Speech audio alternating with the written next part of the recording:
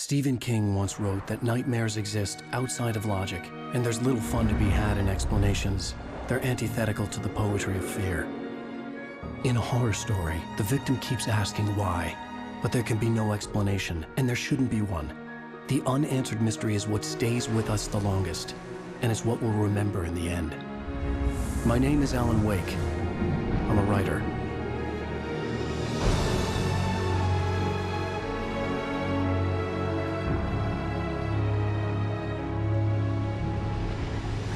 I've always had a vivid imagination, but this dream unsettled me. It was wild and dark and weird, even by my standards. So yes, it began with a dream.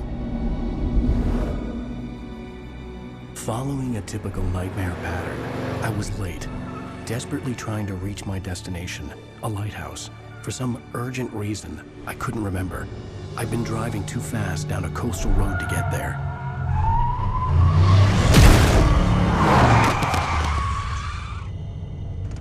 I'd seen the hitchhiker too late.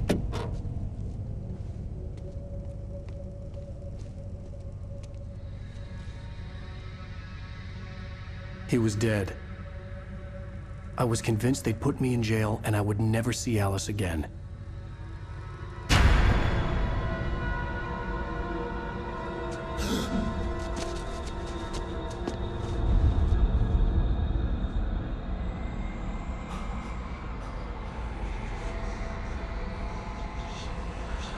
Suddenly, his body was gone. I was in shock from the crash. I could hardly stay on my feet.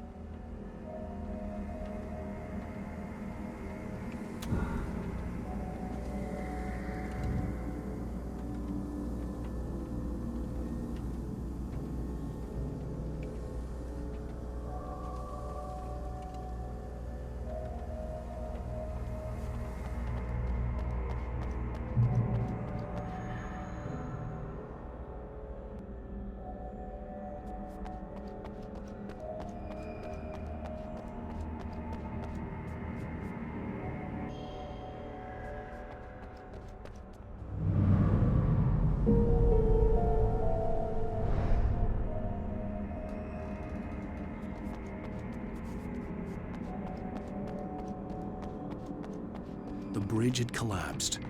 I'd have to find another way to the lighthouse.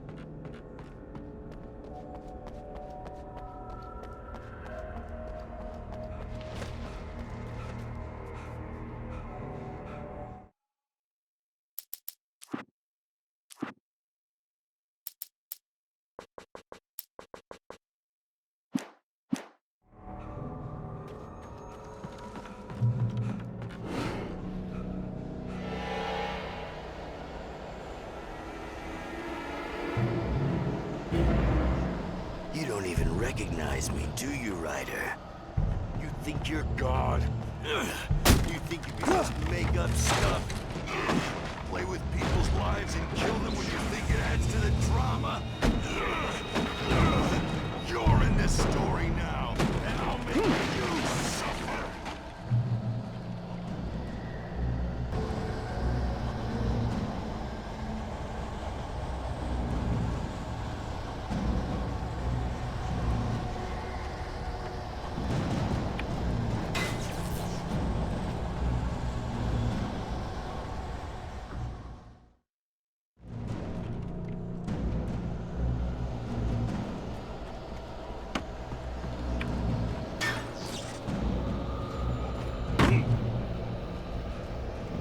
You missed your deadline! Damn.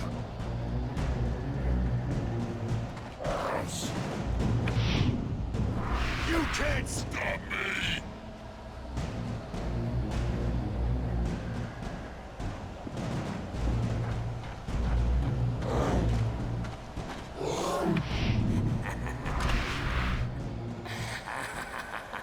I realized that the hitchhiker was a character from the story I'd been working on. How does it feel to die by the hands of your own creation?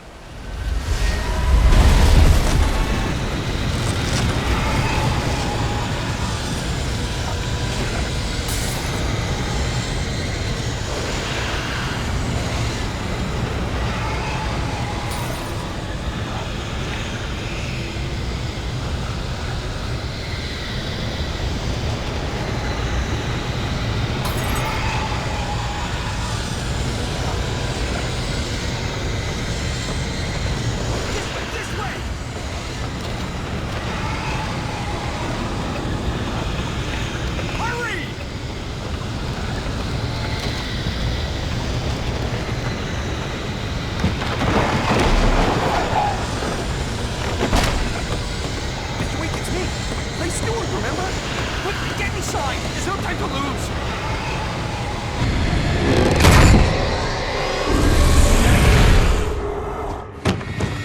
Oh no! Stop! No! Damn it, die! No! No! No!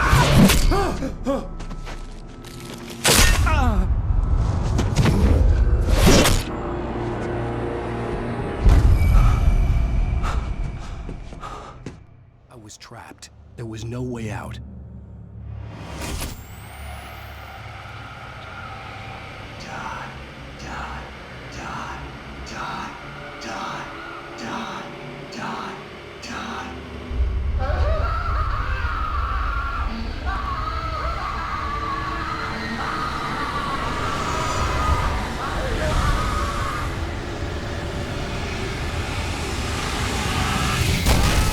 The cabin was a death trap.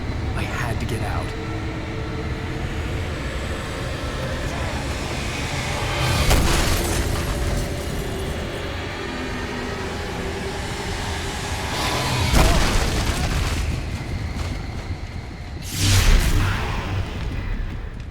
Follow the light.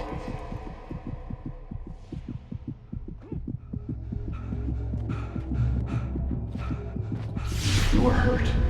You should go into the light. You are only safe there.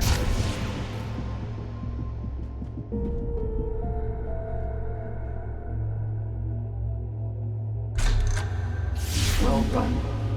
I have something important to tell you. It goes like this. My light.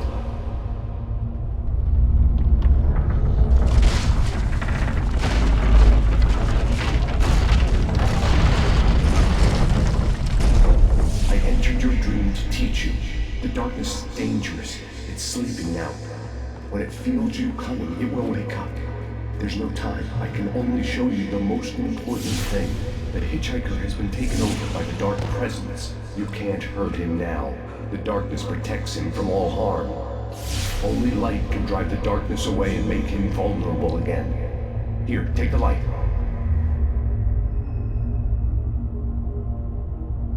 Turn your flashlight toward him and burn the darkness away.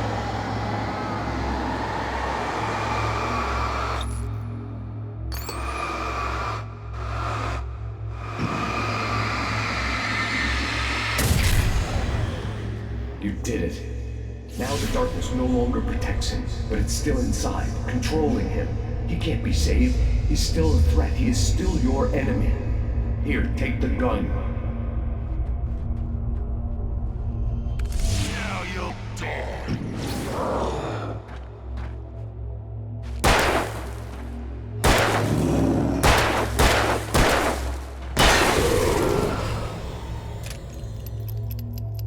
Good. You've done well. Remember what I've taught you. That is all. I will give you back your dream now. In the nightmare, a terrible darkness was taking over the world. The lighthouse was the last safe place on Earth. You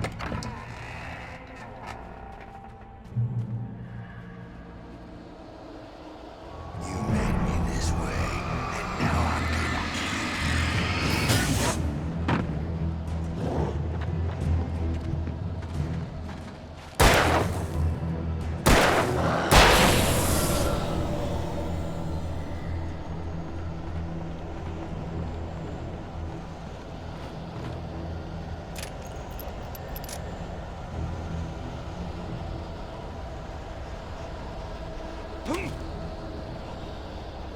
This isn't weak.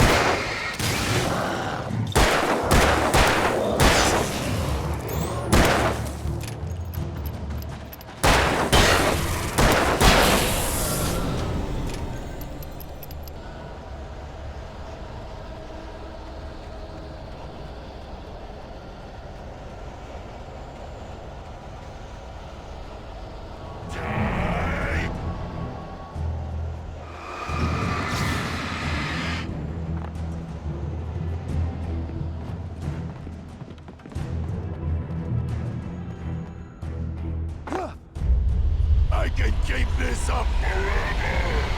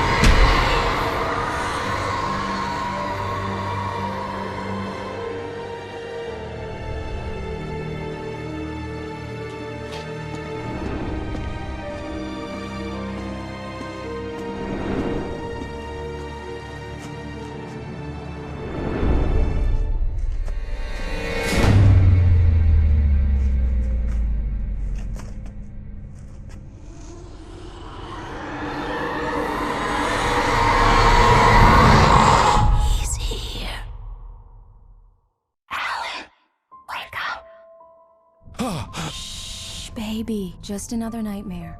Everything's fine. You dozed off. Right. Anything more than dozed off would be news for everyone.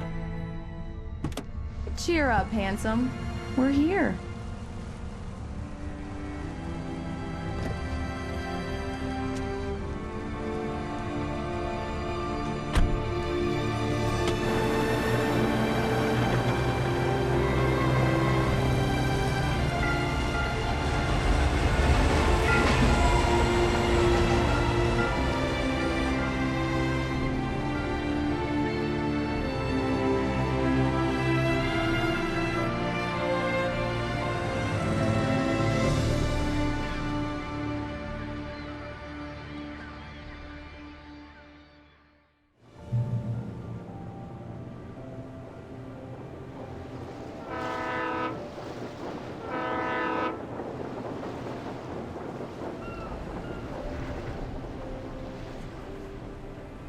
Let's act like we're on vacation. Go stand next to that old gentleman there. I want a shot of you with the town in the background. Sure. I'll even give you a title for the shot. A city boy, moments before he got eaten by a bear.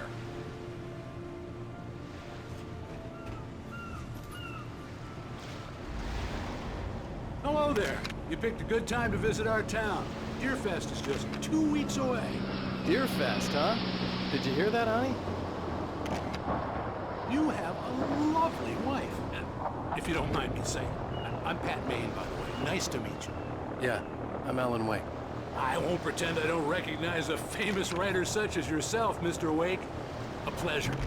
I'm an avid reader myself. I hope this isn't too presumptuous of me, but I'm the night host at the local radio station. Any chance I could get an interview? Look, Mr. Maine, I'm on vacation. In fact, I'd appreciate it if we could keep my being here just between the two of us. I'm sure you understand. Fair enough. You can trust me to be discreet. Not a hard man to track down if you change your mind, though. I hope you two have a lovely holiday.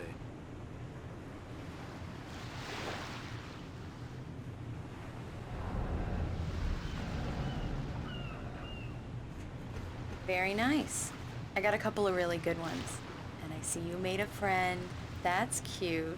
Right. Yeah? Hey, bestseller. How's my favorite writer? Are you there yet? Barry. Yeah. We just got here. Are the locals giving you trouble? Just say the word and I'll hop on a plane and come make sure that you're left alone, Al. No, Barry, we're fine. Great, great. Just want to make sure you can relax and recharge. So, how is the place? Has it gotten your creative juices flowing? Barry, we're just settling in. Okay, Al. I'll call back later to make sure you're doing okay. And you call me if there's a problem, okay? Okay. I'm just looking out for you, buddy. Talk to you later. I love you too, Barry. You know he's going to be calling you every 5 minutes. Barry is Barry. I can always turn off the phone. What did I tell you? Text message from Barry. He says hi to you, too. Alan, we're here. Come on, let's get back to the car.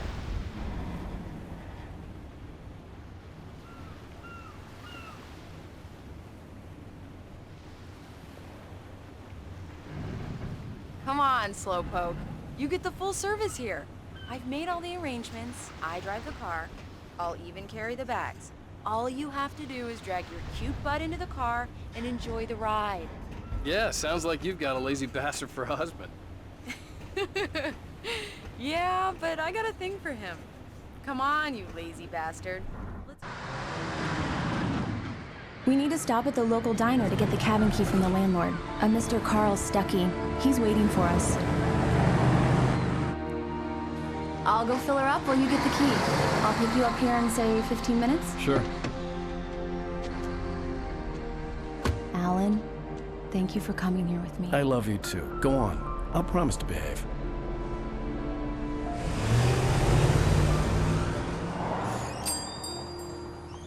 I'd forgotten there were still places like this. Towns where everybody knew everybody. Welcome to the Oh Dear Diner. Hi, I was wondering if you could help me. I'm looking for... Mr. Wake. Alan Wake. Oh, God! I am your biggest fan. I know people say that all the time, but I really am. I'm glad to hear that. Rose. Rose, I'm looking for Mr. Stuckey. Carl Stuckey? Carl? Of course, Mr. Wake. He must have gone to visit the restroom. He'll be back in a moment. I can't believe it. I've got all your books. I got the cutout from the bookstore when they took it out of the window. And you keep it here. Well, okay. Good for you.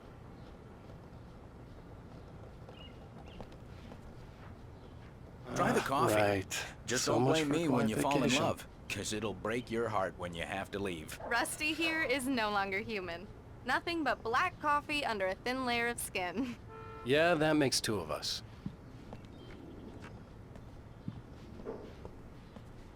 Are you staying long, Mr. Wake? Do me a favor, Sonny. I could really use a tune right now. Coconut, number 6 in the jukebox. I'd do it myself, but both of my legs have gone to sleep. Bad circulation. Yeah. Are you serious? Coconut again? You disgust me. Call yourself a rocker. Unbelievable. Ha!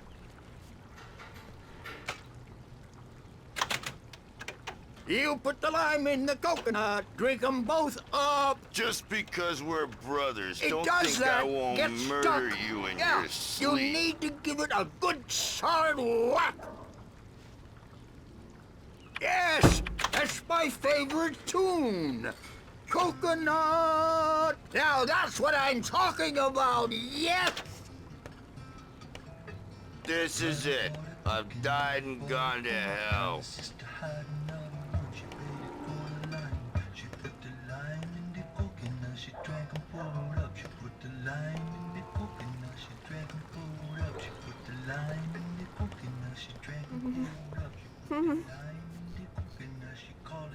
Don't go in there, young man.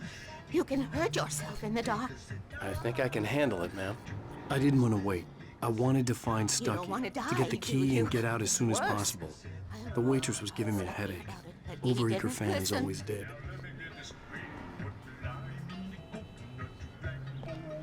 Are you on your own, or is your wife with you?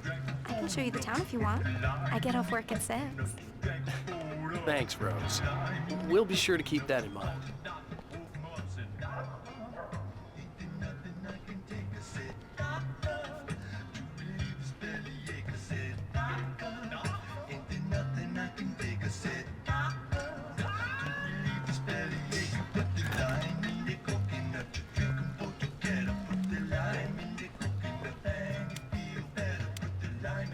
I told Rose last week that she should change the bulb.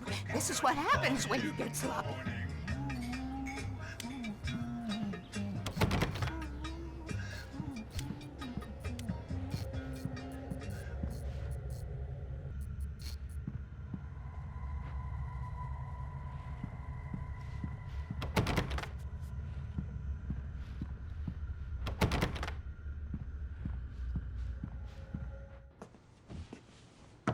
Hello? Mr. Stuckey? Carl couldn't make it. Unfortunately, he was taken ill. But I have the key for you and instructions on how to get to the lake. Okay. I wish you a good stay in my cabin. I'll come by later to check how you've settled in. And to meet your wife. I insist. Thanks.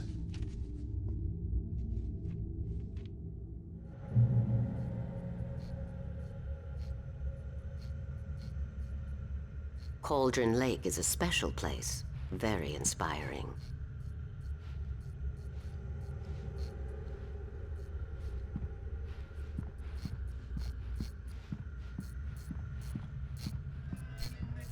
You got lucky this time, young man. You can hurt yourself in the dark. This really ought to be fixed. And then I must remind Sarah to change the lights at the station. It's been too long already.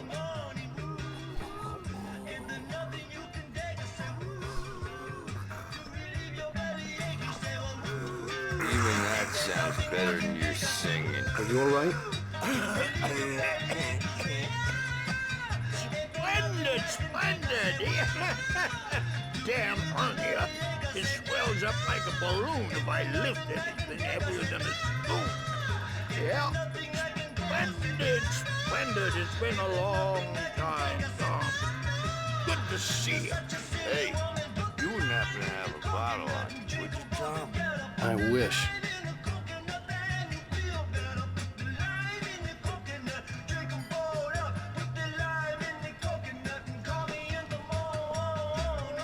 The Andersons, they're, local musicians.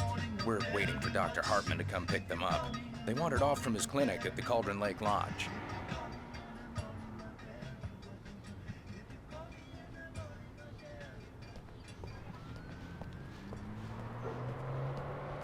I'll be heading back to work as soon as Dr. Hartman gets here, Rose. Oh, but I'm not looking forward to the poison we have at the Park Cafe.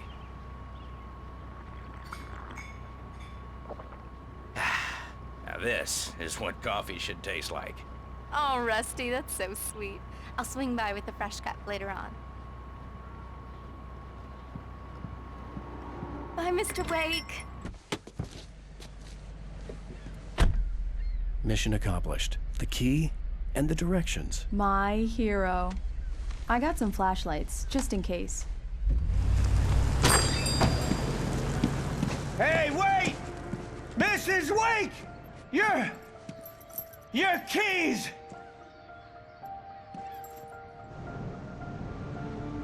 That diner was a real nut house.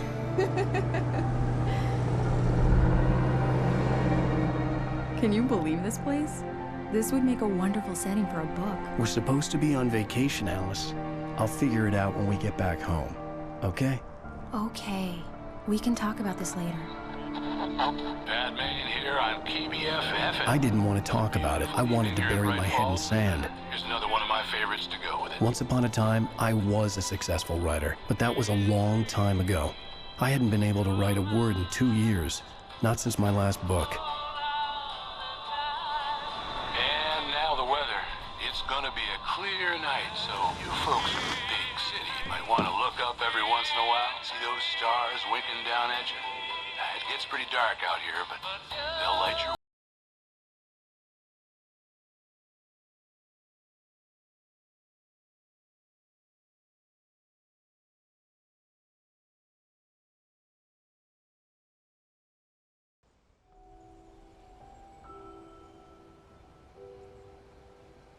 Wow.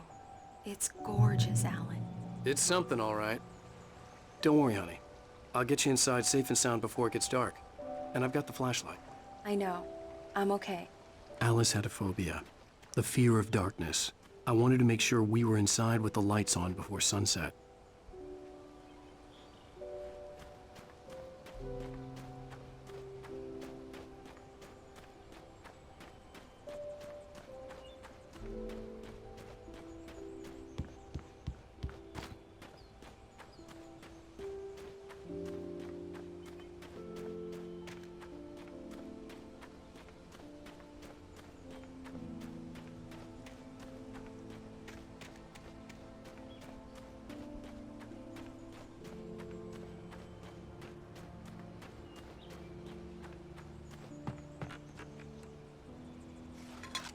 The cabin obviously got its name from the shape of the island.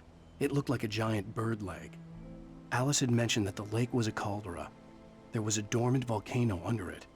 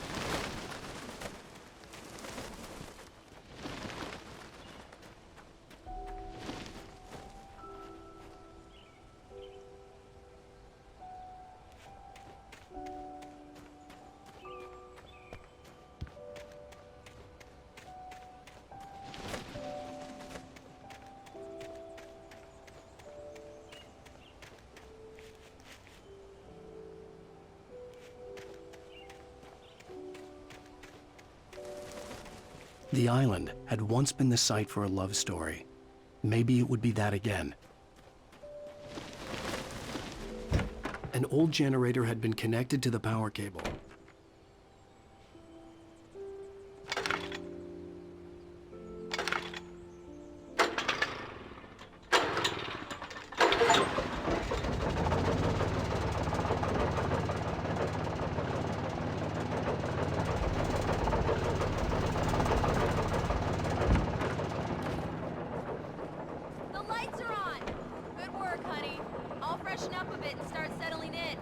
Okay, I'll look around a bit. Sure thing. Have fun.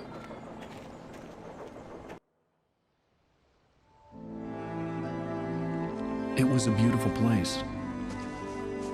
I told myself I could rest here, sleep here, and forget about my work.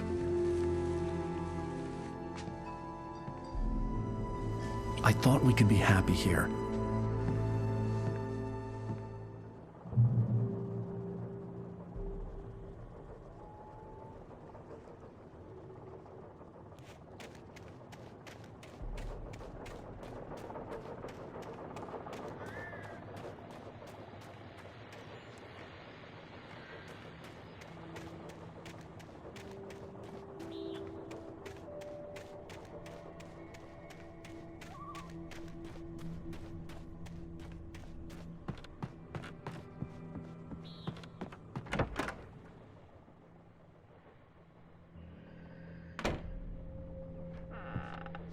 Alice?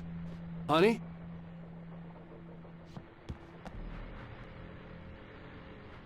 A shoebox filled with books by Thomas Zane sat on the shelf. I'd never heard of him before.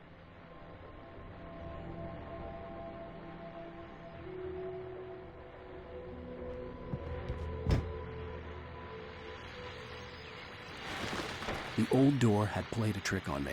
Alice wouldn't have come out in the dark. The Deerfest guests have already started to arrive. Just ran into one on the ferry. A famous artist, no less, but we'll see if we can rope him into an interview later on. Now, let's go to the phones. Caller, you're on KBF-FM. Hi, Pat. It's Rose. Why, hello, Rose. What's on your mind? I know who that famous artist was. It was Alan Wake, wasn't it? He's my favorite writer. Well, Rose, I just saw him at the diner. Oh, I am so excited he's here. I'm sure he's glad to be here, too. Well, folks, I guess we'll see where it's at. This is Pat Maine on KBF-FM, and Now some music. Great. So much for keeping a low profile.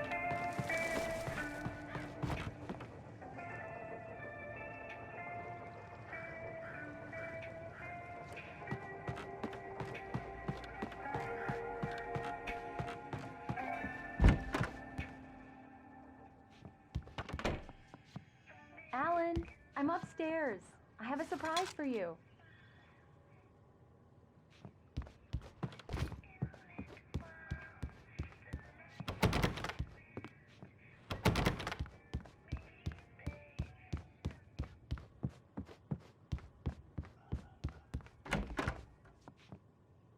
Surprise! Alice? What is this? I guess I have a small confession to make. I thought maybe you could write here that a change of scenery would get you past... Damn it, Alice! Everyone keeps... Hey! Just hear me out! There's a local doctor, Dr. Hartman. I read a book of his. He has a private clinic here. He specializes in helping artists. Maybe So now you want to get me committed? No! It's not like that. That's not... Alan? Alan? Just don't! I don't want to hear it! God damn it, Alice! God damn it! I knew she wouldn't follow me in the dark. I needed some time alone to think things through.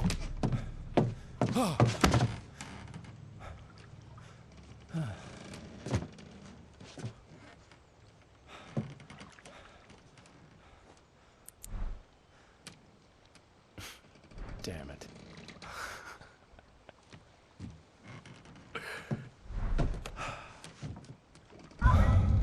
Alice? Alice? Alice! The cabin had gone dark. All the lights were out.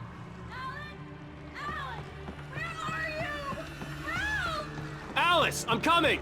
It's all right, I'm coming!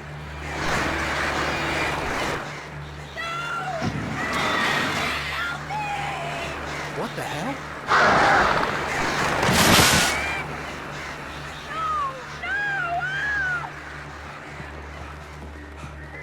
Stay away from me! Alice? Alice?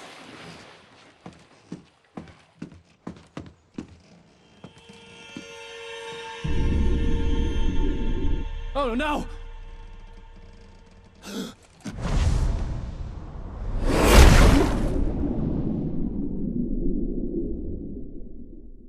Keep going. Wake up. Alice?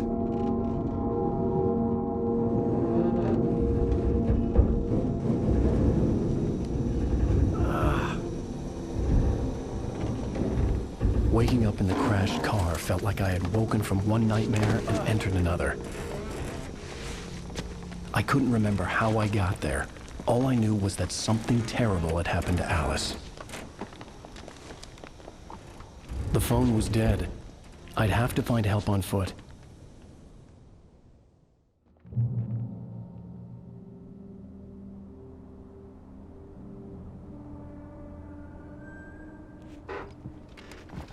Among Alice's things was a book, The Creator's Dilemma, by a Dr. Emil Hartman. Seeing the book brought back my fight with Alice. I didn't like it, and I didn't like the guy's smug face on the cover either.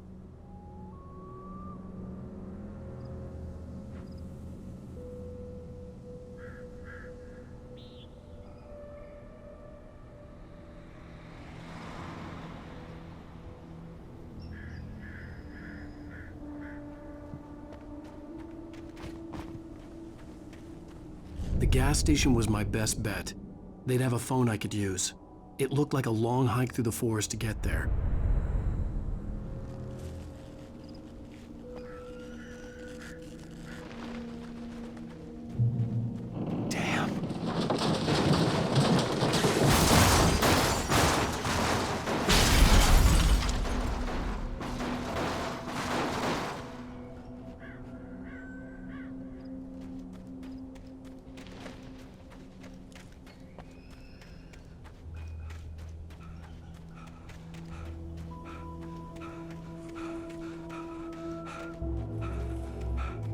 Hello?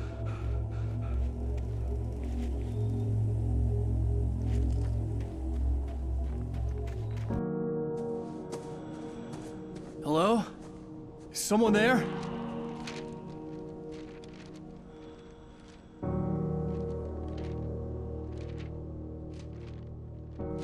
The loose sheets of paper were pages from a manuscript entitled Departure. That was the name I planned to use for the next novel I had never gotten started. I was named the author. I hadn't written it. I couldn't remember writing it. In the scene on the page, the hero was attacked by an axe murderer in the woods at night.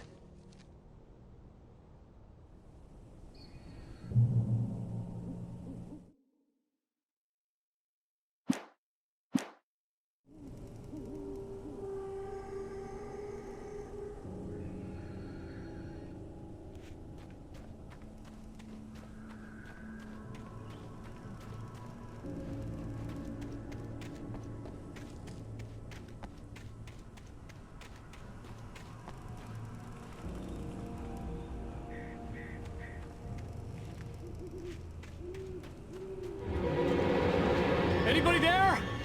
Please, I've been in an accident.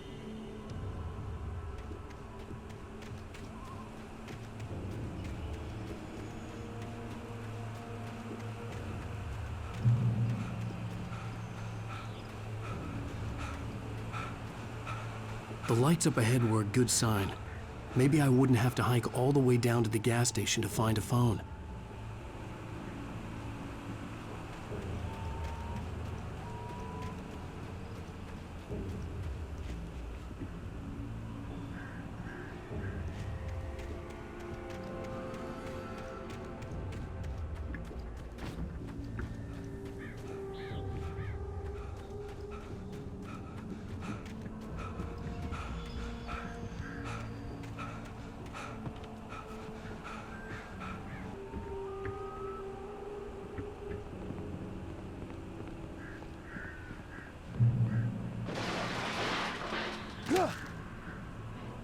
Anybody there?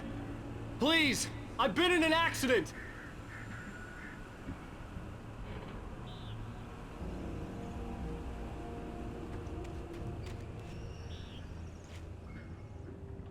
Hey! Hey, you! Phil! There's been an accident. I need help.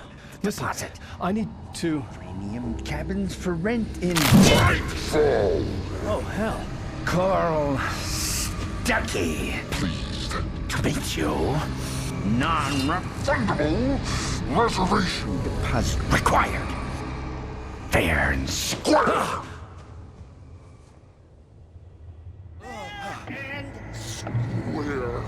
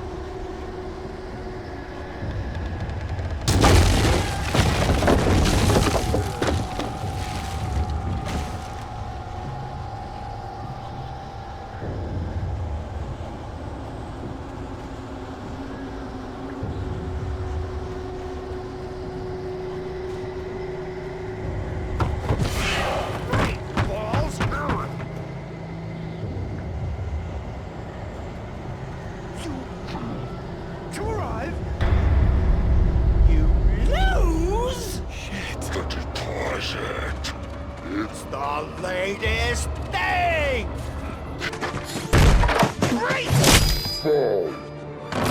I had to figure a way out of this. Any second now, and Stuckey would be knocking on the door with his axe like Nicholson in The Shining.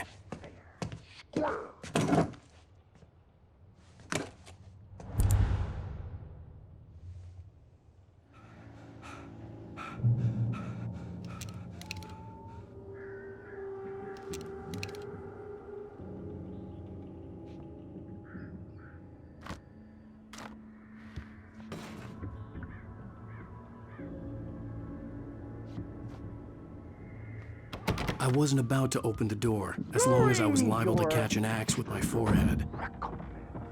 Trying, walking, It's the latest thing.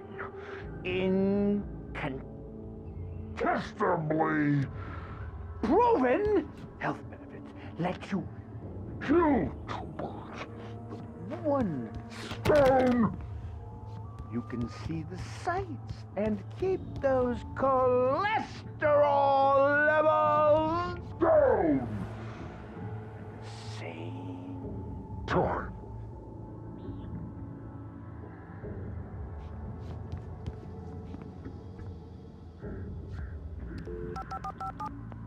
Yes. Bright Falls Sheriff Station. How may I... Hello? Hello?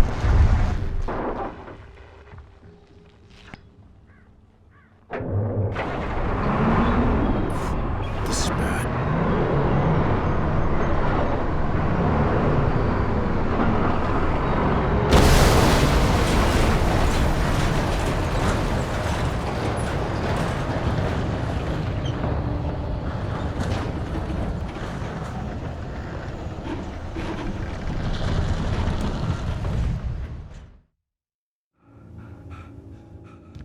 During your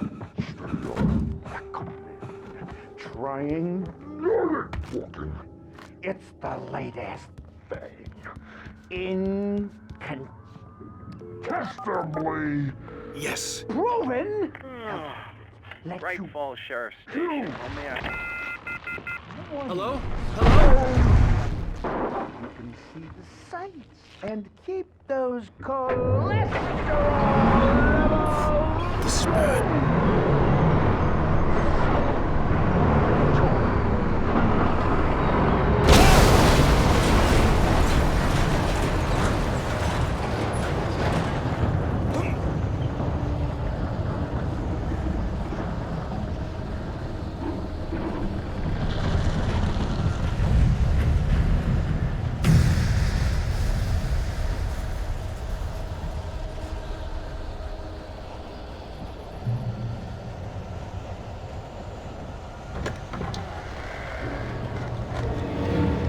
There were more of them.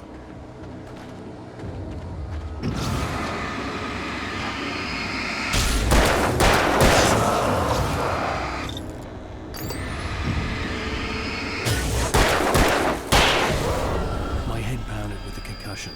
I'd never fired a gun outside a shooting range, and now I just killed someone. Or something. There were no bodies. They just disappeared. If I was dreaming, it felt real enough to make me sick.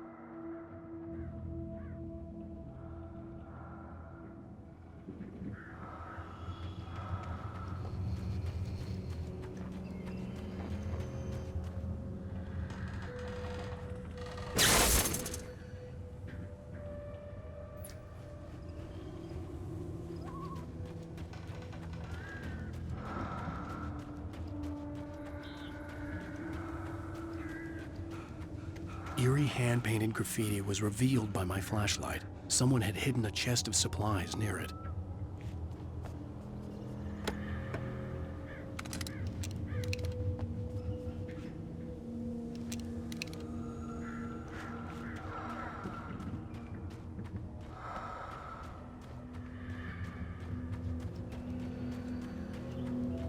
The dark forest was the last place I wanted to go, but I had no choice. I had to get to the gas station. It's rabbit season.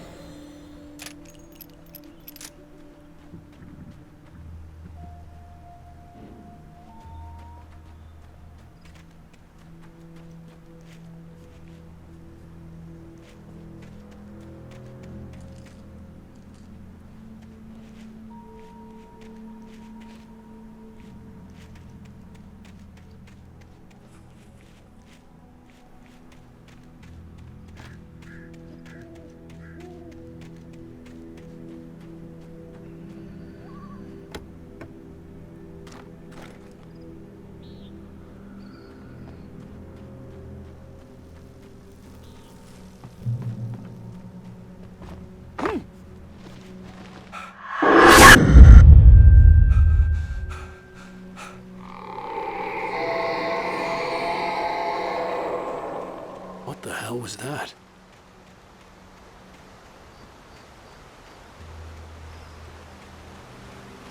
When I saw the river below, something uncoiled itself inside my head. I realized that I'd have to find a way across. I didn't even want to look at the water.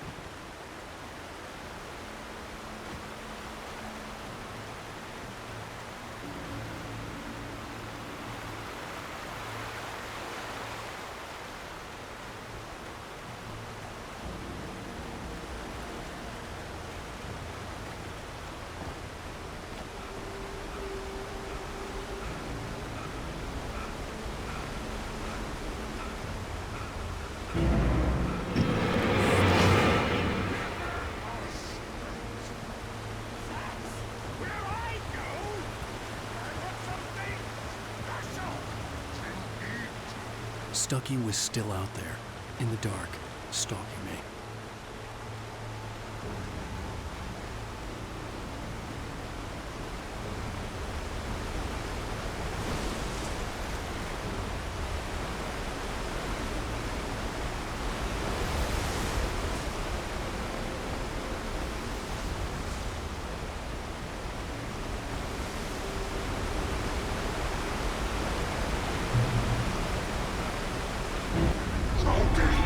Is a hazardous occupation.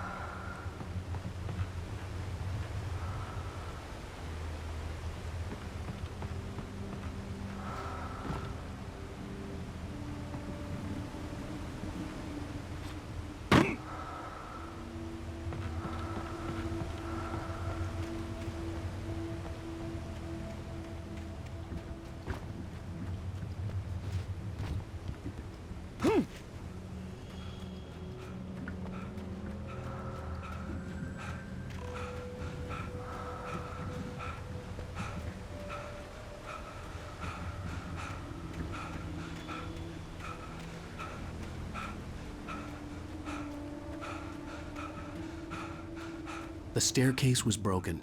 I had to make my way up some other way.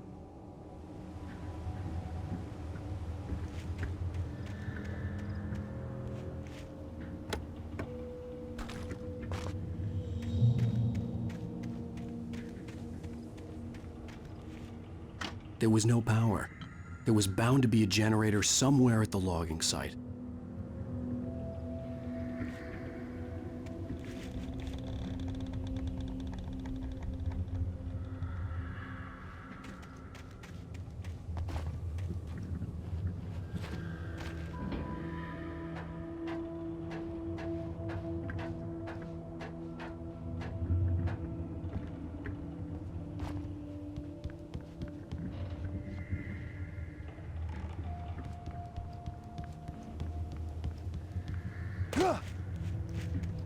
With all this forestry equipment around, there had to be something I could use to reach the top.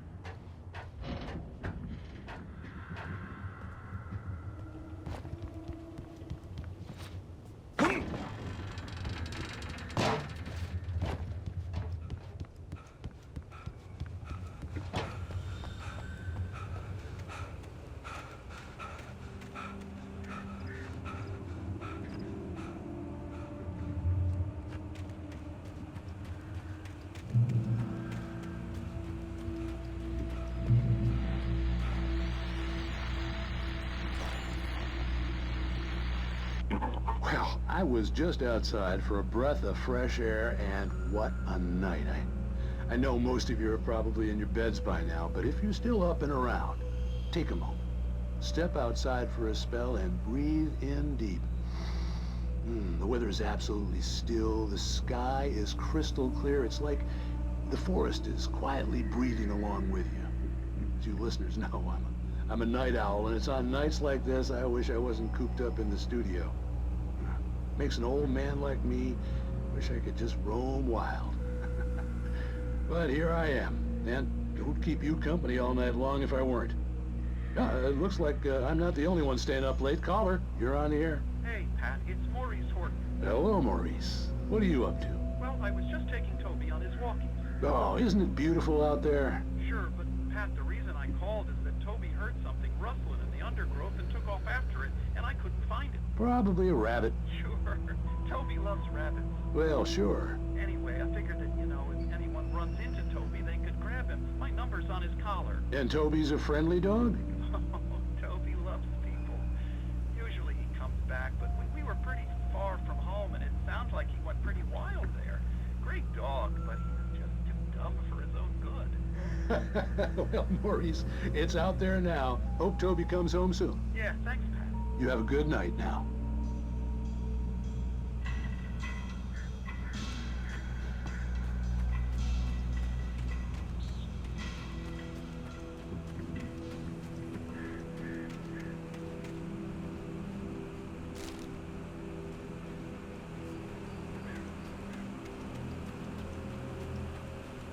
The gas station was closer now, its light welcoming in the darkness. Paul makes the best dogs in the state. Belly Burster is the best with no contest. Monster Dog is second best. The famous dog is...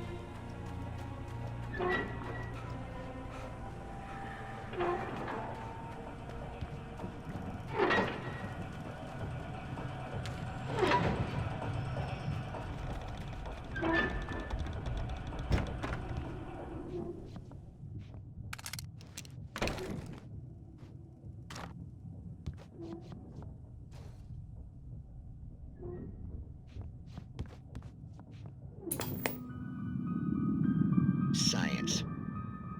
bestows immortality on those who advance it to elevate all of mankind.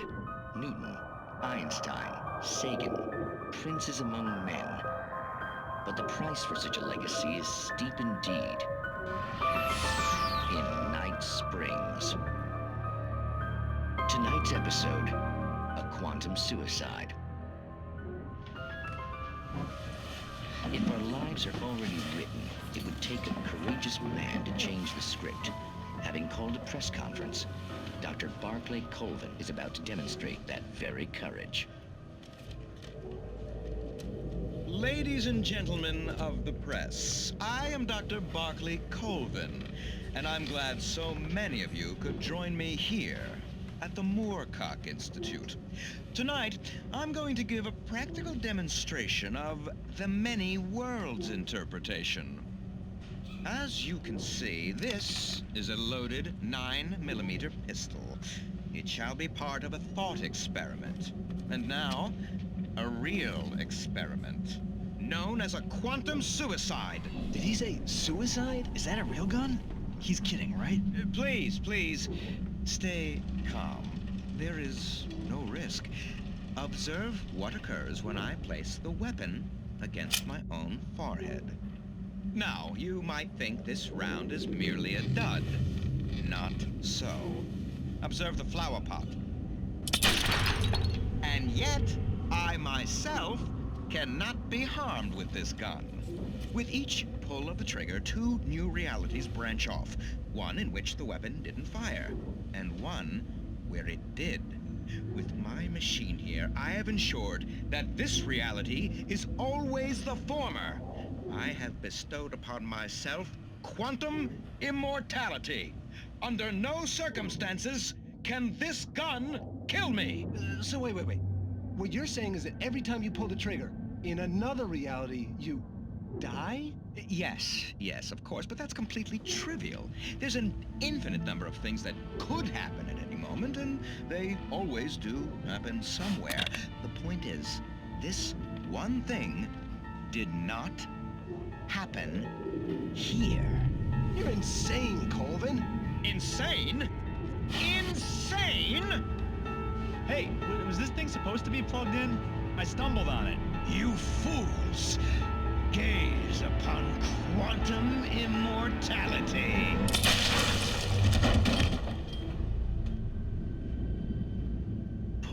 Poor Dr. Colvin, felled by his own hubris or the ignorance of the masses. Perhaps he should have left the crate unopened, the decaying atom unobserved. Curiosity often kills the cat. In Night Springs.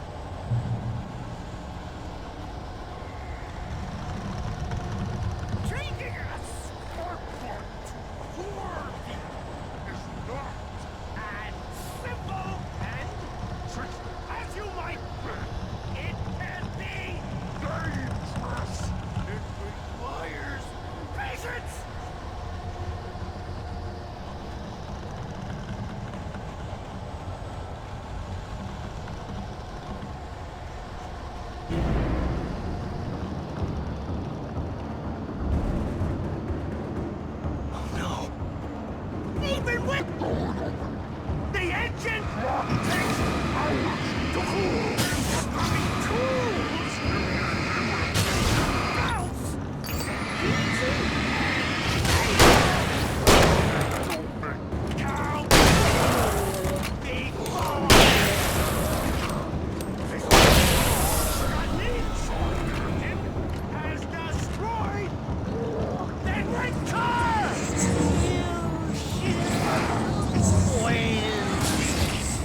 The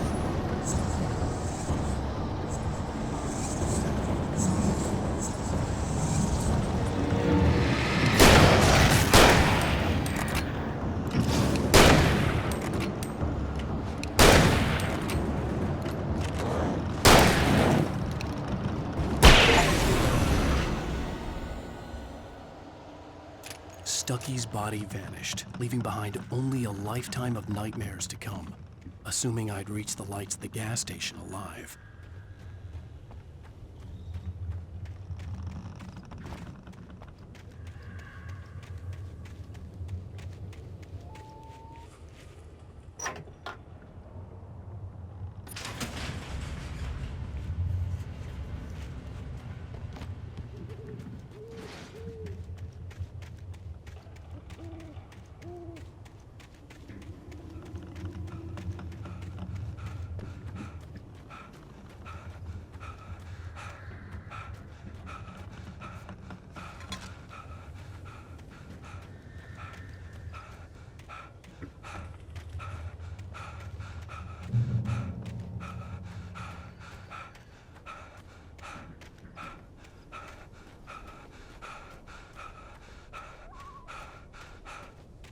I recognized the parade float I had seen in Bright Falls when I first arrived with Alice.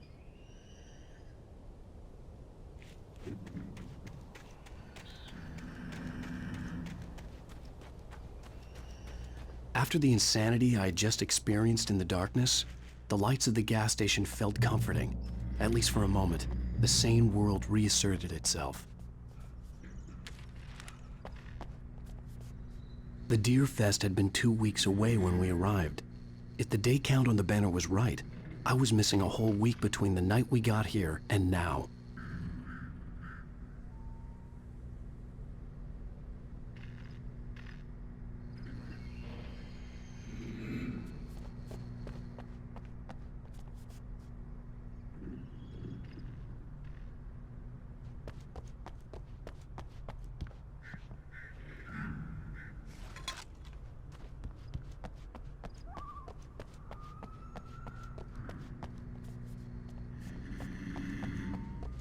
The garage was a mess. It looked like someone had trashed the place, or that there'd been some kind of fight.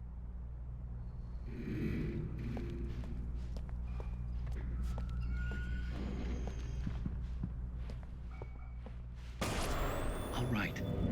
I'll keep writing. Outside, there's only darkness. Outside the cabin, outside the story, there's only darkness. I can feel her presence in the dark. Just now, I could smell her perfume in the room. I'll reach her. I'll fix it up. I'll bring her back. The story will come true. If I stop, she's lost.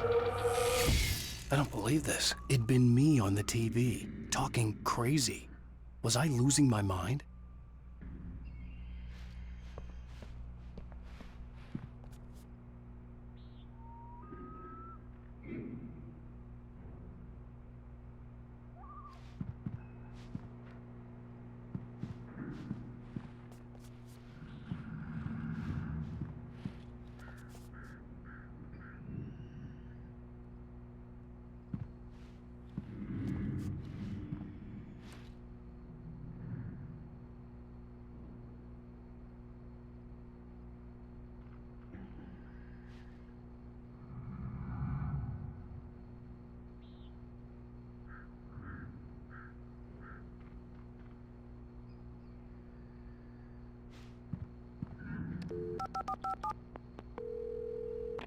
Bright Falls Sheriff Station.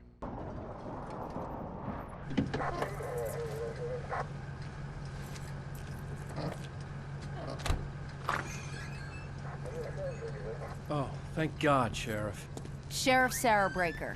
You are... I'm Alan Wake, but listen. I was in a car crash. My wife, Alice, she's missing. Calm down, Mr. Wake. We were staying in a cabin on the island, on Cauldron Lake. There's no island on Cauldron Lake. Not since the big eruption in the 70s.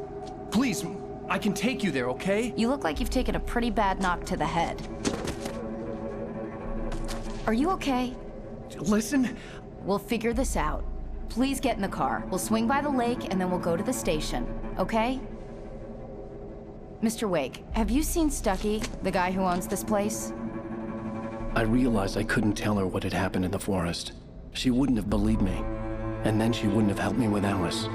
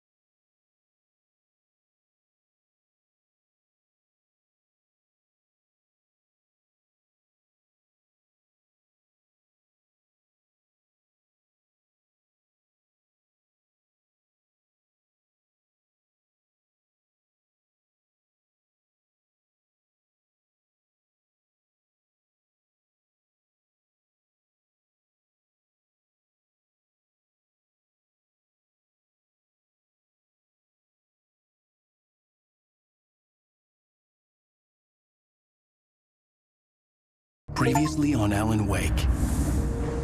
I came to Bright Falls with my wife, Alice. Thank you for coming here with me. I thought maybe you could write here. I don't want to hear it! God damn it, Alice! Now, she's missing. Alice? Alice? I woke up behind the wheel of a crashed car. I'm missing a week. I was attacked by shadowy men straight from a nightmare. The sheriff took me to the lake Alice and I had stayed at, but the cabin had disappeared.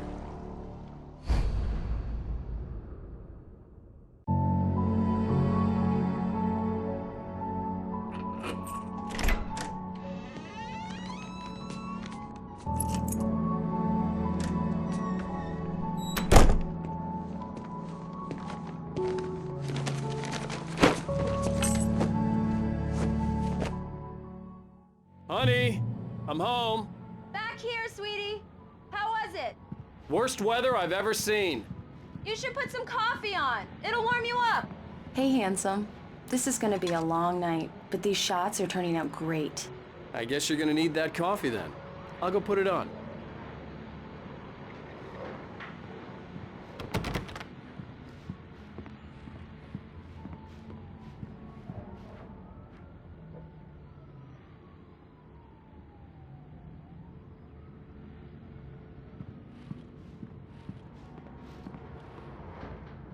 Coffee's on. Great, thanks. I'll need it if I'm gonna finish this by tomorrow.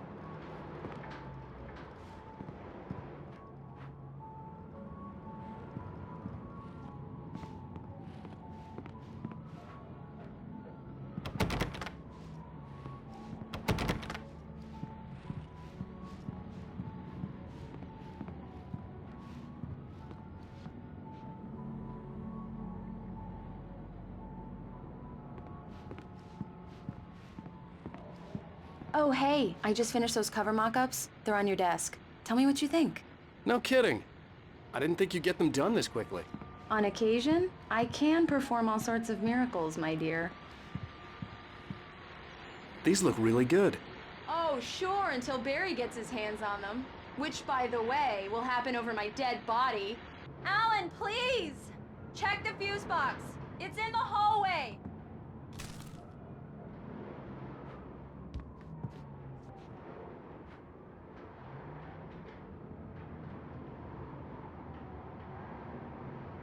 I can't handle much more of this, Alan! Please, get those lights on!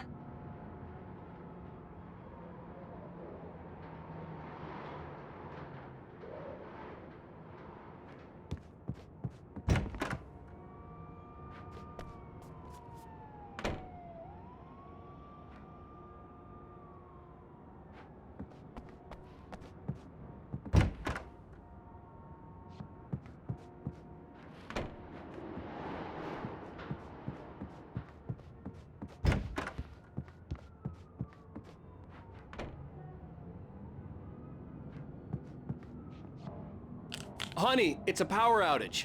I've got the flashlight. Okay. Hi. You okay? I'm sorry. It just really spooked me. Don't worry. We'll just break out the candles. I know it's stupid, but it's just... especially when I'm not prepared for it, you know? It gets to me. I love you. Tell me a story, writer. Okay. I used to have these nightmares when I was a kid. The dark really spooked me, too. When it got really bad, my mom gave me this old light switch. She called it the clicker. The clicker, huh? Yeah. If I ever got scared of the dark, I could just flip the switch and a magic light would scare the monsters away. Oh, sure. Here it is. Alan. Maybe it'll help you, too. Yeah, nice story, writer boy. You made that up right now, didn't you? No. Seriously. I love you, even if you are a liar. Thanks for this.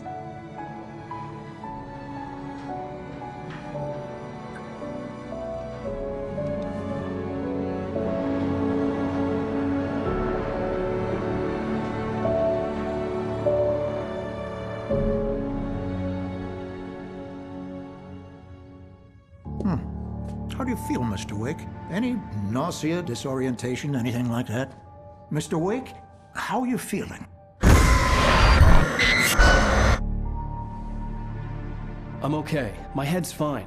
I had to lie about my headache and memory loss. He'd send me to a hospital for tests. I couldn't leave without Alice. Very well.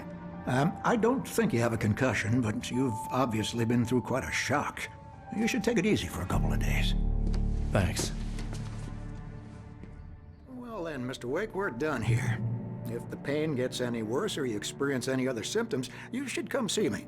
I'll let you get on with it then. Sarah, Sheriff Breaker, is waiting for you. She's very good at her job. I'm sure she can locate your wife in no time. Doc Nelson was the image of a small-town doctor. Sheriff Breaker had called him to the station to take a look at the cut in my head. I'm sorry you had to cut your morning fishing short for this, Doc. Oh, she's a beauty, ain't she? Not the biggest I ever caught, if you can believe that coming from an old fisherman like me, but she's right up there. Now, she's a largemouth bass, which is what you're after if you prefer a lure. Now, if you want either trout or salmon, on the other hand, then it's fly fishing for you. You a fishing man, Mr. Wake? Oh, doesn't really matter, I suppose. But it can be very relaxing out there. You can't get me off the water this time of year. Closest thing to heaven. I'll take your word for it, Doc.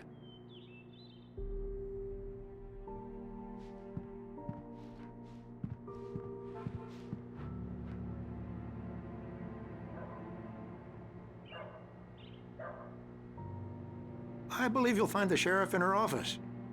Just go down the corridor.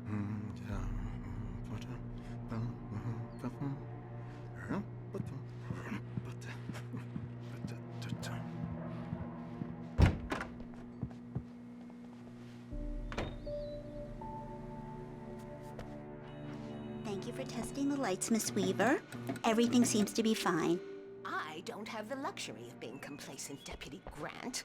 The bulbs will need changing soon. You can't change them in the dark. I'll be sure to take care of it, Miss Weaver. Have a nice day now. Very good. I'll come back later on to remind you, just in case. Mr. Wake, the sheriff is waiting for you in her office down the corridor. That was Cynthia Weaver. I guess you can call her the town eccentric. She used to be the editor of the local newspaper, but she's focused on, other things these days. She'd fit right in where I come from. As you can see, she's a little obsessed with maintaining the light bulbs of the whole town, refuses to step on shadows, things like that. Back in her day, she wrote about all sorts of weird things in the paper. Bright Falls has a colorful history. Of course, what small town hasn't?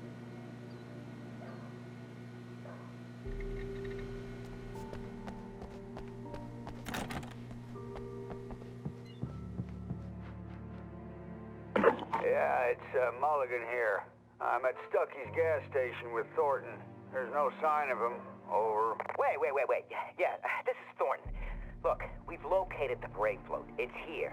That's some good news, right? Stucky was supposed to be driving it at the rehearsals today. Over. Oh, give me that. Mulligan here. Looks like someone really thrashed the garage. Over. Okay, roger that, guys. Keep looking for Stucky. Jane's out.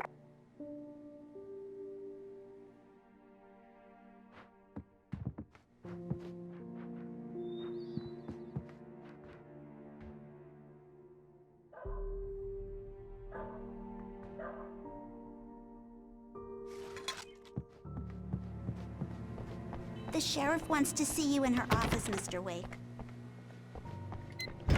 Alice was missing. I needed help to find her. I wasn't ready to leave.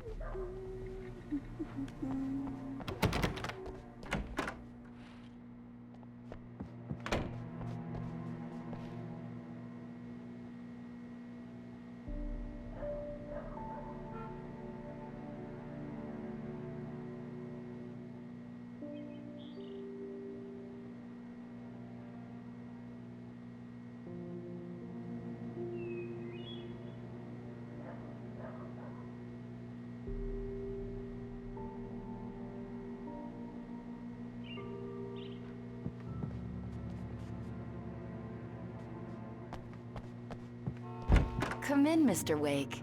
Your phone's on the desk. The battery was dead. It's charged now.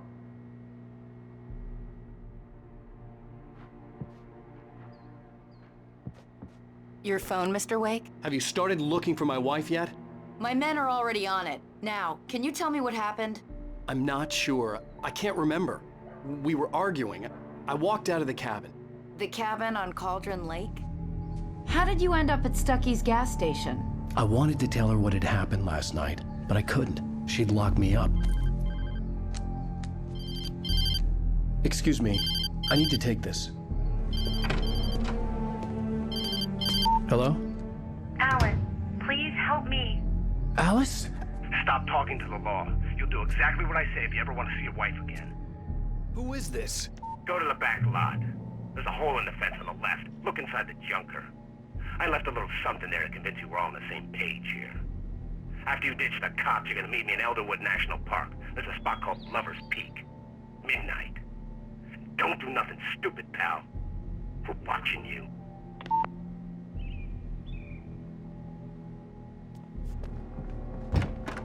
I need some fresh air. Can I go out? In the back, maybe? Of course, Mr. Wake. I understand. You can get there through the cells. Deputy Grant can show you the way. I'm sorry. All of this, it's just a lot to take in. Take your time, Mr. Wake. I understand. Can I ask you what the call was about, Mr. Wake? It's personal. Well, we are looking for your wife, and I'm going to need your cooperation if I'm going to help you. I need a moment, after I get some fresh air. Okay. You can find me here. We'll talk when you feel up to it.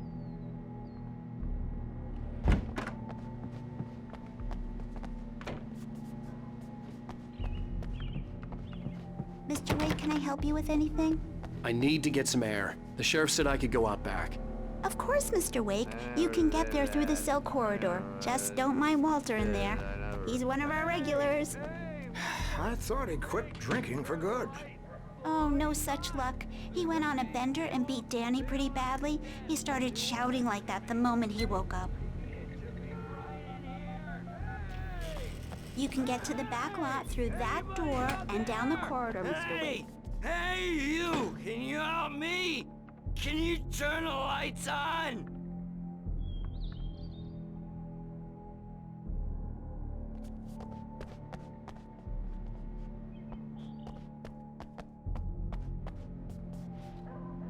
Thank you, man, thank you. Hey, you're all right. You're a good guy. Don't let anybody tell you different. You know, I shouldn't even be in here. The cops, they got it all wrong. See, sure, I beat him up, but I wasn't drunk. I mean, I wasn't drunk at the time. I only got drunk afterward. Okay, listen. You gotta listen carefully now. Here's the kicker. That wasn't Danny. No, sir. It only looked like him. You wanna know who it really was? I'll tell you who it really was.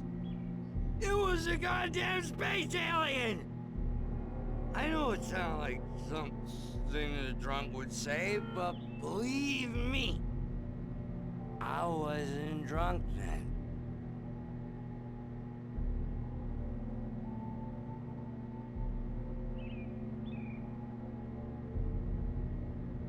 I told him, oh yeah, well, I don't hear we're on your feet. The early morning light hurt my eyes and made my head ache. The man on the phone had said, go through the fence on the left.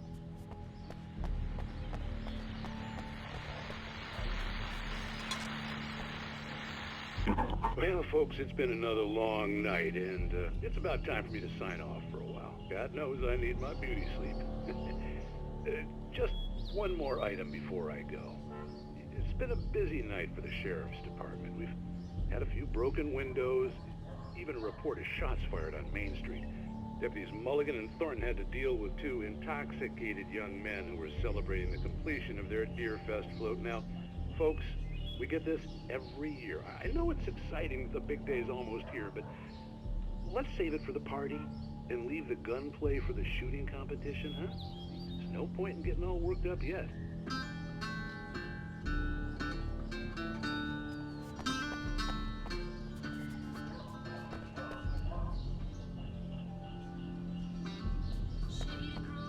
The caller had told me to find a hole in the fence behind the police station. There was something for me in an abandoned car.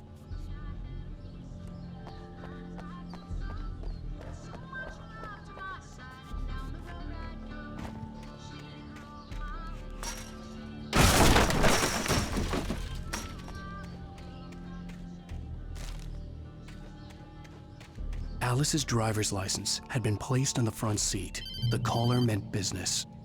Barry? Ow! Ow! Thank God! Where the hell have you been? I've been trying to reach you for a week, you and Alice. Oh, I've been worried sick. I flew out yesterday. I'm here in Bright Falls. Barry, listen to me. I'm at the sheriff's station. Come and get me. I can't talk now. Ow! What the hell is going on? I had to get the sheriff to let me go. I needed to get to Elderwood National Park to meet Alice's kidnappers.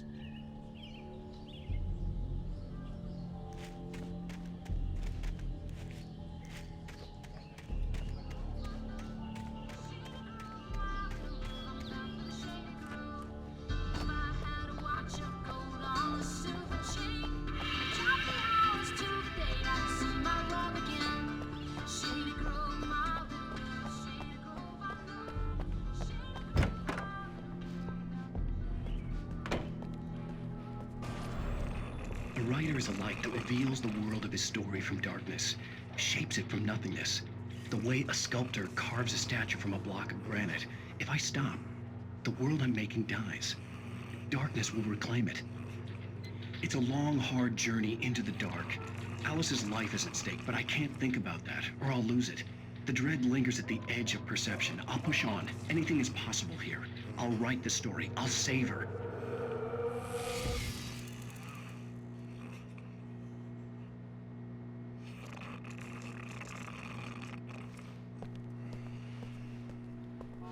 Marvelous, Sarah. I just wanted to settle all the damage the Anderson brothers might have inadvertently caused on their recent and regrettable little outing. They are not accountable for their actions, of course. I can assure you that my staff has been reprimanded. Tor and Odin never caused any trouble to anyone when they were still living at their farm. Indeed. All we can do is to slow down the progress of their dementia. Are you feeling any better, Mr. Wake? I'd like to leave. Am I free to go? Well, we still need to talk about... Am I under arrest? No, of course not.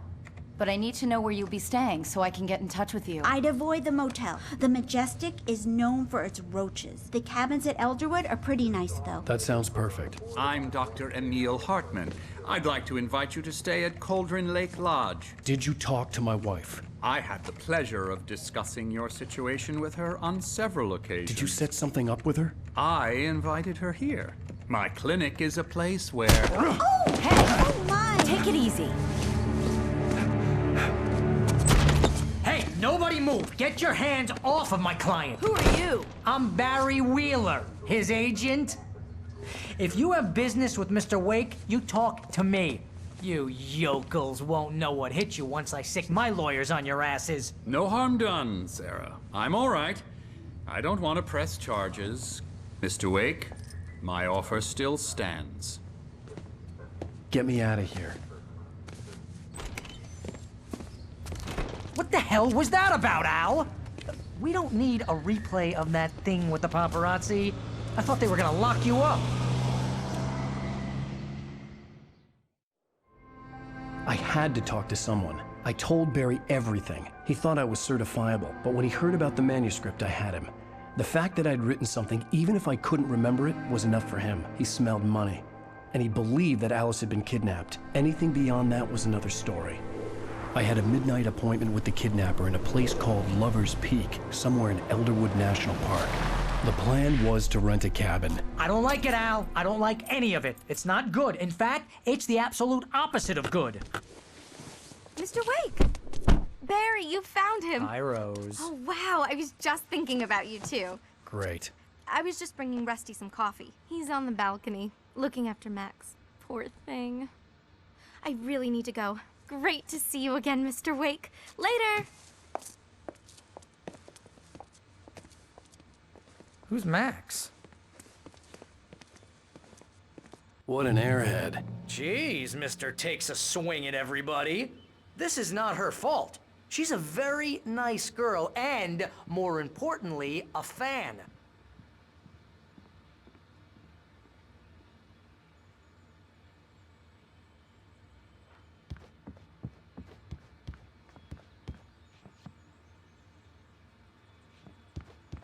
Seriously, Al, what you were saying in the car? Just listen to yourself. What, you shot a guy and his body just disappeared? When was the last time you slept? What, are you high? Have you been drinking? No! Look, Barry, I'm missing a week, and someone's got Alice, and everything's just...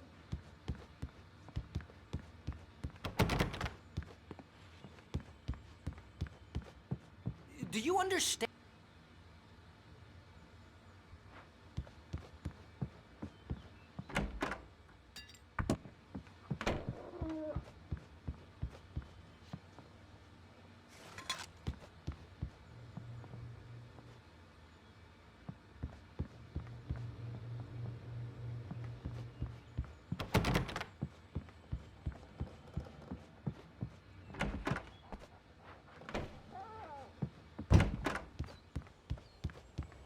Easy there, boy. I'm almost done. Hey, Rusty, right? You rent cabins. Oh, Mr. Wake. I'd shake your hand, but mine are kind of full here. Actually, I'm sorry about this. Would you mind grabbing the registration form from the desk? It's just across from Bucktooth Charlie. Okay, sure. What happened? Crazy poachers. Max here got his mammoth skeleton.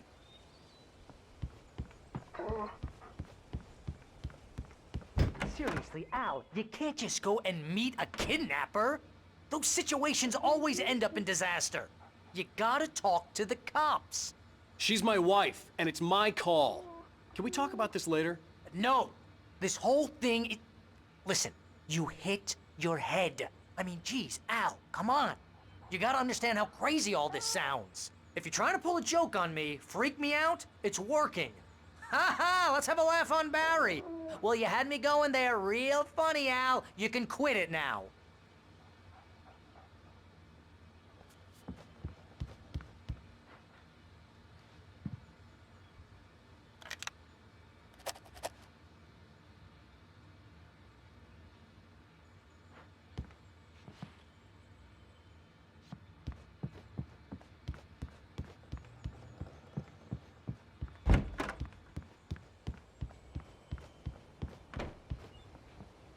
I think this is the form you wanted. And here are the keys. Okay, you're all set, Mr. Wake. Glad to have you staying here. Thanks. Can you tell me how to get to Lover's Peak? Oh, sure. It's at the end of the nature trail. Just follow the paths, you'll get to it eventually. It's an easy walk. Nice spot, too. If you have any trouble finding it, just keep your eyes on the radio mast. It's right below that. Oh, and hey, if you take a walk in the woods, watch your steps so you don't end up like Max. I guess I'm a little worried. We got a bunch of campers out there we haven't heard from. It's not like these people are on a schedule, but with the traps, well, you know. I just don't want any trouble. Right, thanks.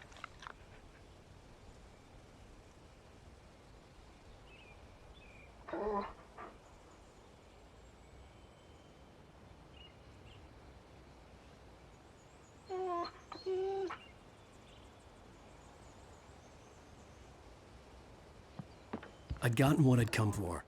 It was time to go. Look, Al, you're asking me to believe that you shot a dude who went poof into thin air, a guy who was bulletproof until you pointed a flashlight at him. You hear that from people who end up spending time in padded rooms, strapped to their beds, wearing white shirts with too long tangled up sleeves, and eating a healthy diet of pills. Al, you make cruel jokes about people who believe that kind of stuff. You're the skeptic. You gave me an hour-long lecture on homeopathy last month. What was it? If there's no proof, it's pure bullshit. Period. Guess the laugh's on me then. Al, come on! I mean, okay.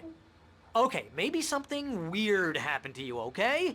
Well, thanks for the heartfelt vote of confidence. All I'm saying is you gotta throw me a bone here, bestseller. What would you think if it was me? There's no way you should be going out at midnight with a gun. No one asked you to come here, Barry. Either work with me on this or go straight back to New York. Your choice.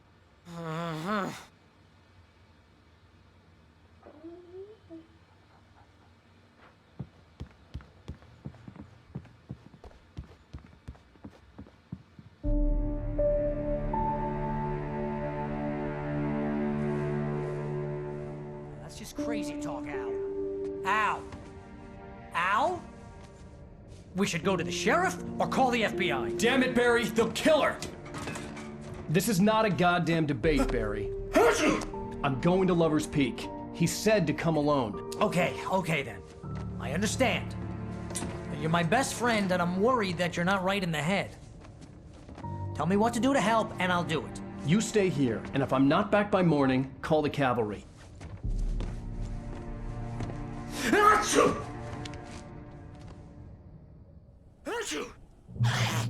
Just be careful with the natives, Al. These yokels are dangerous. Everybody hates a tourist, or it'll be Deliverance all over again. Bless you. Oh, this place is trying to kill me. I'll bet there's mold in here, spores, poison ivy, God knows what. This is so not worth a 15% commission. You want to know where you can shove that flashlight? Lock the door when I leave. Yeah, you go ahead and do what you have to do. I'll be fine. Alone, but fine. In a cabin straight from a horror movie.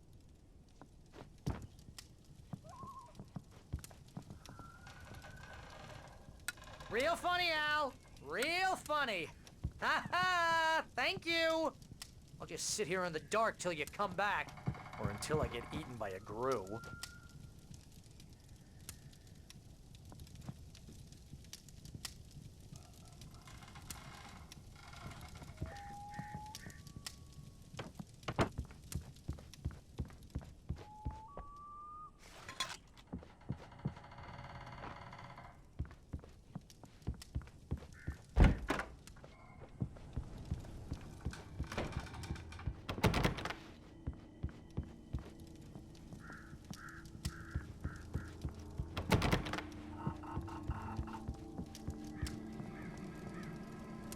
I didn't realize we were back in the 3rd grade here.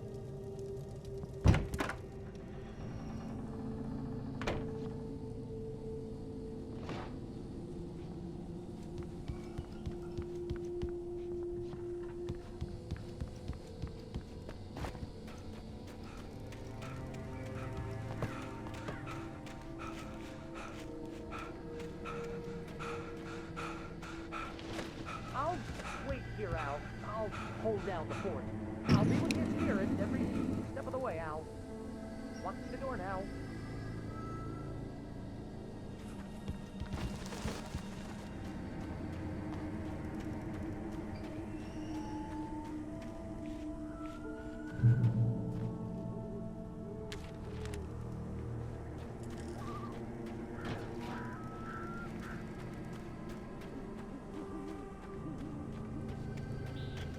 I knew I should have gone to the cops.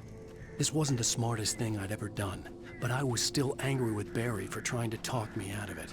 These people had called me right in the sheriff's station. The cops wouldn't scare them, and they had Alice.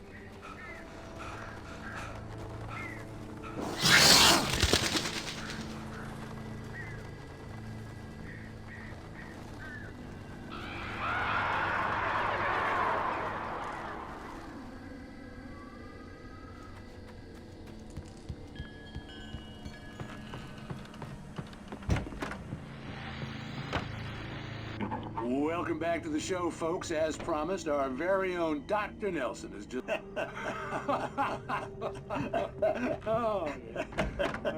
No plan, really. Just taking the atmosphere. I'm getting a little too rickety to do much more than that, you know. Oh, tell me about it. No sack race for us older gentlemen, huh? Yes, exactly that. But I'm going to check out the parade, of course. And I'll be one of the pie contest judges, too.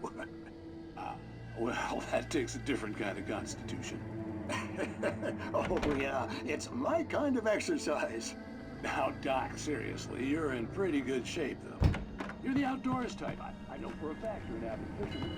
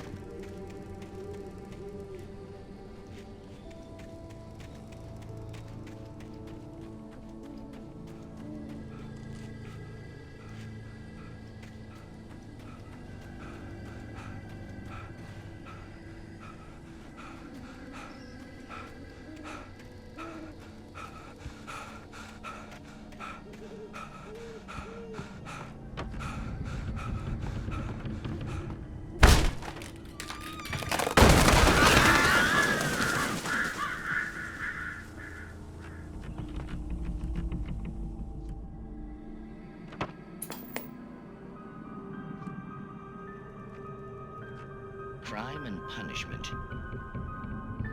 The cancer and cure of civilization. But some crimes are impossible to punish, especially in Night Springs. Tonight's episode, The Man in the Mirror.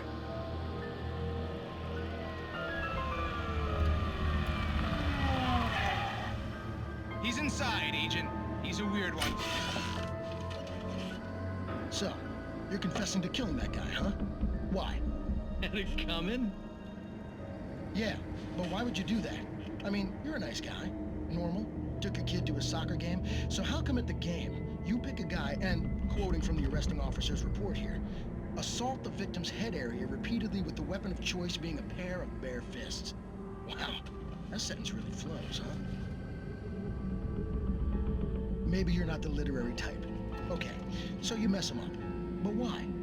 Who was that guy? We couldn't ID him. Why would a guy like you do him like that? I didn't like his face? Well, you must have hated it, because you really went to town there. I mean, there's no way to tell what he looked like. No ID on him either. That must be difficult. But then we ran the fingerprints. Got a match. Your prints. Identical. Huh, how about that? Your son said you were wearing a white shirt when you took him to the game. But the white shirt is on the dead guy. It's plenty red now. You won't get away with this. Do you really think that's in any way relevant to me? I had plenty of time to talk to my boy before the cops arrived, you know? He won't stop screaming, am I right? You think he's ever gonna be okay? I left my mark. Believe me. You bastard. What? You gonna shoot me? What's the point? I'm going to prison. You got me. I don't understand any of this. And you never will. Don't worry. Maybe you'll see me again, Agent. Maybe in the mirror.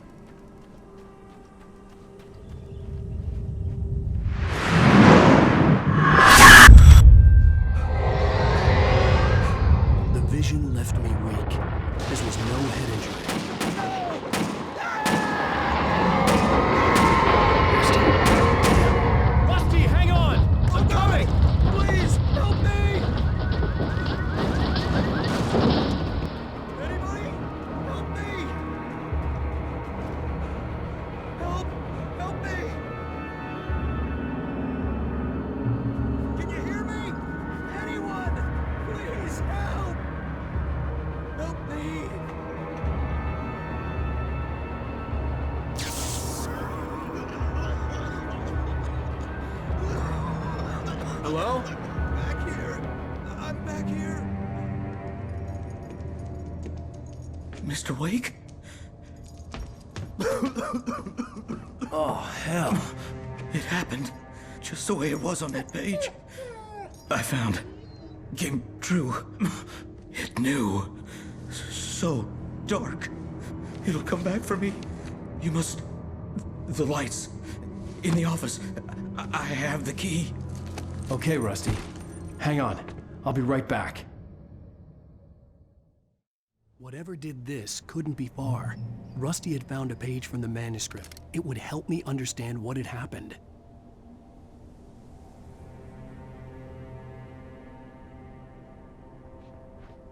Shh. Good boy.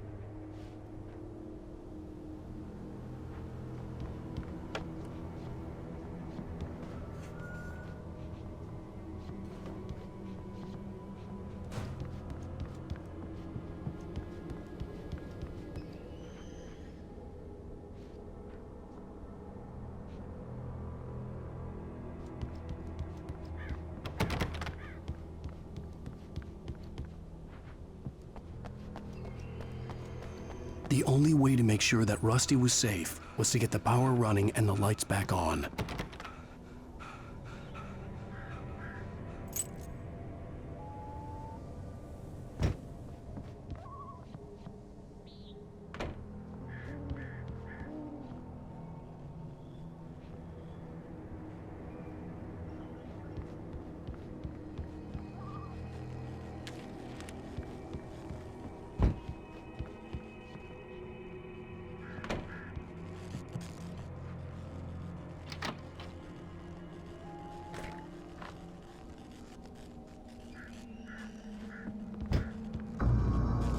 I was too late. Someone had destroyed the circuit breaker. There was no way to get the lights back on.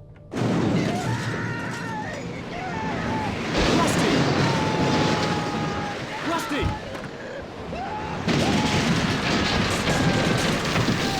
The ground was covered with oily patches that looked like liquid darkness.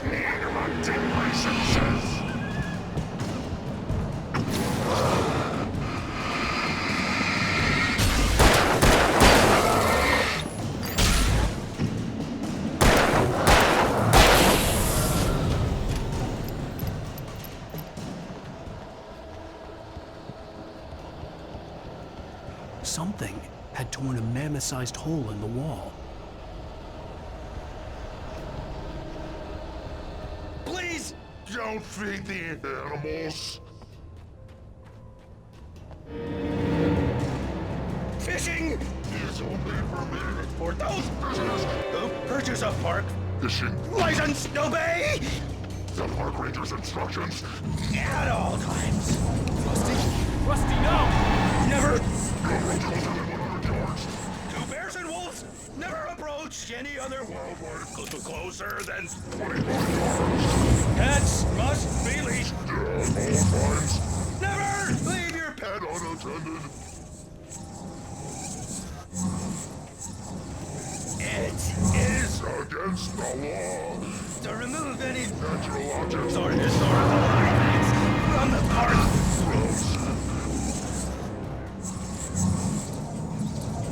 This includes even rocks you may find along the river, or even simple berries.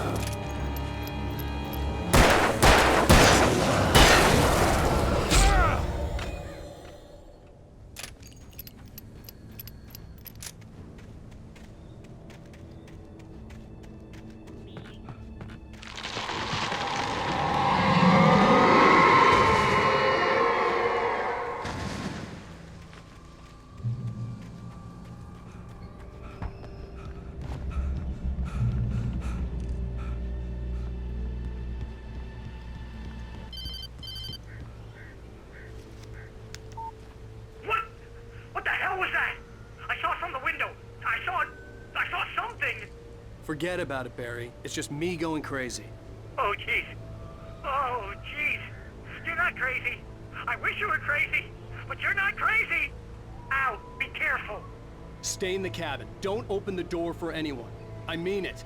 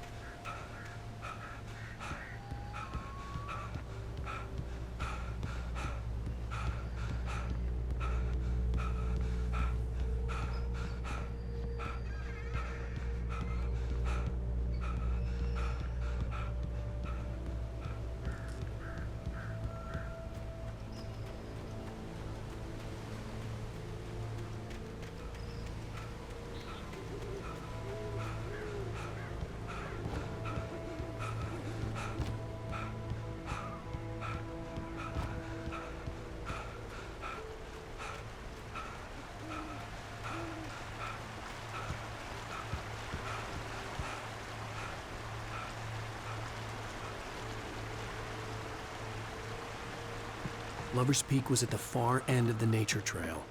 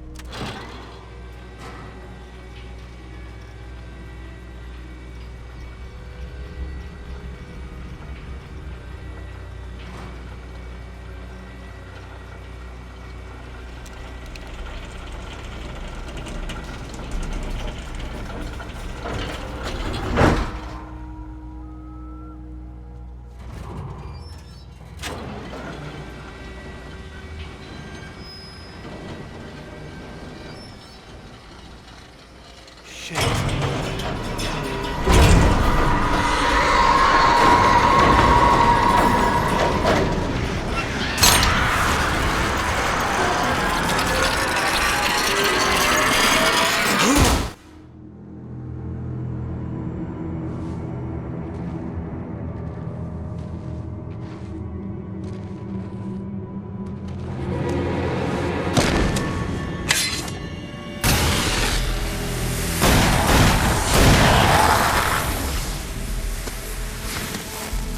Come on, we gotta get moving. More of them coming. That flashlight's kid stuff. The flares will keep the bastards away.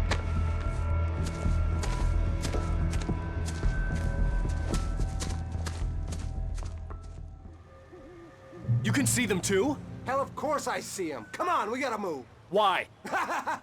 Because that's the way the story goes. Yeah, but... Let's move!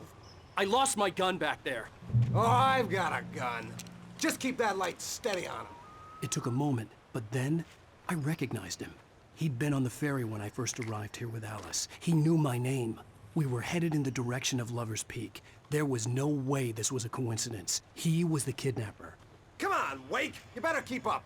You set him up, and I'll knock him down, Wake.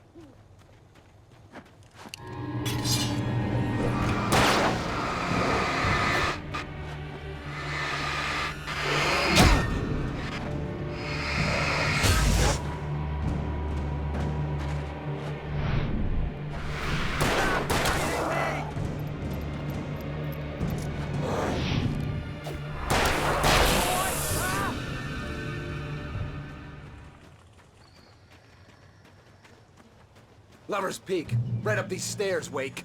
Use the flares from the emergency box to hold them off while I get these boards off. Give me the gun. Yeah, no can do, Wake. Are you kidding? Give me the gun! No time for back talk. Hold them off, damn it!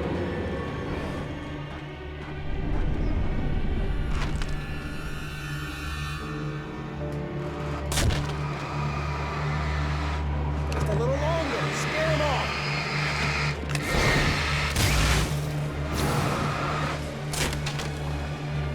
Get some light on those bastards. That'll keep them off us.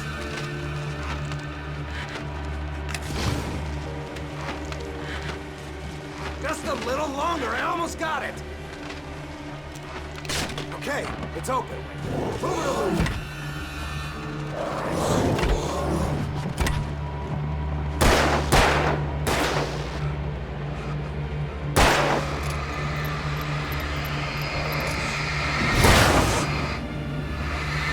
Oh, you're feeling better now, Wake. Oh, for goodness sake.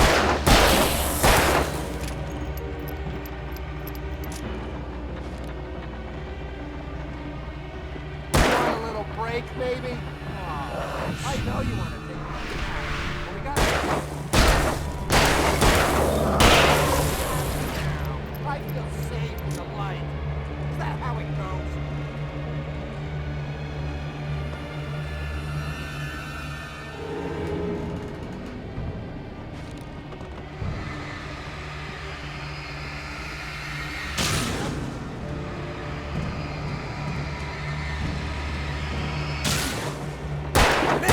Get some! Awake, all cozy and safe. You want a little break, baby? Aw, I know you want a nap, but we gotta get going. I'm happy now. I feel safe in the light. Is that how it goes?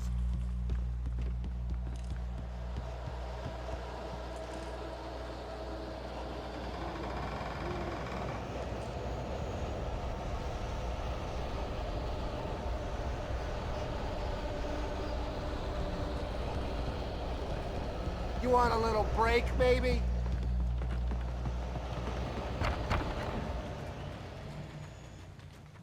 Better get ready. They'll be on us soon.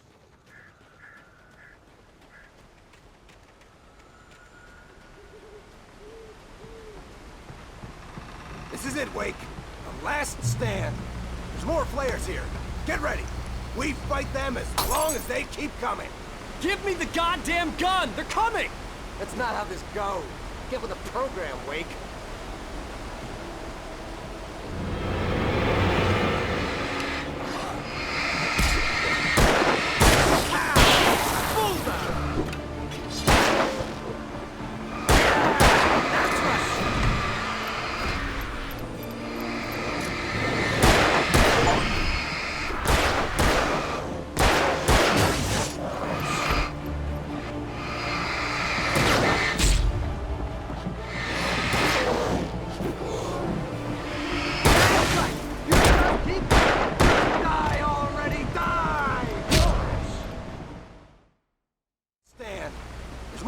Here. Get ready. We fight them as long as they keep coming. Give me the goddamn gun! They're coming! That's not how this goes. Get with the program, Wake. That's right.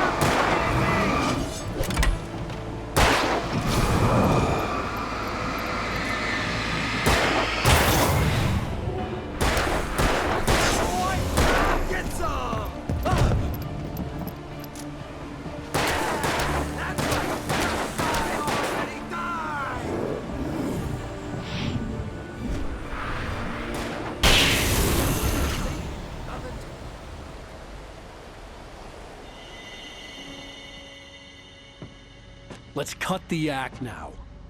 Where's my wife? I knew you were gonna say that. I read it all before. You're a hell of a writer. Congratulations. You're gonna bring about something glorious and terrible once we get you some proper editorial control. What the hell are you talking about? Where's Alice? I want the entire manuscript, or she's gonna suffer bad.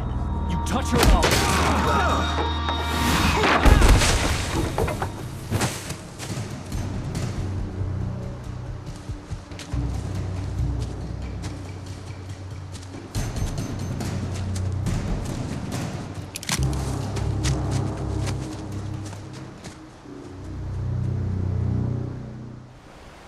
You're gonna give me the manuscript or you'll be sorry.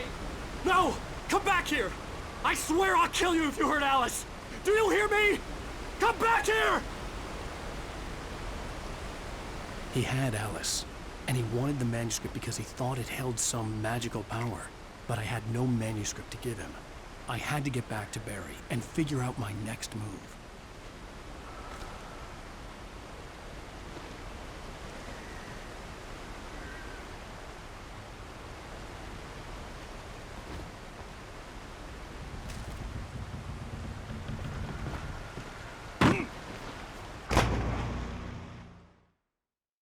Give me the manuscript or you'll be sorry.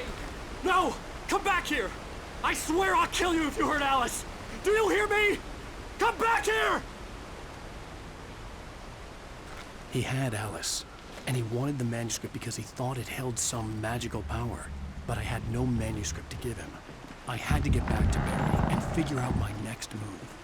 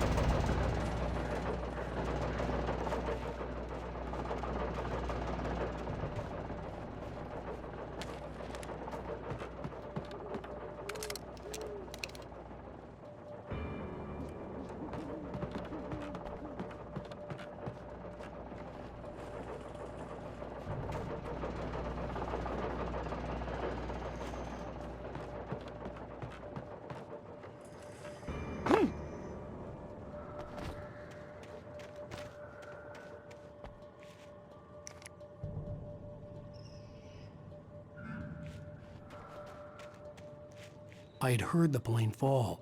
It made no sense. It was clear that it had just fallen here, but it was very old and obviously hadn't flown in decades. Looking at it sent a shiver down my spine.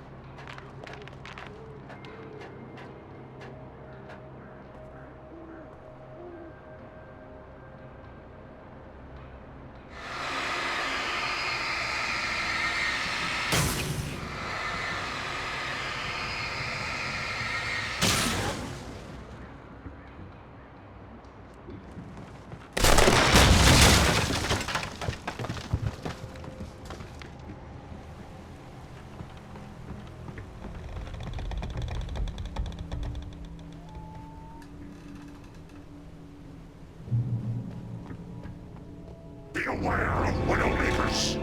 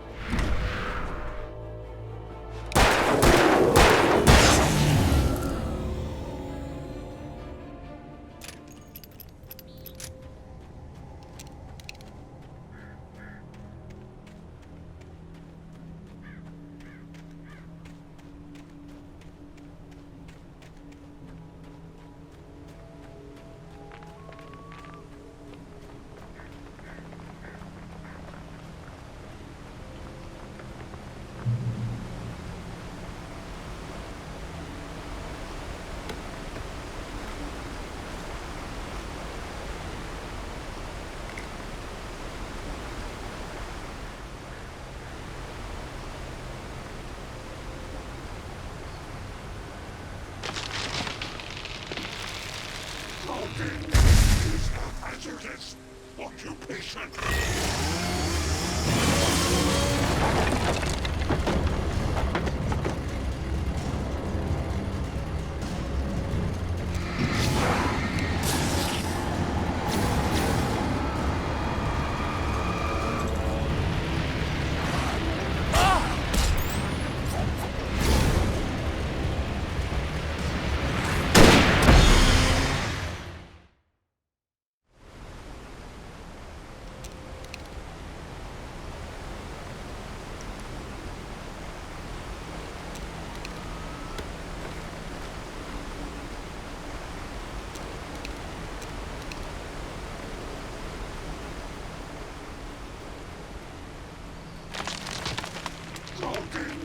Is a hazardous occupation.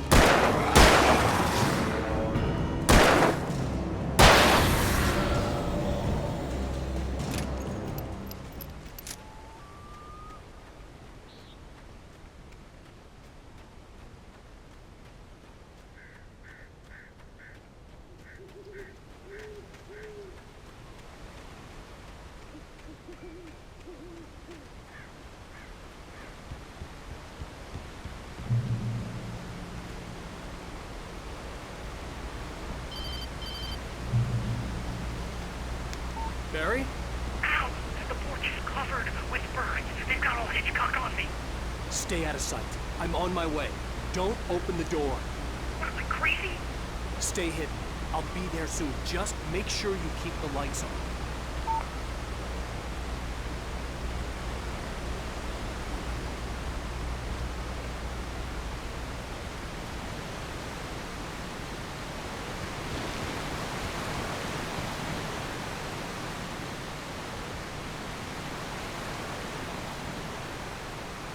I still had to reach Barry at the cabin, but at least I was out of the woods.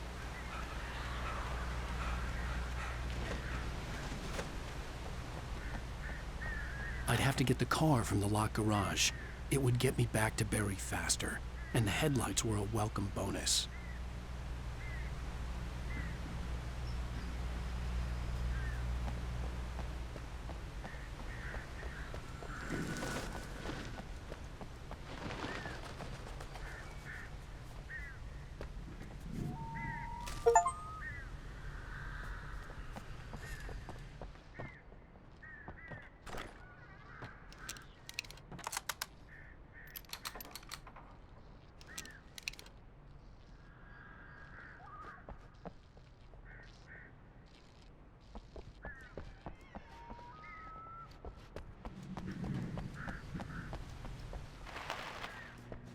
I had to find the key to the garage.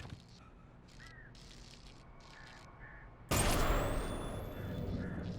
story is not a machine that does what you tell it. A story is a beast with a life of its own.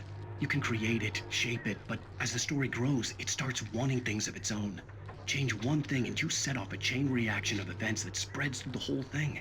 The characters have to be true to themselves. The events need to follow a logic that fits the story. A single flaw and the magic is gone.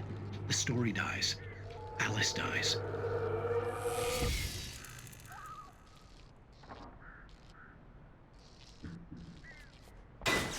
You can learn about nature and yourself.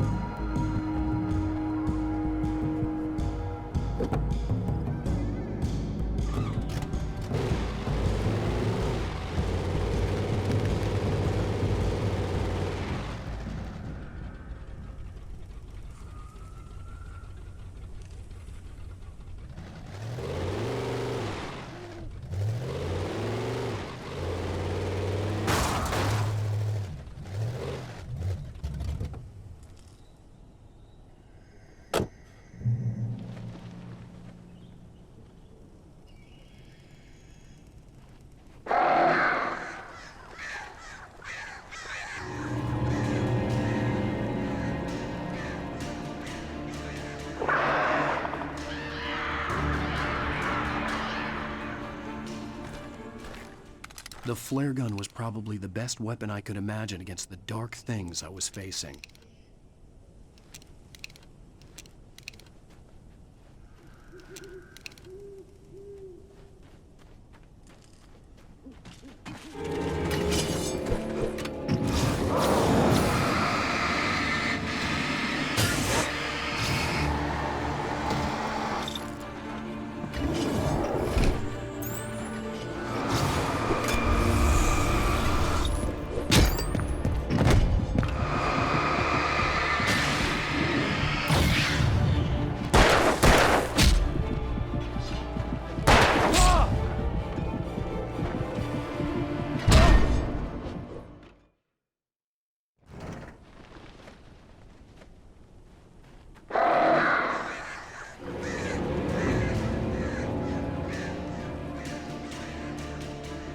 The flare gun was probably the best weapon I could imagine against the dark things I was facing.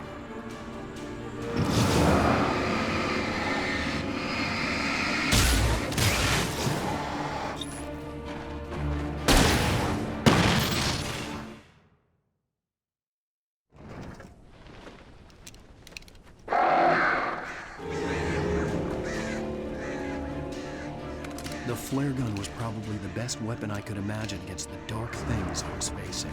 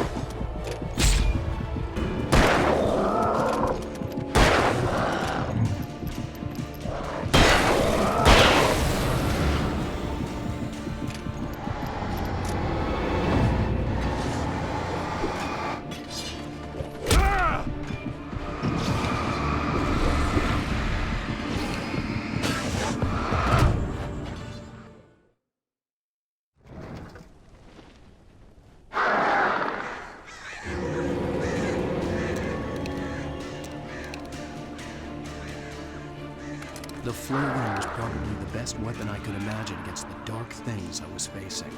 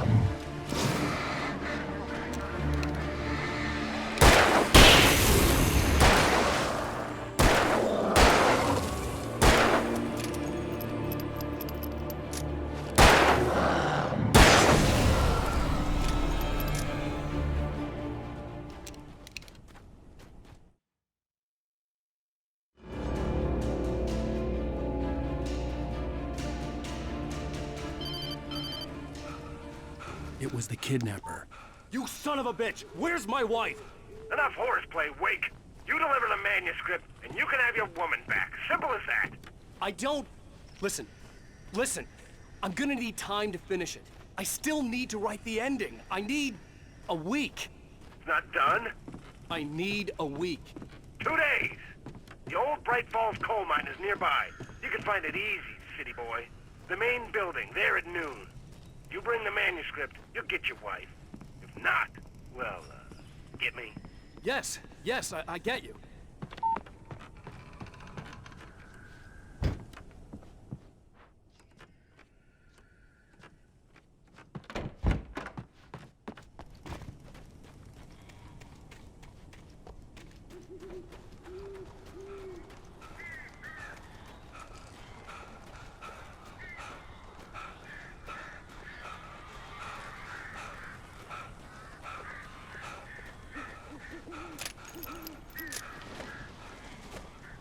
Barry had talked about birds over the phone.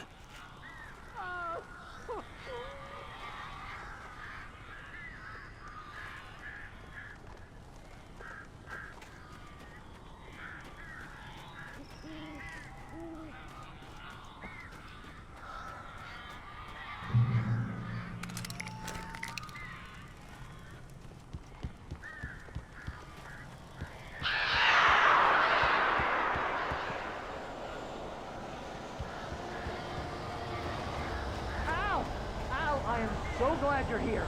A couple of them got in here before I blocked the chimney. This isn't normal. These birds are weird.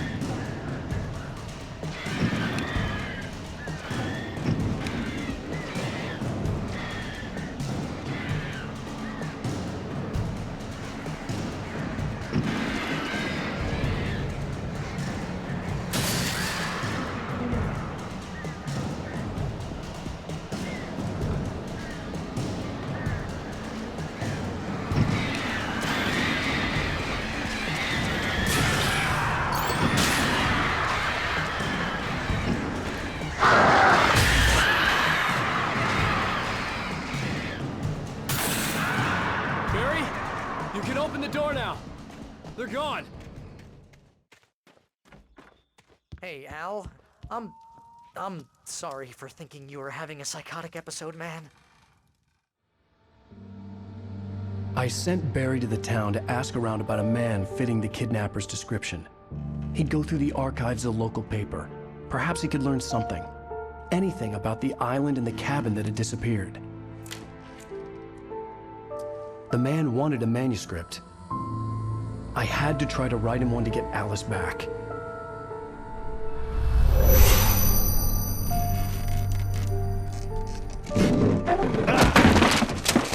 For me, the supernatural had always been nothing but a metaphor for the human psyche, a tool to use in writing fiction. Now, it was happening for real, and I couldn't put a single word on paper.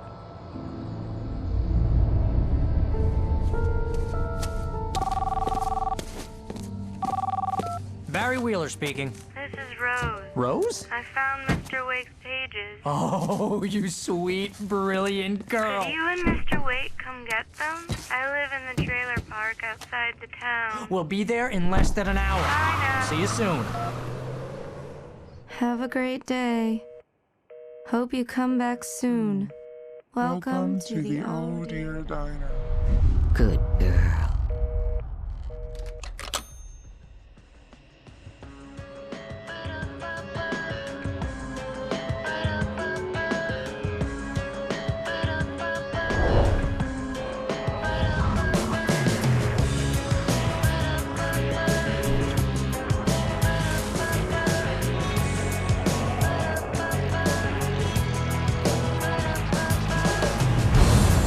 Come here.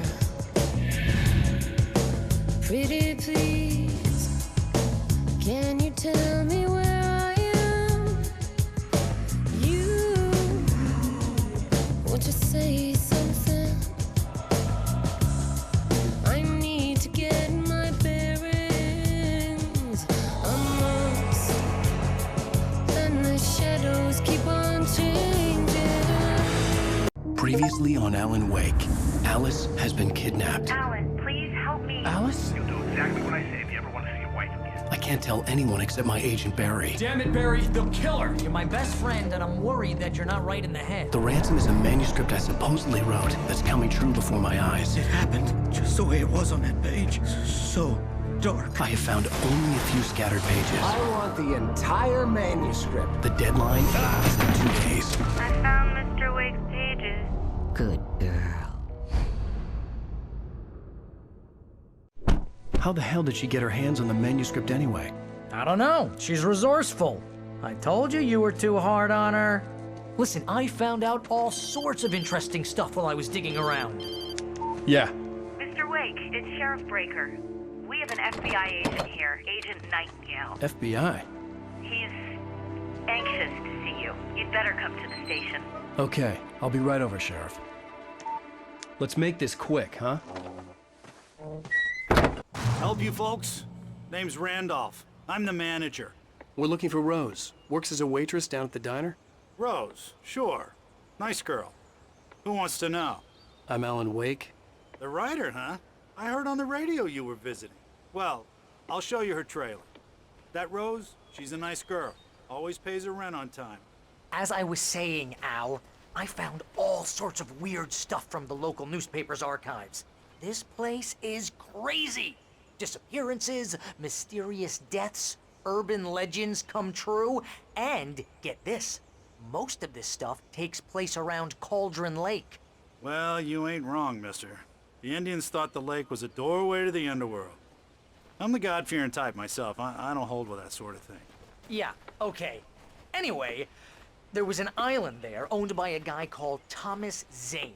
Now, some of the articles I found about him make him out to be a famous writer, but I ran a bunch of searches, couldn't find a single thing he wrote. Zane was heavily into diving, so much so that the place came to be called Diver's Isle. But the volcano under the lake erupted in 1970, and Zane went down with the island.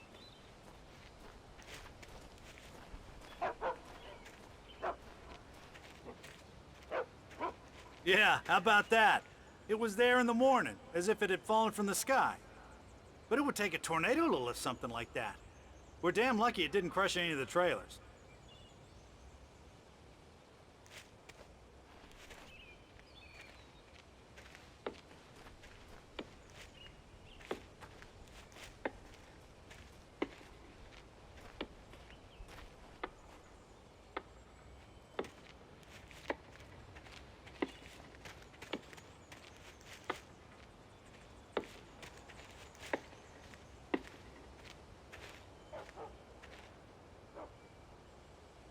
It gets better. A local girl, Barbara Jagger, drowned in Cauldron Lake just a week earlier. They were lovers. Sure, Jagger's a local spook story. The Scratching Hag comes for you in the dark. Childish stuff like that. Anyway, Al, I'm just getting to the best part. All of the articles about this stuff were written by Cynthia Weaver. I asked around, and she's that crazy bag lady you met. What, the lamp lady? She can be a little loopy, but she's not homeless or anything. Yeah, anyway, she knew both Jagger and Zane before they both died, and she had some kind of a breakdown.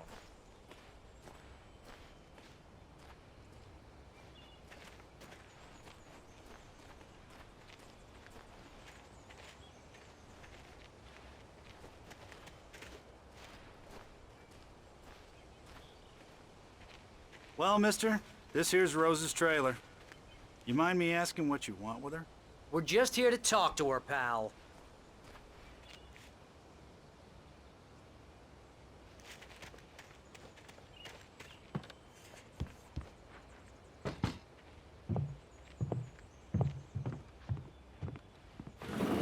Welcome to... Oh dear, Mr. Wake. I'm so glad you're here. Rose, you have my manuscript? Oh. Oh, yes. Yes. Please, come in. Hey, this is really good. Rose, Yes, my manuscript. I really need it. I understand. I know what you need. A muse to inspire you. Oh, for Barry? She doesn't have anything. Yeah, hey, Al? Al, what's... Oh... Barry! What? What?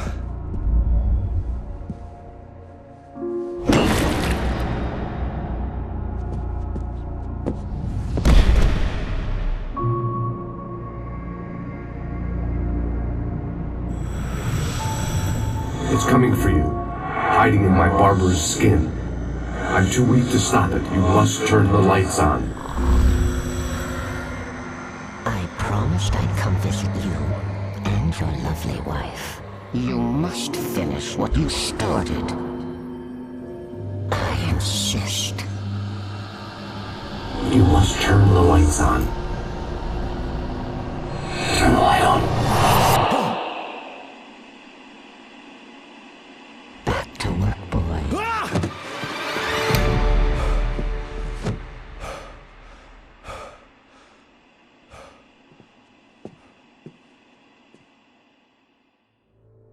I felt nauseous, hungover.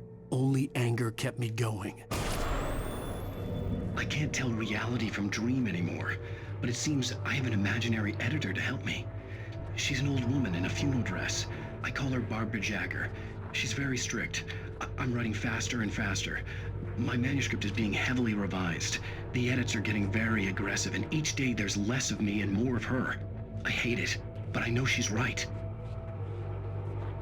She promises me I can save Alice this way. She knows more of this than I do. About the complex incantation I'm attempting. About this place.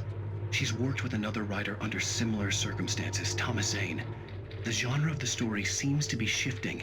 It's turning into a horror story. I'm getting close. I can feel it.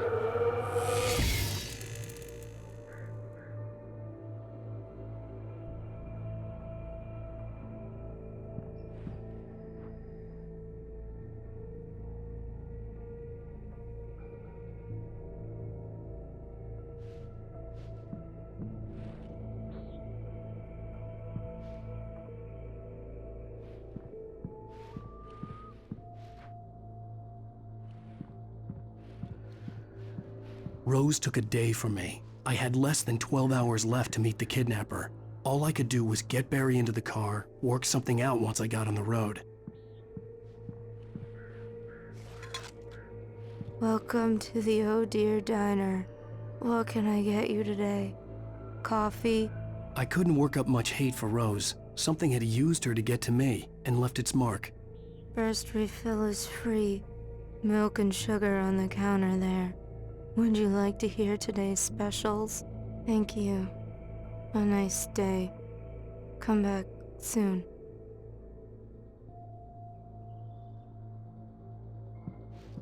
Barry was out of it. He was way too heavy to carry. You're right. I deserve more money. I'm so handsome.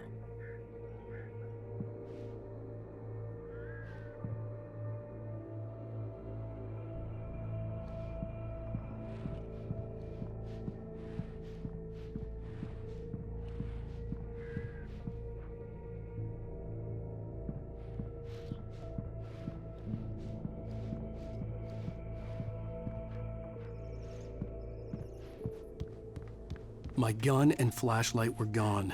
I'd have to find a way to get Barry into the car as quickly as possible. There was no time to waste.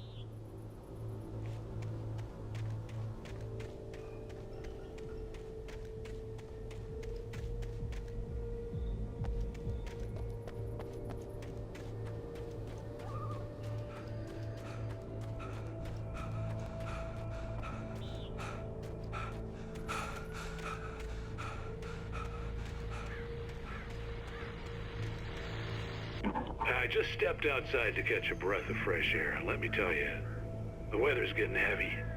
Nights like this make me especially glad I'm here talking to you and not home in bed. Once the weather takes a turn like this, I can't sleep at all. It's all tangled bed sheets and dark thoughts, punctuated by the occasional plunge into nightmare. Is it just me? Well, perhaps it is. But I hope I can make the night a little bit easier to get through. Caller, you're on KBF FM. Hey, Pat, it's Walt Snyder. What's on your mind, Walt? Well, I am the way you are, but, well, I can't sleep either, you know? I just been staring out the window here, trying to make sense of it all, but, I ain't been drinking either, you know? I just... Well, you sound like a man with a problem, Walt. I had argument with Danny. You know, Danny, and, then I got in trouble with the law, you know, and, I'm just, well... I heard something like that, Walt.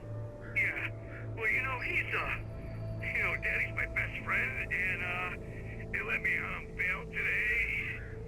And now I'm just alone here at the window, you know, waiting. Man, and there's something in the air tonight, man.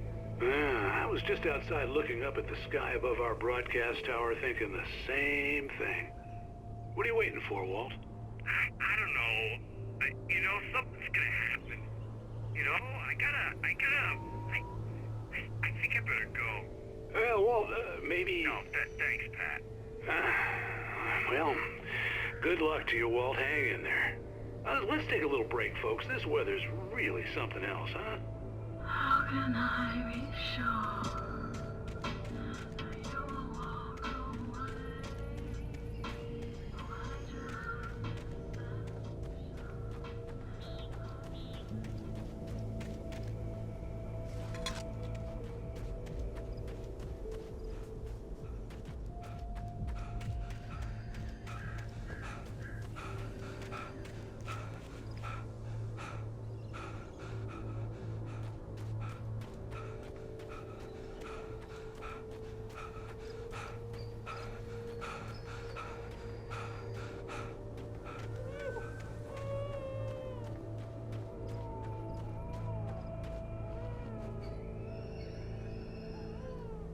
Oh, you're gonna get it now. God knows what you've done to that poor girl. This is Agent Nightingale, FBI! Get him up, Hemingway! You're under arrest! You move a muscle, I'll unload right in your goddamn face! Stay right where you are, Spillane!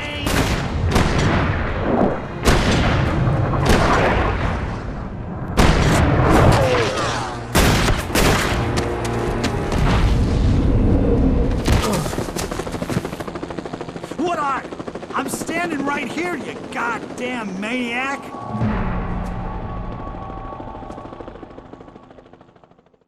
I hated to leave Barry behind, but there was no way I'd miss my appointment with the kidnapper. Give it up, Mr. Wake! Come on, Mr. Wake! Come on! Take it easy on him! Get after him! Don't let him get away! Move it! Move it! Move it! I'll have your chance if you let him get away!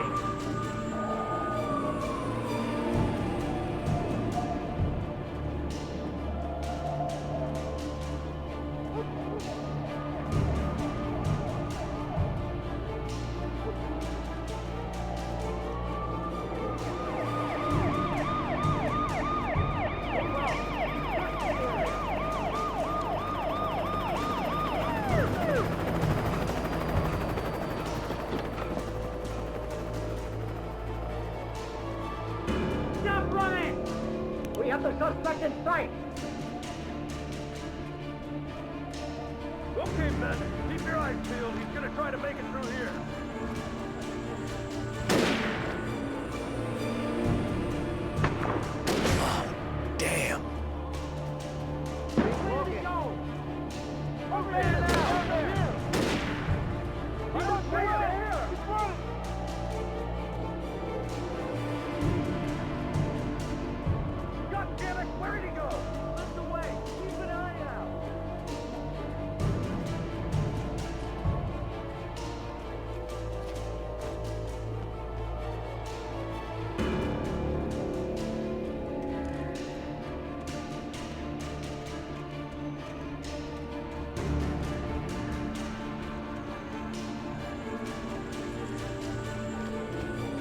gone!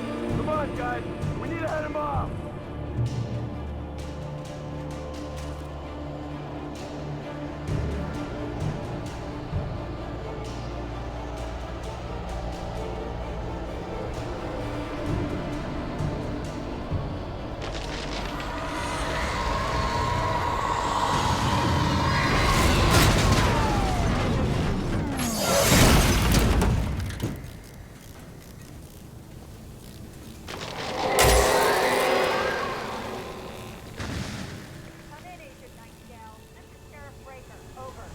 Nightingale, over.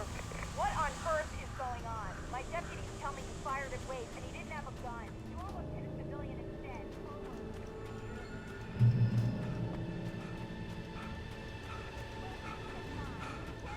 Shooting at people in my town. Over. I'm a federal agent pursuing a fugitive. You want to discuss my message, Sheriff? Make an appointment. Over. You stay right where you are, Agent Nightingale. I'm on my way. Out. The suspect was last sighted running along the shores of the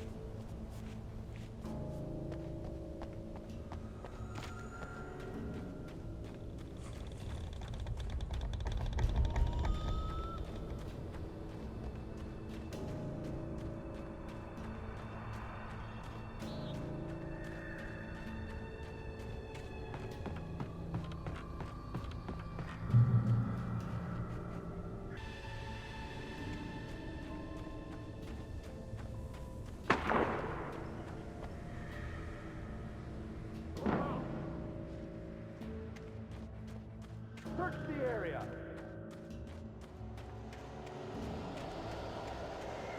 Stay sharp. This way. Over here. Hey, who's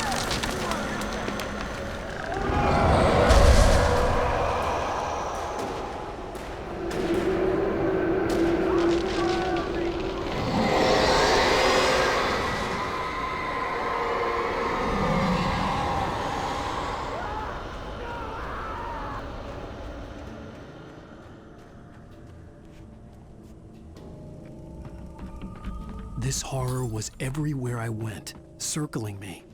The cops didn't stand a chance. They were after a writer, not a monster. Sheriff Breaker, this is Agent Nightingale. I've lost contact with Wilson Lynn, who assigned to me. It's Wake's doing. Wait, are you serious?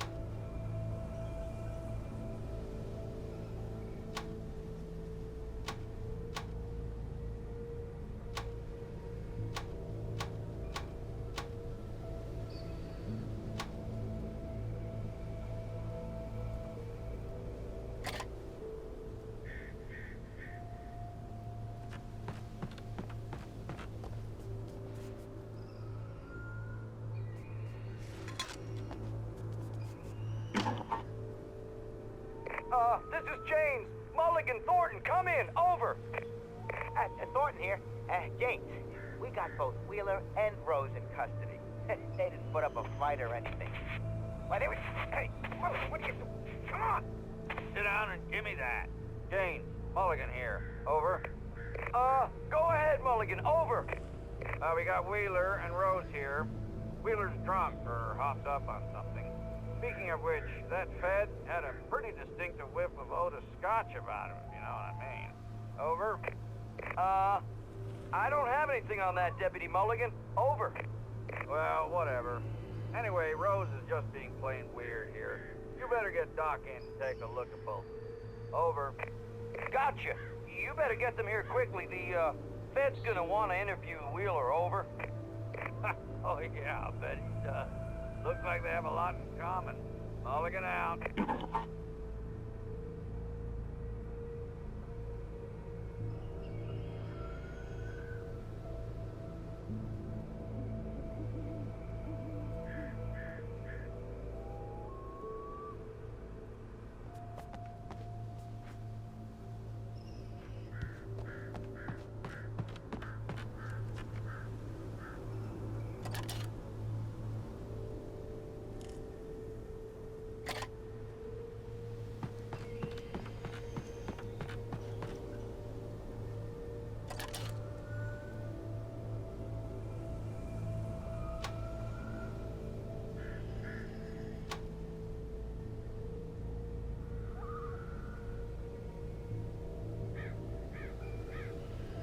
I could see the lights of the radio station in the distance.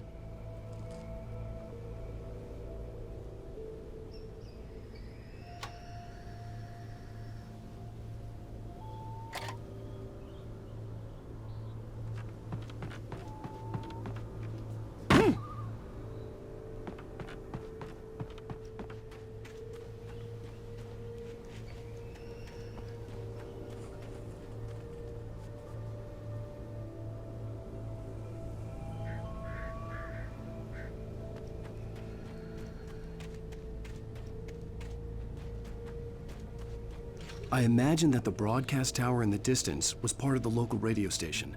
Maine seemed like a decent guy. Perhaps he could give me directions to the coal mine.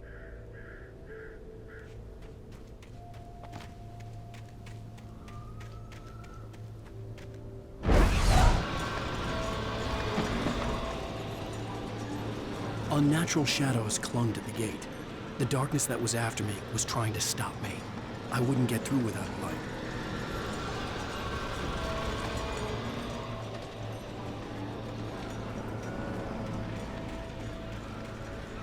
There was no power to the searchlight.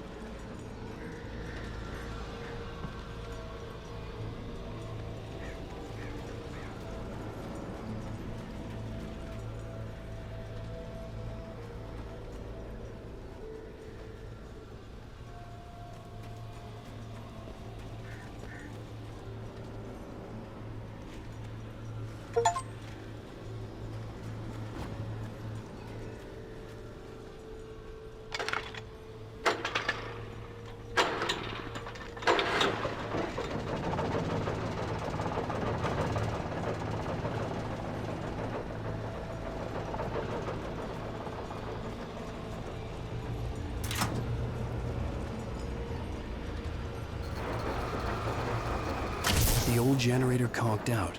I'd have to see if I could fix it and try again.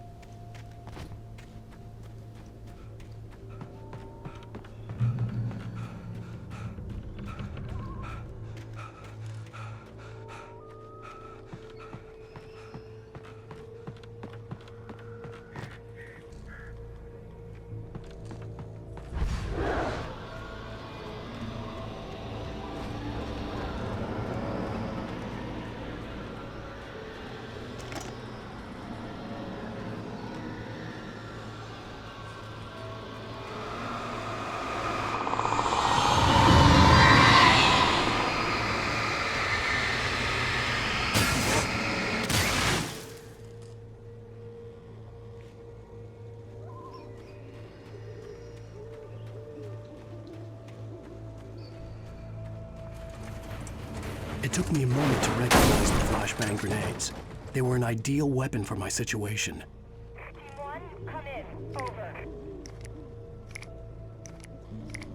Team 1, this is Sheriff Breaker. Report. Over. Team 2, come in. I need a report. Over. Come on, guys. Talk to me. Come in, please. Over.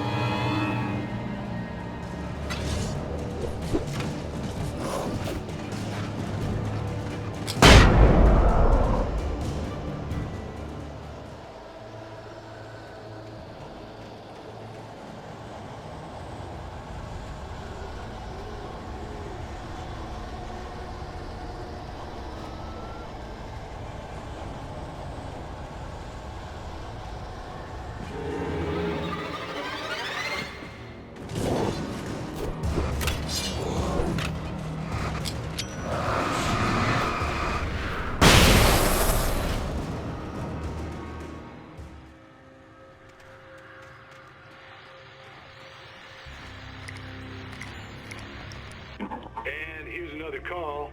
You're on KBF-FM with Pat Maine. It's Milt Peabody, Pat. What's on your mind, Milt? Well, I live near the trail. I'm gonna give the station a call, Milt. Okay. You'll hear it here as soon as I hear from them. Okay, thanks.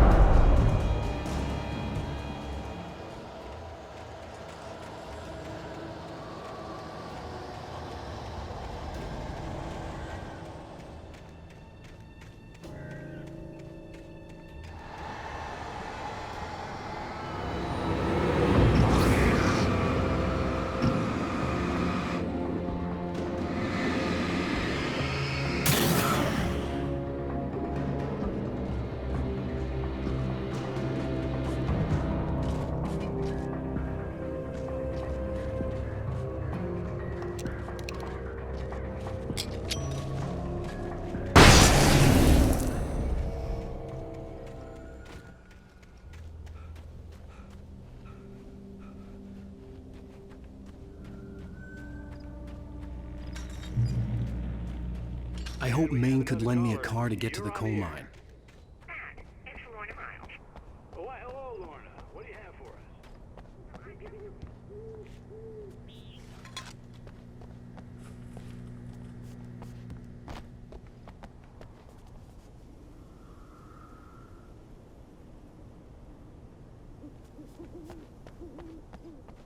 Well, you'll have to transfer some shells out. I'm sorry, but my granddaddy settled it by law in 1900. Well, thank you very much for that compassionate viewpoint, Lorna. How can I be sure you will walk away? Why'd you love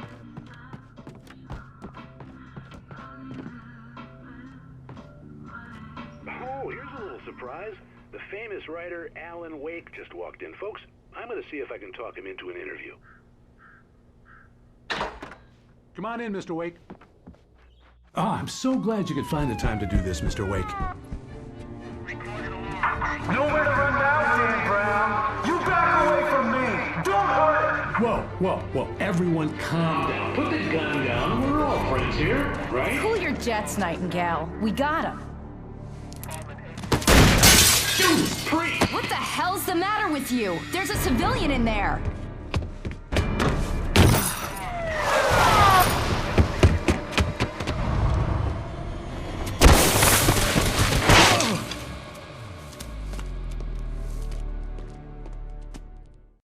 I'll get you yet, even if it kills me. You hear me?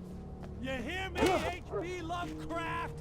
I had fallen off so many cliffs it was ridiculous. That's what you get for naming a book The Sudden Stop.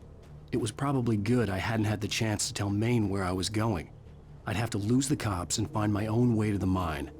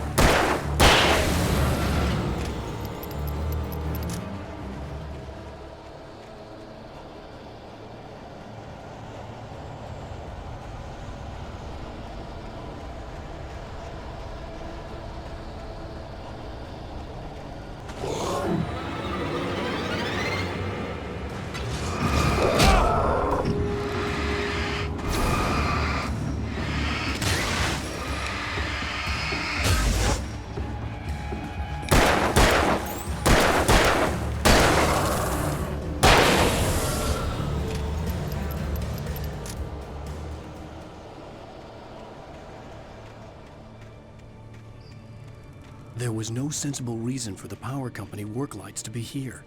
It was almost as if they'd been left for someone like me to use.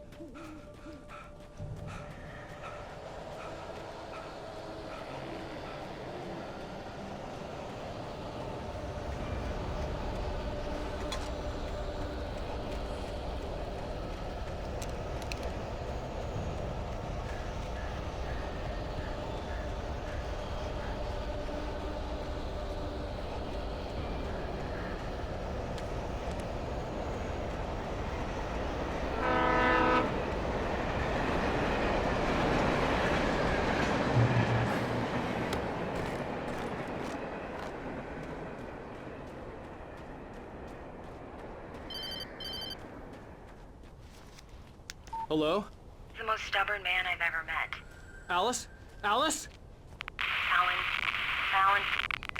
I'm so afraid. Keeps me in the dark. Please help me. I look at you, Alan, and it's not you. Something else.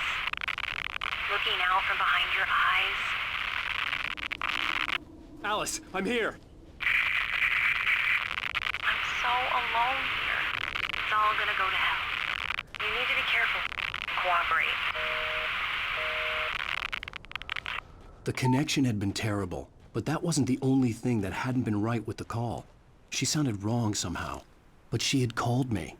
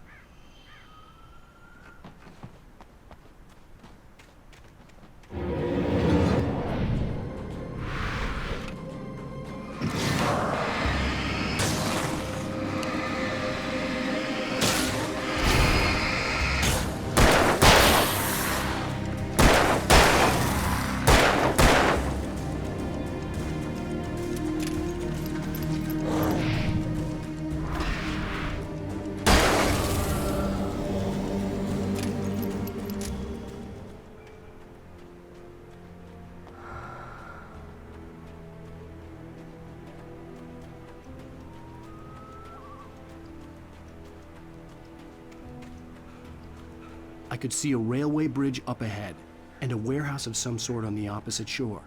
I hoped I could find a car from there.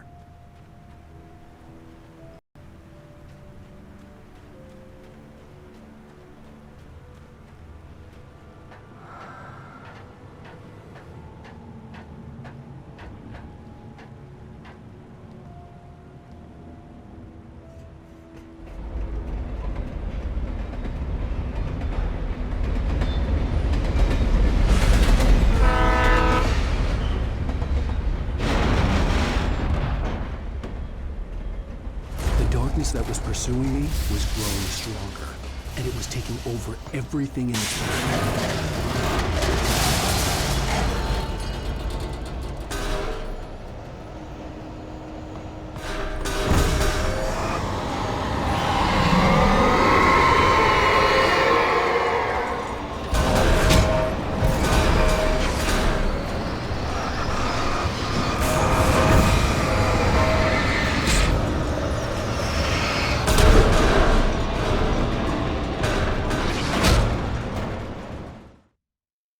I hoped I could find a car from there.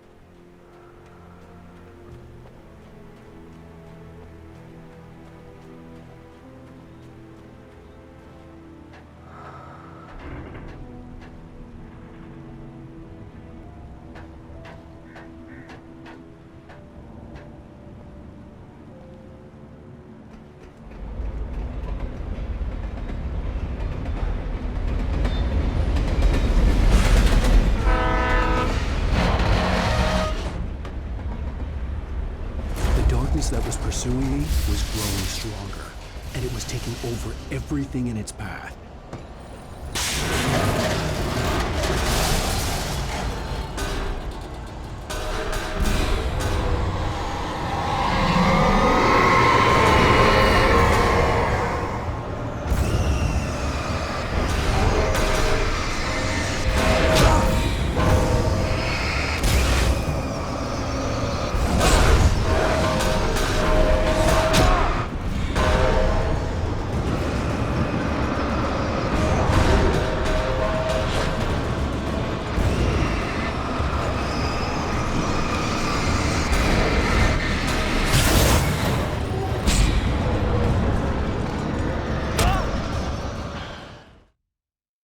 I hoped I could find a car from there.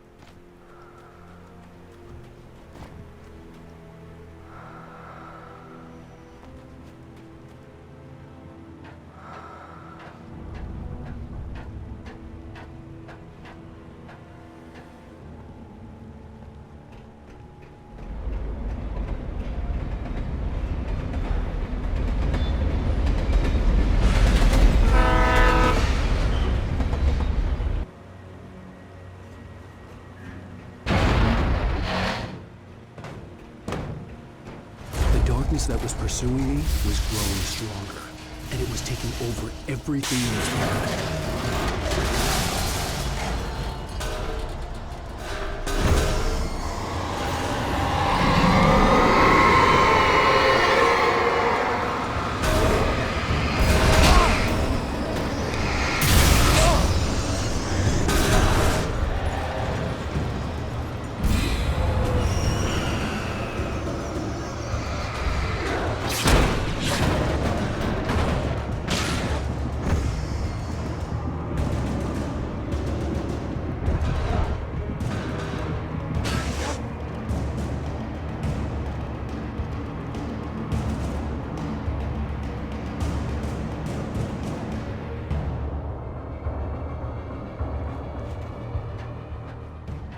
As a teenager, just starting to get interested in writing, Stephen King had been a source of inspiration to me.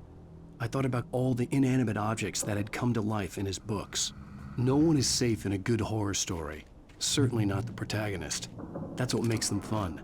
This was anything but. The darkness could possess anything, and it was getting closer.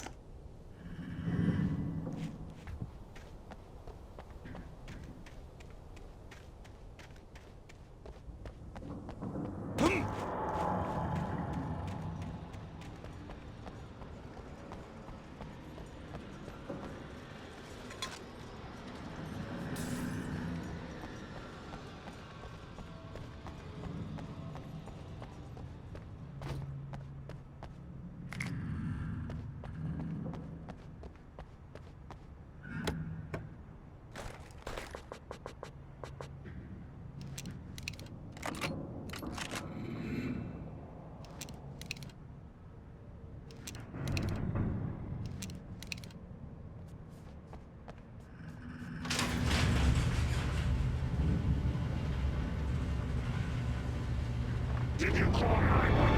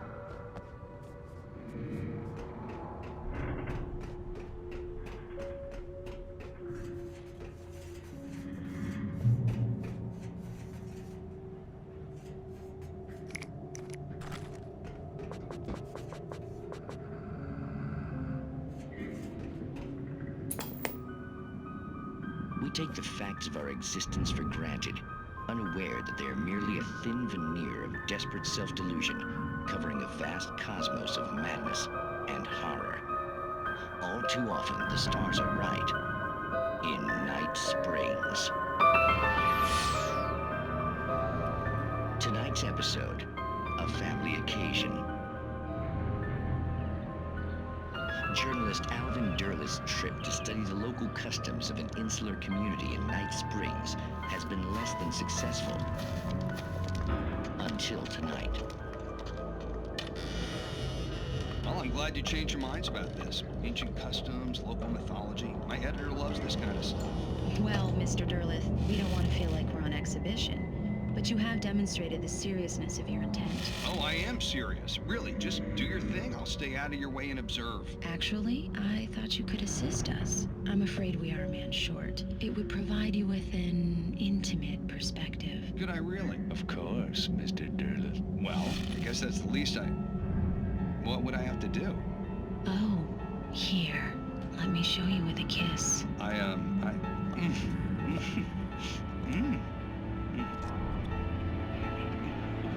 What did you...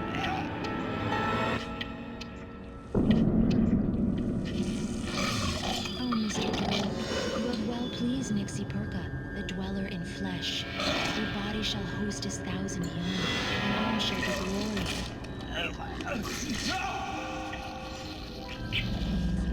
Shh, darling, be calm. Shh. Alvin Derleth learned a harsh lesson. If you go looking for mythology, it may come looking for you. And such quests always bear fruit. In Night Springs.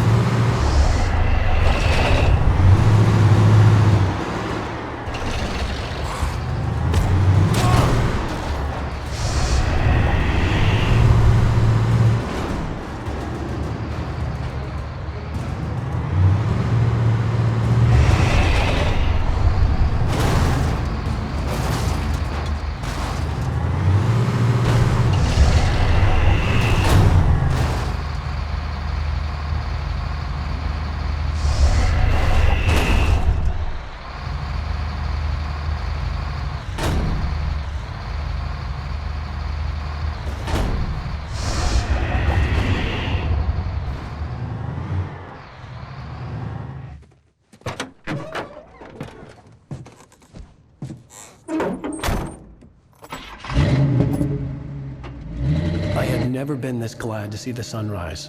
I had a couple of hours to get to the coal mine.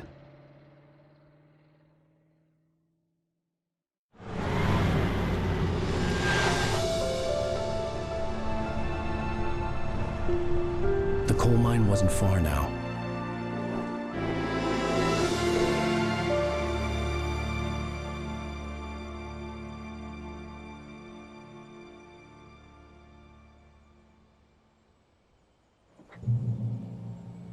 Today, I would meet the kidnapper, and he would give me Alice. I wouldn't give him any other choice. A drowning man will clutch at a straw.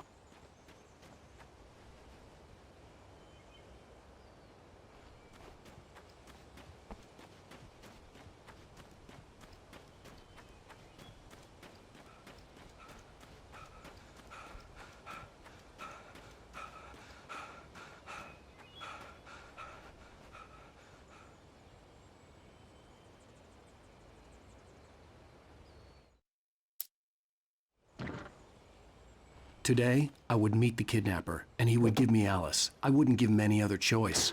A drowning man would clutch at a straw.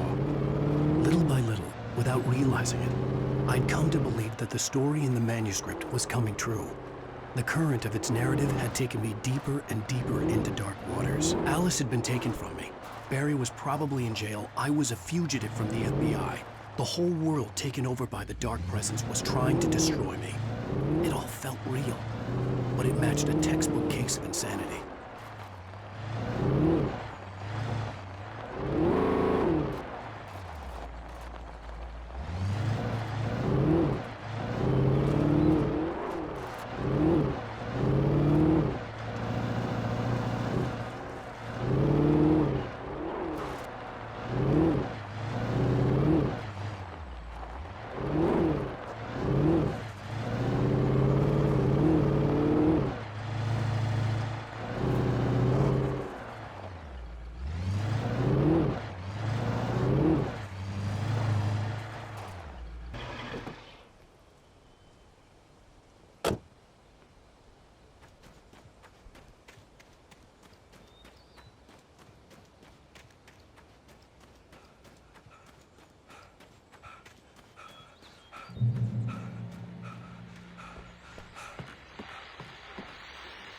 This is Pat Main, and you're listening to KBF-FM. Folks, I want to apologize for kind of abandoning you to that looping music track last night, but I was detained. You see, I encountered a big-shot G-man with an itchy trigger finger who could use a lesson in manners and a boot in the ass, not necessarily in that order either. Now, folks, I know I'm not being very informative here, and I apologize for that. I really should just keep quiet, but I'm just so peeved right now, because some people just shouldn't be carrying badges. And I'm just glad that our Sheriff Breaker was there to straighten things out. And if someone I met last night is listening, let me just say, I'm sorry if my mouth got you in trouble. I'm pretty sure you're not the bad guy here. Godspeed, son. I hope you know what you're doing. Now, on a lighter note, I'll be talking to Dr. Nelson all morning. But first, a little music.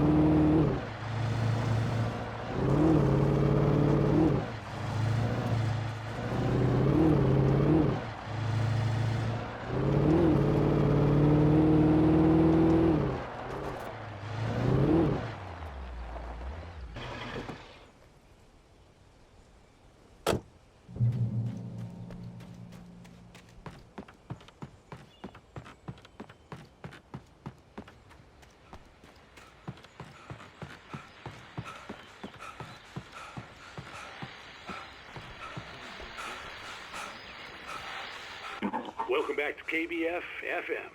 Hope you enjoyed that tune. Now, Doc, you were talking about life and finding that special someone, that soulmate. Well, you were talking about that.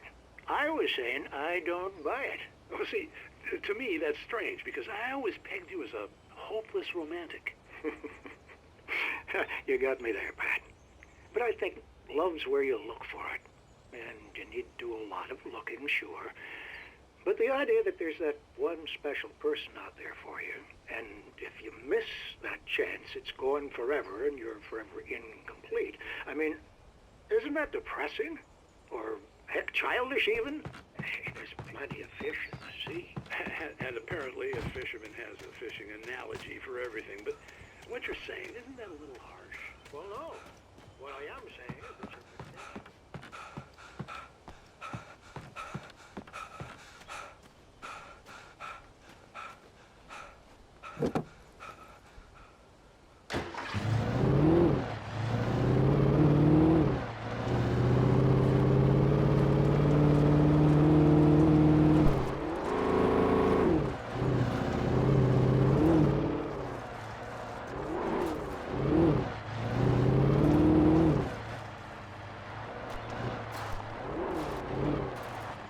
I was early. I was supposed to meet the kidnapper at noon in the main building. The coal mine was quiet. It was a museum now.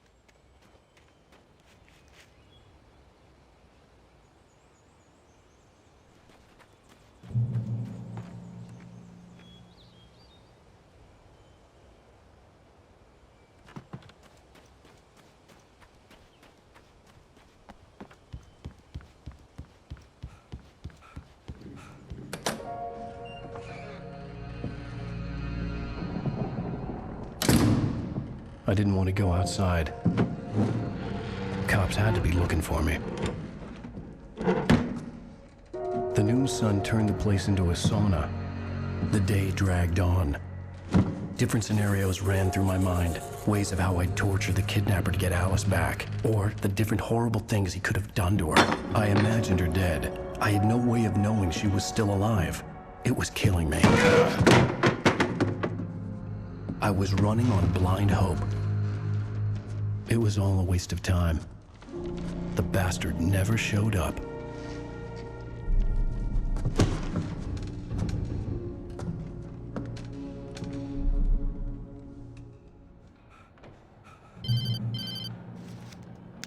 Wake! Where the hell are you? Change of plans.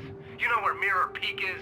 It's a big mountain north of where you are. You follow the path from the mine, you can't miss it. There's a lookout point there. I'll be waiting.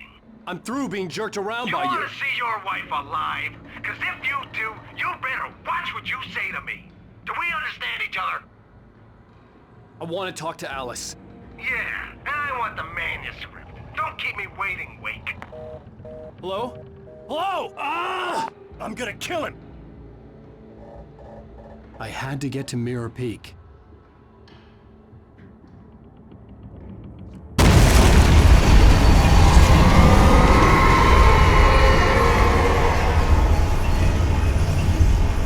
It was close. Maybe closer than ever before.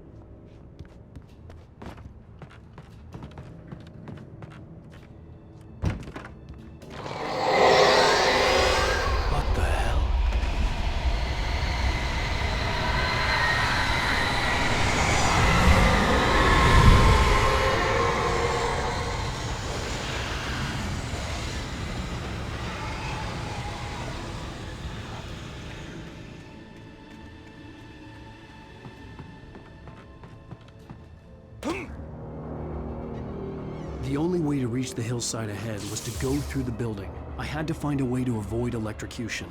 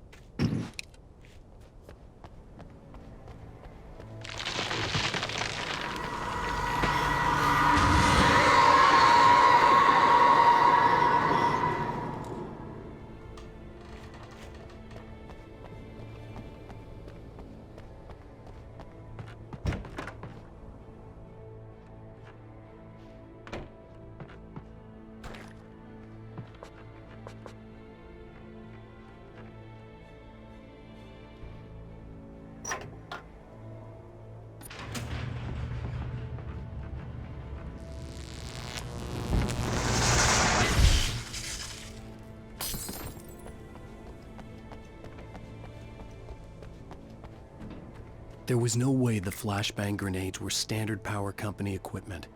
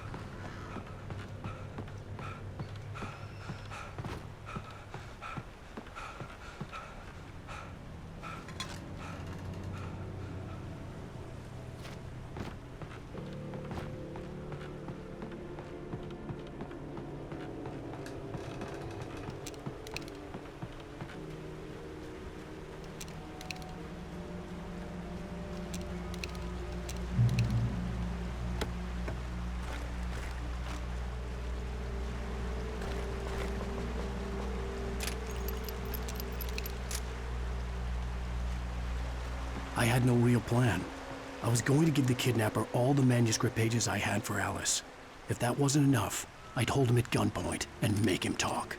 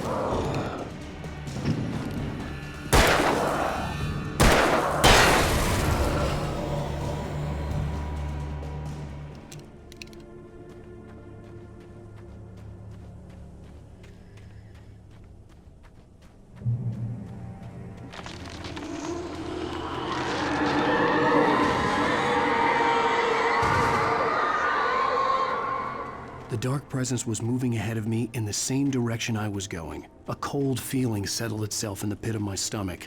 Was it going for Alice?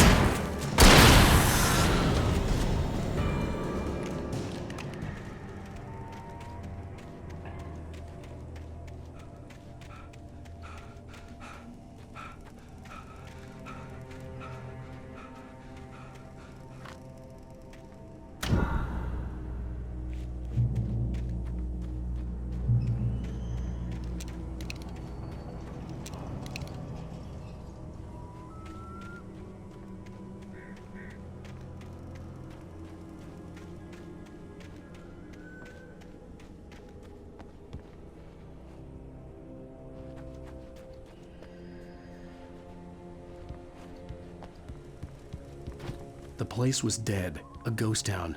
Had been for decades, maybe a century.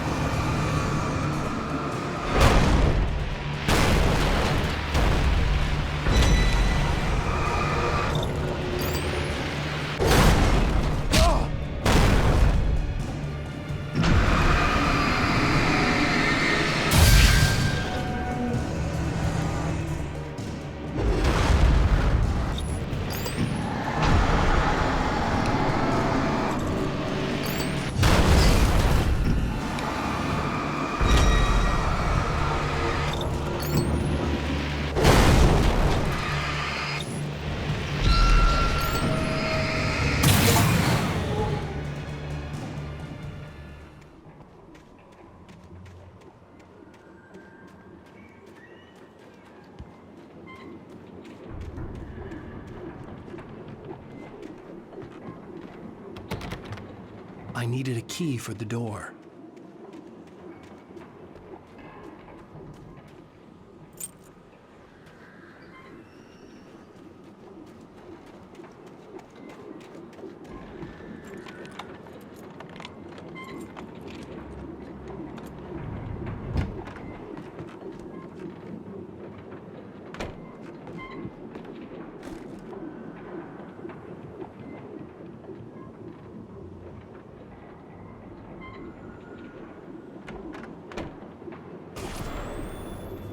Anything outside of riding is a struggle. I feel ill. I managed to make my way downstairs. There's a shoebox filled with books and papers by Thomas Zane. It's very hard to focus, but I managed to read some of it. He's a poet, and a good one. He writes of muses and creators summoning fabulous things from a magic lake, using his powers to shape the world of a realm of gods and dreams and demons, dark things that wait for a chance to slip through, wearing the flesh of men as disguise. Zane writes about himself, his girlfriend being taken over by a dark presence, about growing scared of the lake. Zane believes it's a mirror to the gaping void of darkness above, where some Lovecraftian presence lurks. I crawl back upstairs. I'll borrow these things for my story. They ring true. They fit.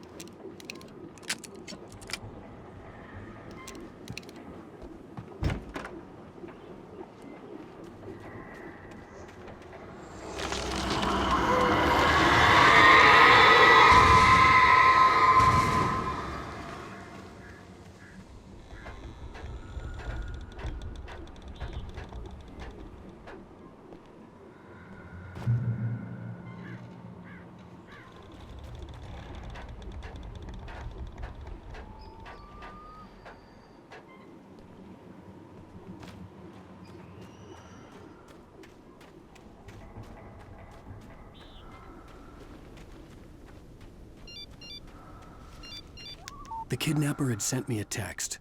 The message was full of spelling errors and insults. It was telling me to hurry up.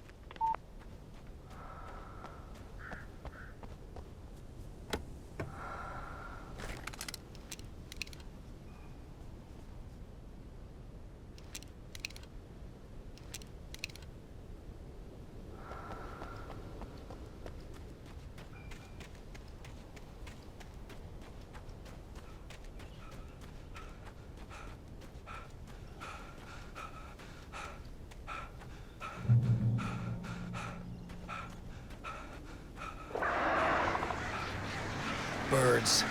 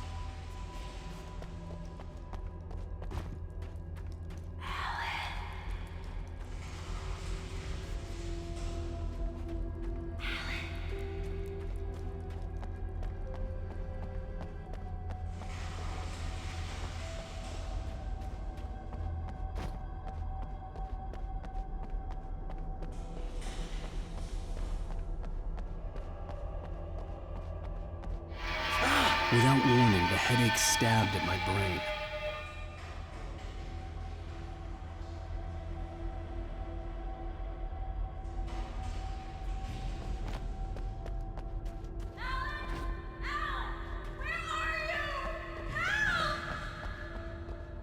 Alice? Alice!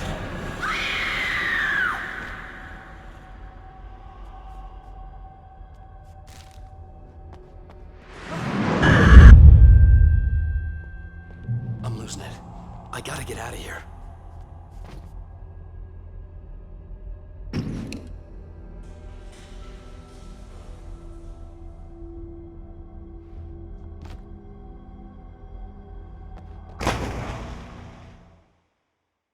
I'm losing it. I gotta get out of here.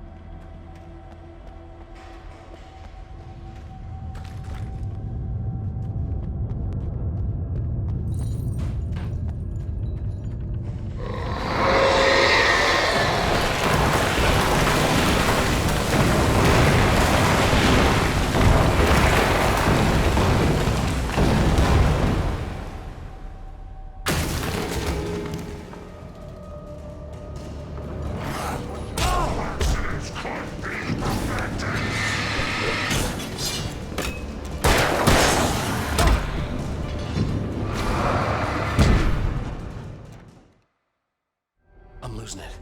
I gotta get out of here.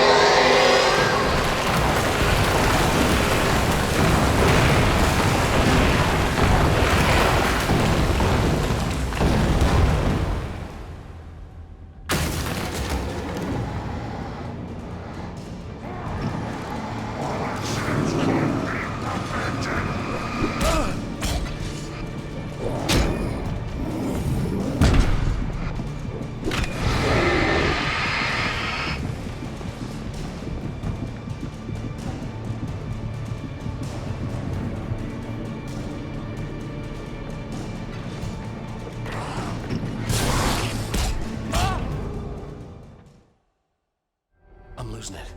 I gotta get out of here.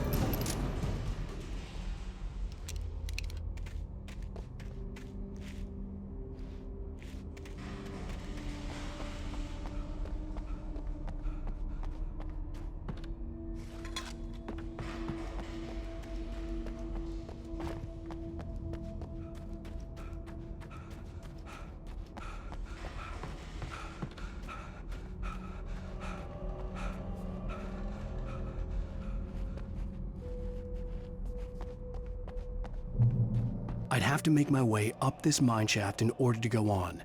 Maybe the machinery could help me with that.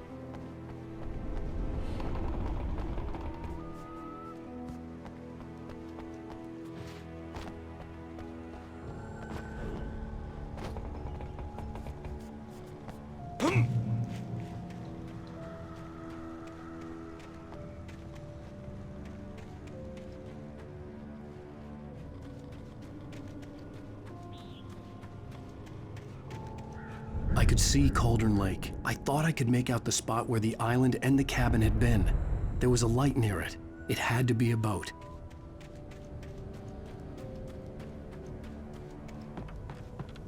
I was close now. I had to get there fast. I dreaded what I would find. Wait! Are you? Wait! Hey, I'm here! I'm coming! No! Get away! Sorry. Please, it's late. The boss didn't know who he was messing with. I didn't know. I swear, I didn't know. We don't have his wife. We don't know where she is. She's probably drowned. We just said we had her to make him play ball. You see? To get him writing for us. Please.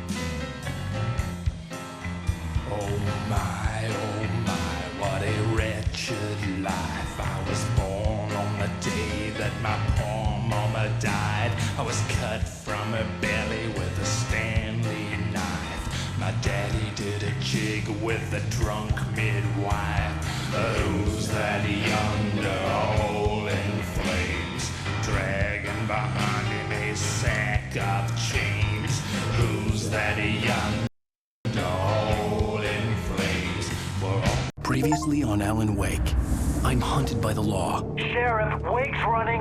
I'm giving chase. Are you seriously telling me that writer just took out my deputies? A thriller I supposedly wrote is coming true. The genre of the story seems to be shifting. It's turning into a horror story. I was told that Alice had been kidnapped, but that was a lie. We don't have his wife. We don't know where she is. Her purported kidnapper was eaten up by the dark presence before it attacked me.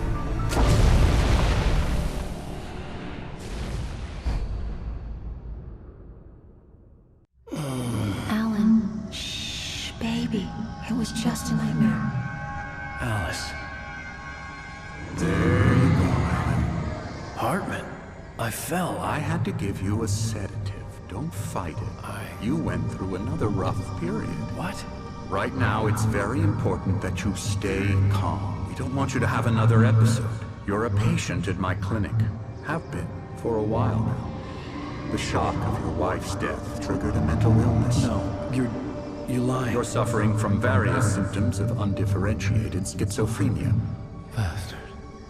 It's okay, Alan. Just let go.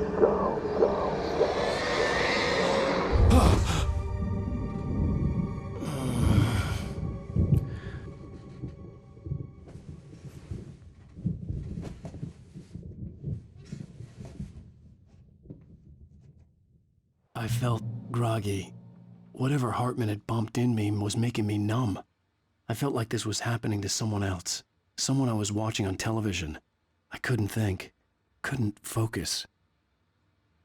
There were only empty sheets of paper here. No manuscript pages.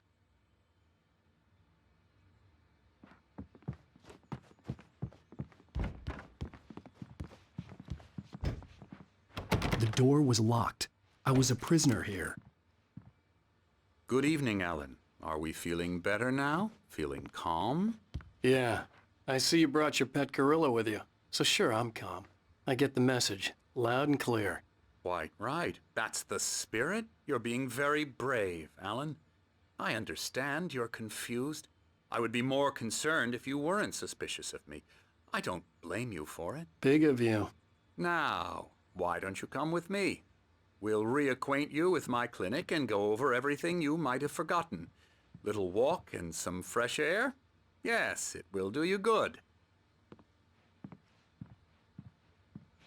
This corridor is for patients. Most of them aren't here right now. Jack took them out for a fishing trip, except for the ones who are particularly vulnerable, of course. I encourage creativity as a part of the recovery process here at Cauldron Lake Lodge. I specialize in treating artists. I bet you do. Splendid, Alan. I honestly believe we can get this thing under control if we work together. This way, Alan.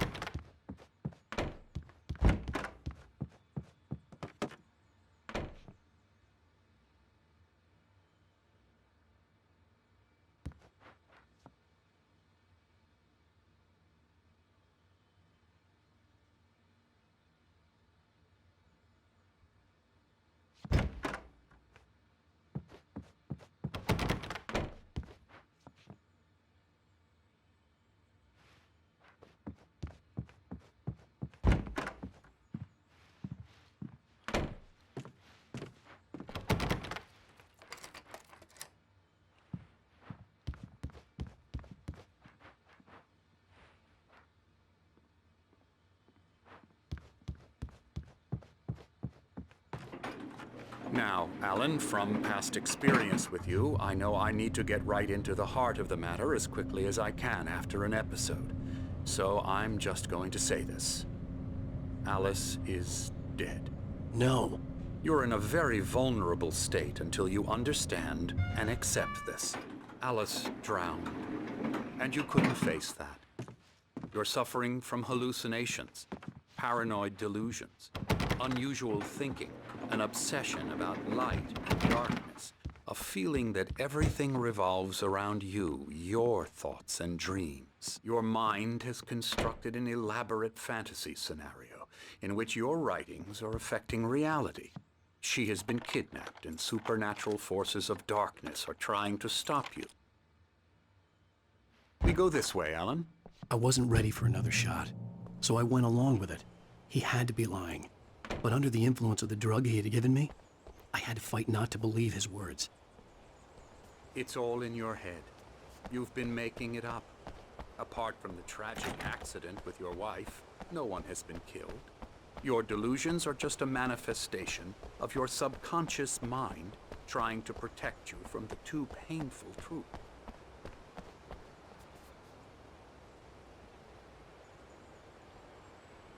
Unless we fight the fantasy, it will return. I know the instinct is to resist me, but think about it.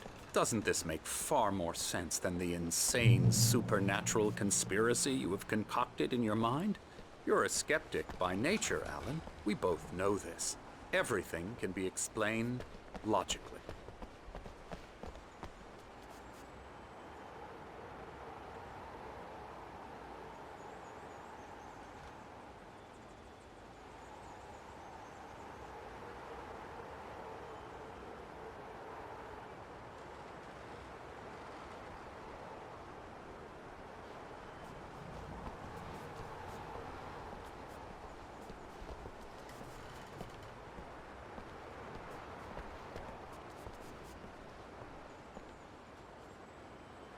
I never get tired of this view.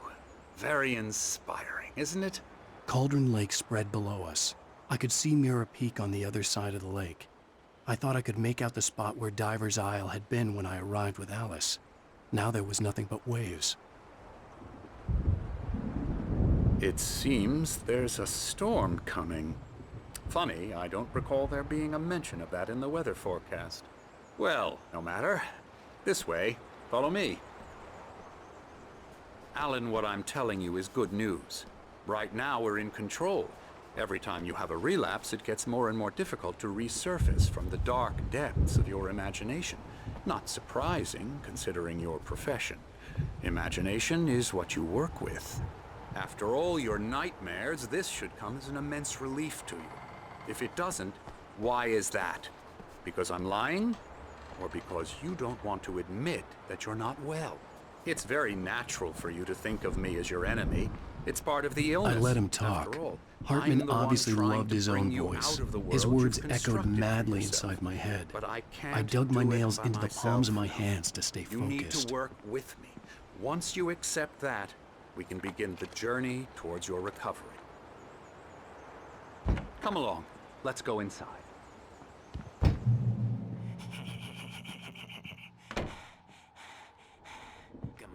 Here's the entrance to the office wing. That's for staff only. You were impressed by my trophies when you first arrived here. I do love to hunt. The great outdoors, man versus nature. It's wonderful stuff. Pretty damn wonderful, yeah.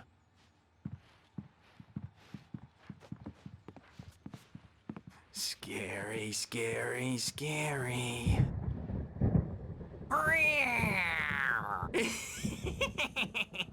Emerson.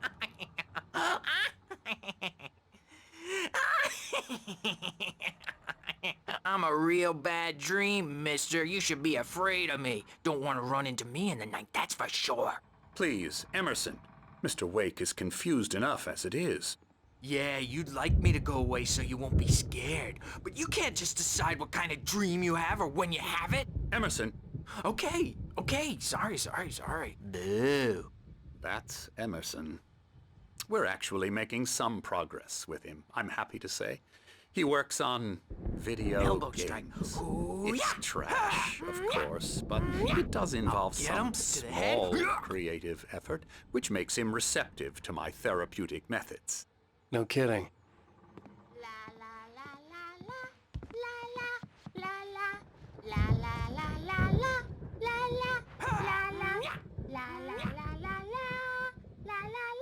Come, Alan, this way. Now, you might have noticed the typewriter in your room. You've been writing as a part of the therapy. As soon as you feel up to it, you should continue.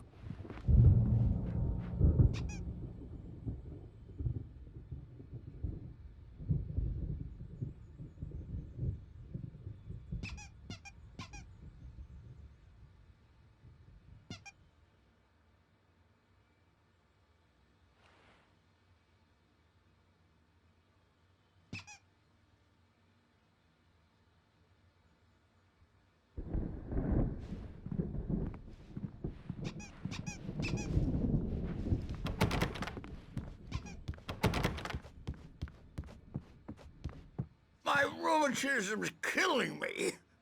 There's a storm coming. Oh, what a storm. I hope it wipes this place off the face of the earth. And these two are the Anderson brothers, Odin and Tor. They had how should I put this? A heavy metal band in the 70s and 80s called Old Gods of Asgard. They even adopted new first names to complete the image of Viking gods. After the band broke up, they lived on a farm nearby. They are, well, in advanced stages of dementia. They're well cared for, TLC and all that. There's nothing more that can be done. I'm afraid that the rock and roll lifestyle has left its mark. Oh, that won't do. I'm so sorry to cut this short for now, Alan. The power has been acting up. I'd better go check on it. We'll continue this soon. Meanwhile, when you feel up to it, return to your room and try to write. It really is for the best. Don't you think? I'd like to bash his head in with a hammer. Oh, he'd love to fish out our secrets, but he has no clue. He's not crazy enough. Not crazy like us, Sonny. Yeah! Being crazy's a requirement, Sonny. Who else could understand the world when it's like this? It takes crazy to know crazy. That's the sanest thing I've heard in a while. Say, you're all right, Tom. Hey, we like him, don't we, bro? He's got to go to the farm. The Anderson Farm. Valhalla! We wrote it all down, lest we forget. A crash course. All you need to know to get your head right. You need to find the message. Here, Sonny, here's something for you. Gave me a rash, but I kept it safe from these bastards. My head was clearing up, or according to Hartman, I was sinking back into the fantasy. I was convinced he was lying to me about everything. Crazy or not, the Andersons made more sense. Tom, you got any booze on you? Yeah, no. Sorry, we have guys. a stash of the special stuff at the farm. Our own formula. Local ingredients. Medicine clears your head right up. Makes you remember like moonbeams on the brain. Oh, I just noticed. Leather patches on the elbows? That's not very rock and roll. Tom just lost is all. Baba Yaga got to him too, the damn witch. She used us all. Taken from all of us. Took my thunder, the witch. And my ravens. What were they? Memory and thought, the hag.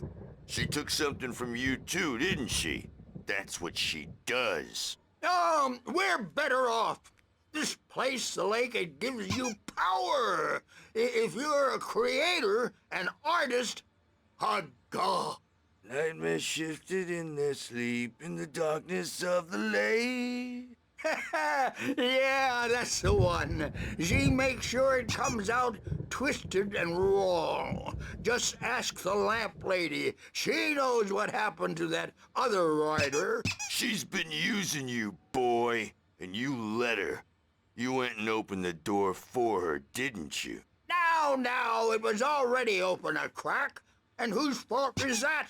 We're morally corrupt, disease-ridden, old and stupid. Doesn't mean he had to open it all the way, goddammit.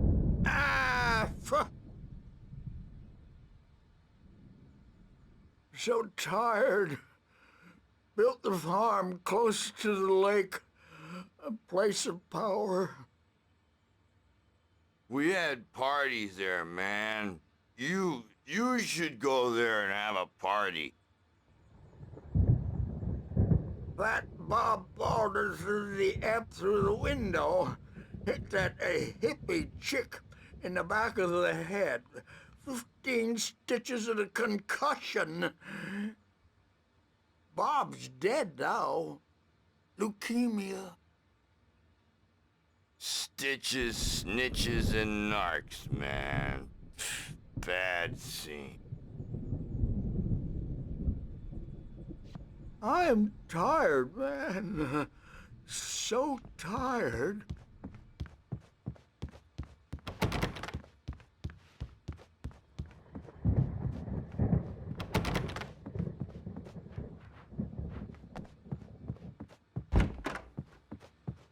I'm a bad dream, and you can't wake up. You can't hurt a nightmare because all dreams are only imagination. They're only in your head. I'll do that, Birch. Hey, Wake, why don't you humor Dr. Hartman and give the writing a shot, huh? Typewriter's in your room. You can get to your room by those stairs, Wake. The doors were locked. Hartman and the nurses would have keys, but there was no way to get my hands on them. Something's wrong. I'm not myself. It's hard to think that there's a shadow inside my head. I can only focus on writing. Everything else is a blur. I'm trapped in this cabin.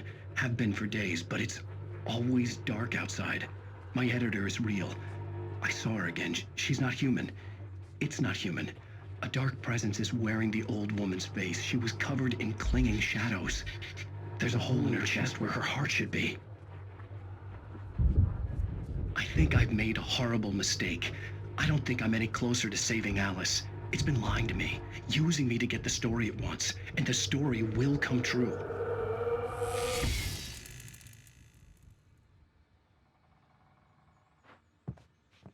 Like a hawk.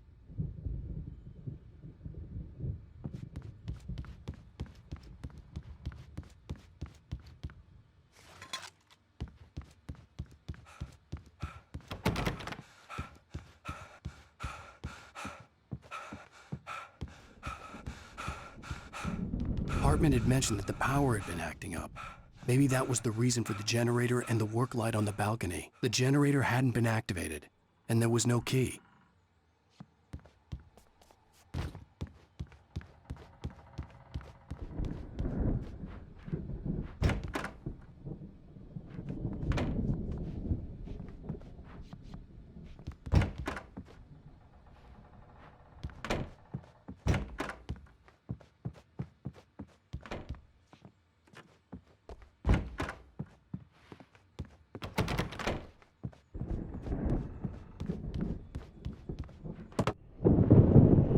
The white glare of the blank page in front of me hurt my eyes. My hands began to shake uncontrollably. Everybody, calm down. Put that down. Bert, I need help. Hey, Wake, you stay here. I'm gonna go see what's up. You just keep doing what you're doing. Be cool, okay?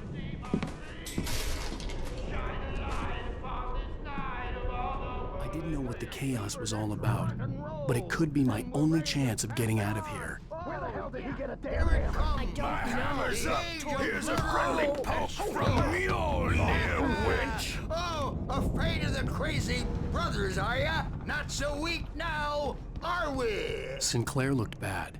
That wasn't a love tap. The crazy old fart hit her hard. If she was one of Hartman's goons, she had it coming. I could get the key to the office wing from Sinclair. I had to get to Hartman's office. He had taken all my manuscript pages. That's where he'd been keeping them. Come out and face the music, Birch. It's time to pay the piper.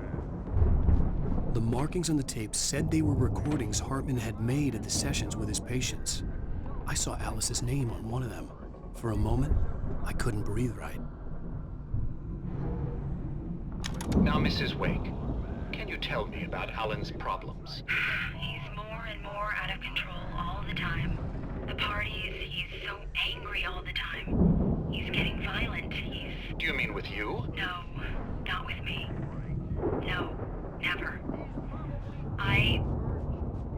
Sometimes I almost wish Alan would take a swing at me, because at least that'd lead to a conversation he couldn't just march out of. But no. Alan doesn't really sleep.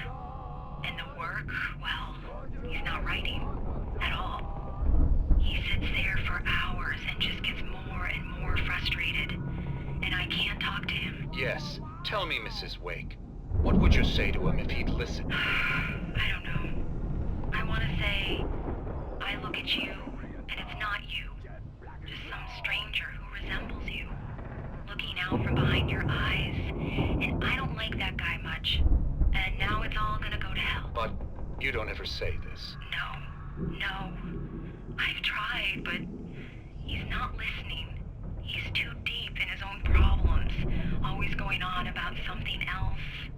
I'm so afraid I'm gonna lose him, and we're not even talking anymore. He doesn't let me in anymore. He just keeps me in the dark. I'm so alone here, even when he's home. Please help me, Doctor, because I'm at my wit's end. Well, if you can just get him here, I'll absolutely do my very best. Yeah, but Doctor, you need to be careful with him. He's not just going to listen to you and cooperate. He's the most stubborn man I've ever met. Well, I'll be sure to bear that in mind. Hearing her voice, what she was saying made me happy and sick and guilty all at once. Worst of all, I recognized the words. The phone call from her. It had been a cut-up of this. Just a recording.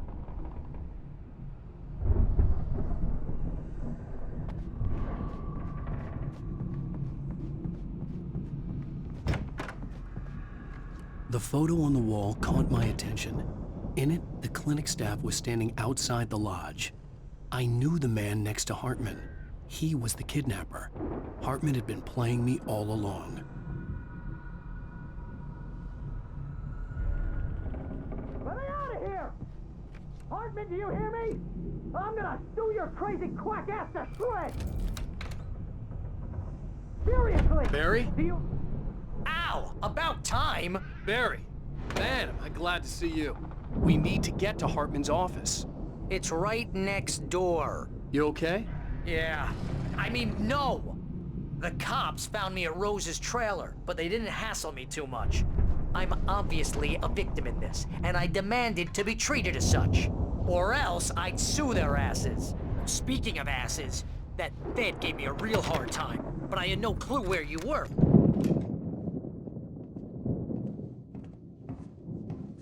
These were all the pages I had on me. And more.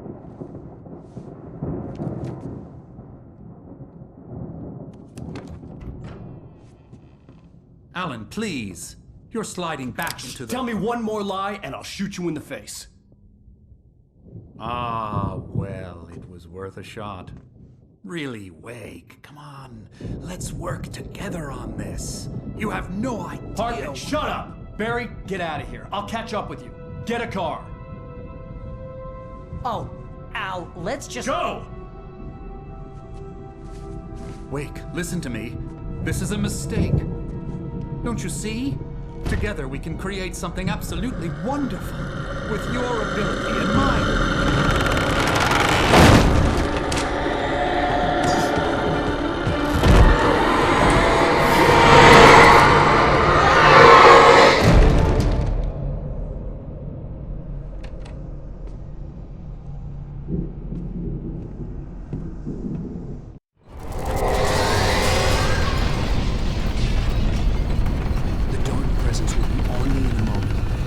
Find a way out.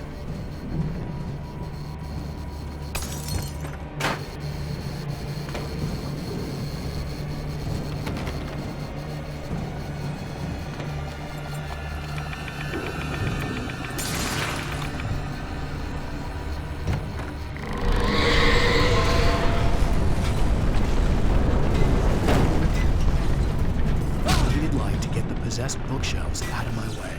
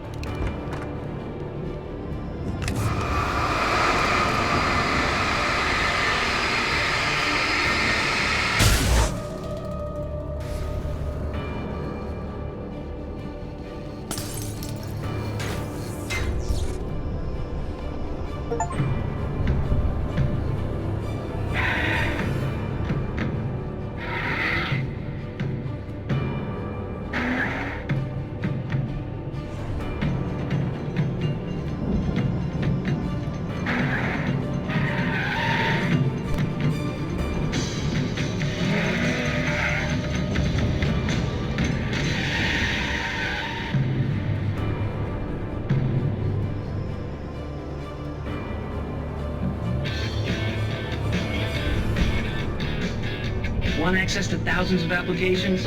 Verizon Wireless has you covered. Check out the latest games. Discover new music and old favorites. Social networking, sports scores, news. It's all at your fingertips. No matter what you're into, Verizon Wireless can satisfy your never-ending appetite for apps. Check out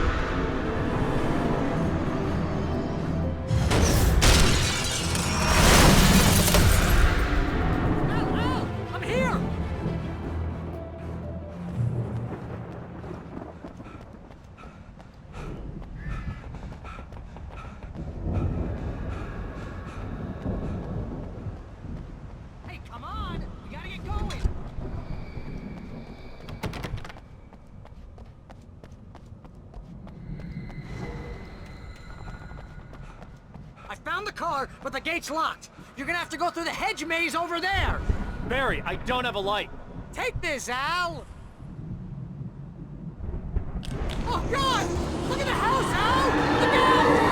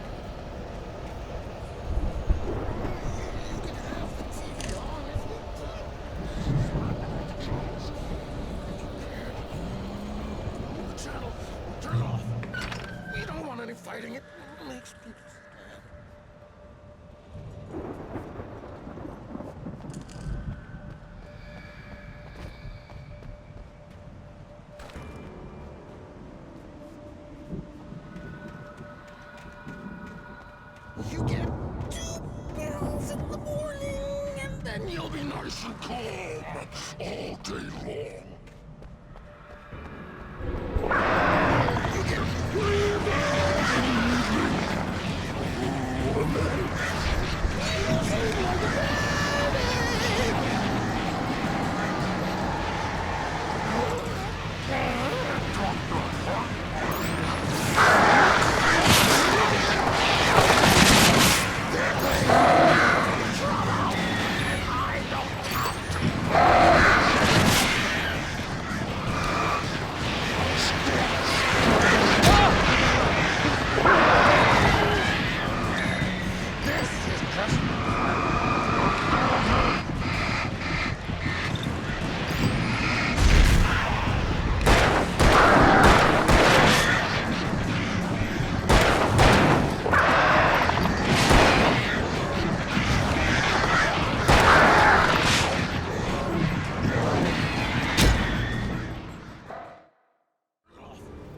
We don't want any fighting. It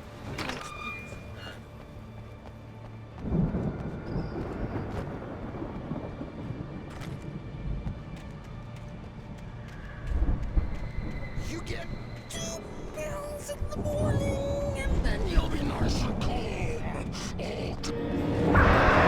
You get 3 pills in the evening, and then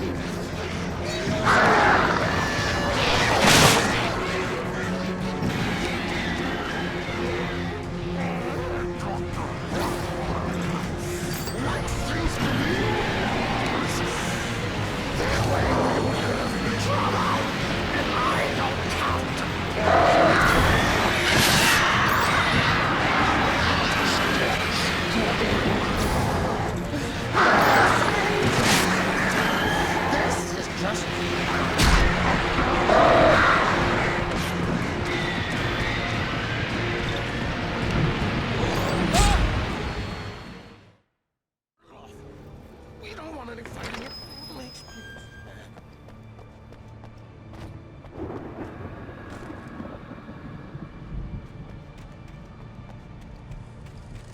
You get 2 pills in the morning, and then you'll be nice and calm. You get 3 pills in the evening, and then you'll sleep like a baby.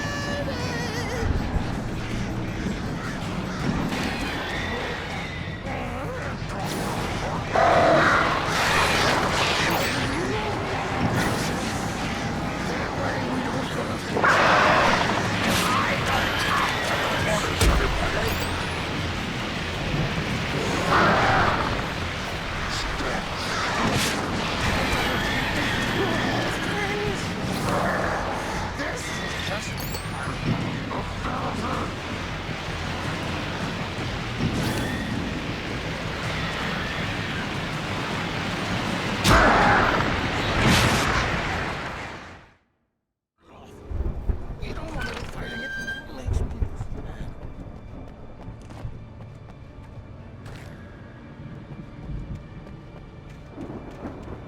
You get 2 pills in the morning, and then you'll be nice and calm. You get 3 pills in the evening, and then you'll sleep like a baby.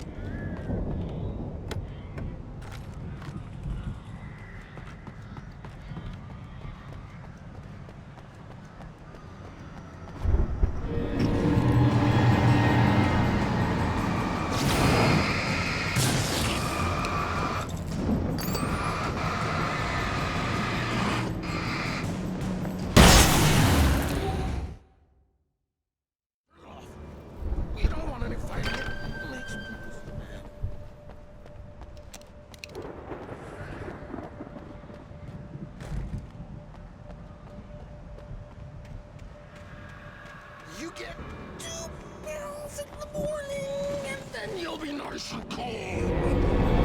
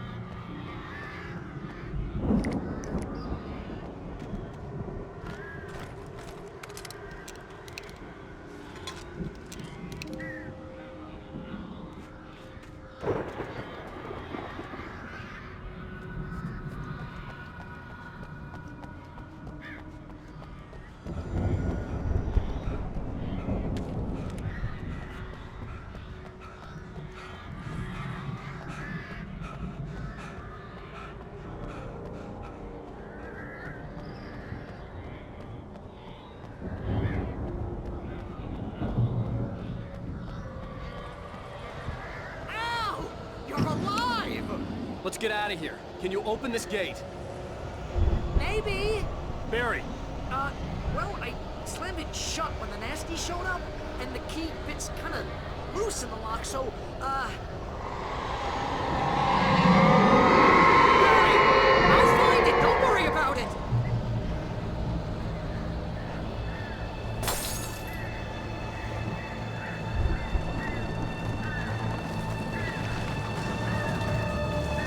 Hurry up, Barry. I'm on it. I'm on it.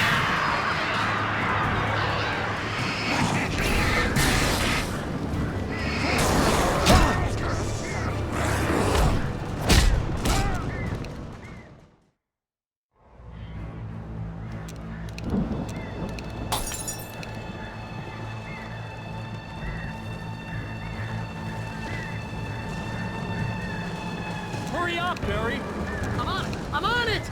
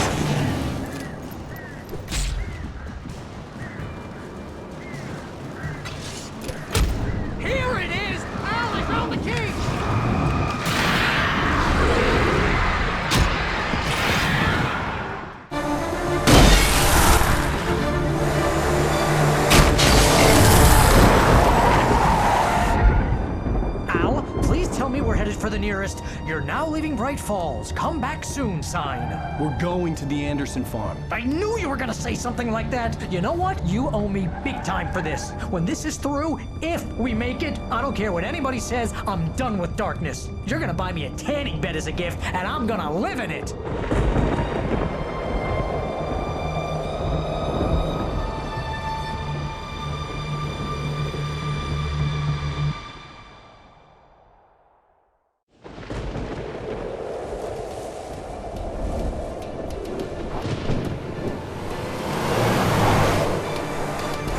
Crazy, but that's fine, Barry. Oh, you got that right, Al. You're barking mad. You are by far the craziest... But maybe that's inevitable when you deal with crazy stuff like this. It helps. This is happening, Barry. Alice, they never had Alice. She's trapped in the darkness at the bottom of the lake, but she's not dead. Al, how can you know that? I know, Barry. I can... Al, No, listen. I can bring her back. I can find her. There's something special about this place. The lake, it does something to the works of art created here. It makes them come true. But there's a catch. The dark presence, whatever that thing is, twists it to its own ends. That's why all of this is happening. It's using my manuscript to take over everything. Al, I believe you. It happened to Thomas Zane before, it happened to the Andersons. I believe you. Crazy or not, you're not delusional. Weird shit's going down. That's a fact. I'm on board, man. I'm with you. The Andersons knew about it, but they were too far gone to tell me with all the drugs they were on. But they wrote it down. There's a message somewhere at their farm, Barry. We just need to find it. Look out!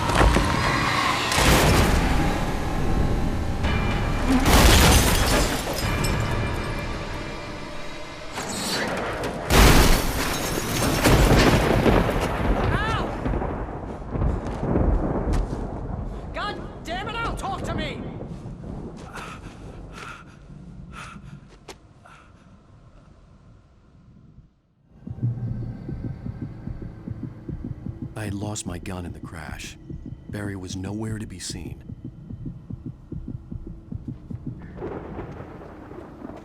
Barry! Barry! Oh, man, you're okay!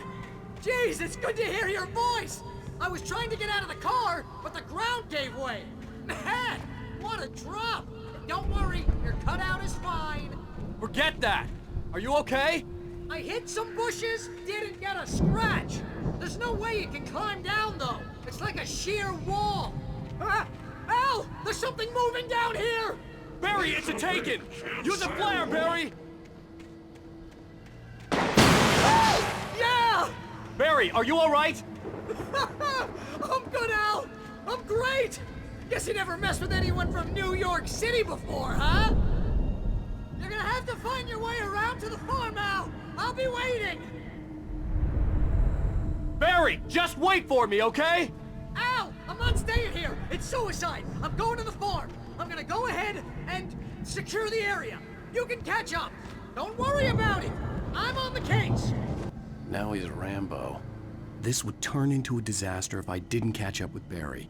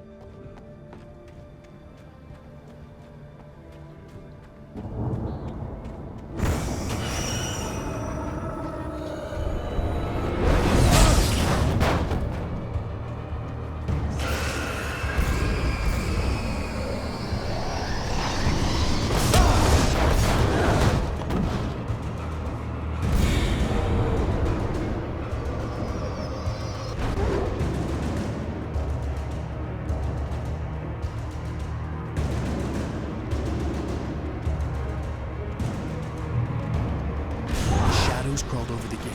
I needed a light to destroy them to get through.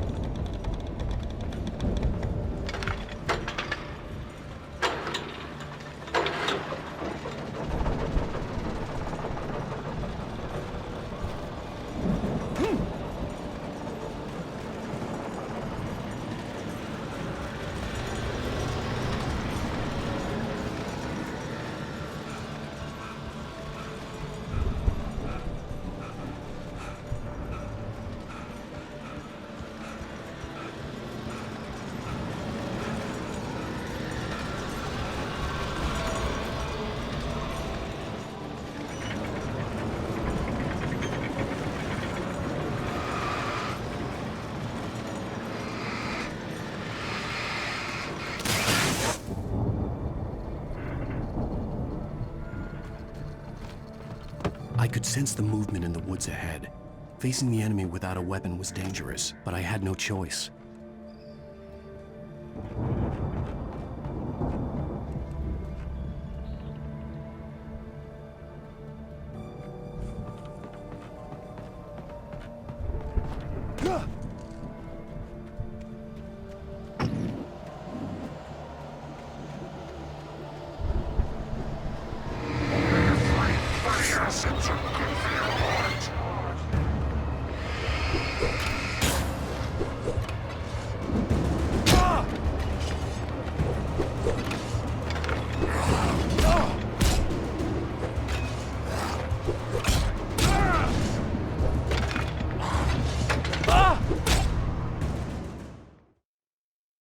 could sense the movement in the woods ahead.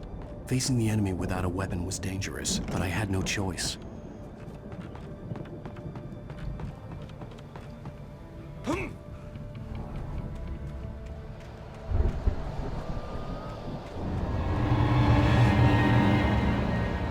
Omega-3 fatty acids are good for your heart.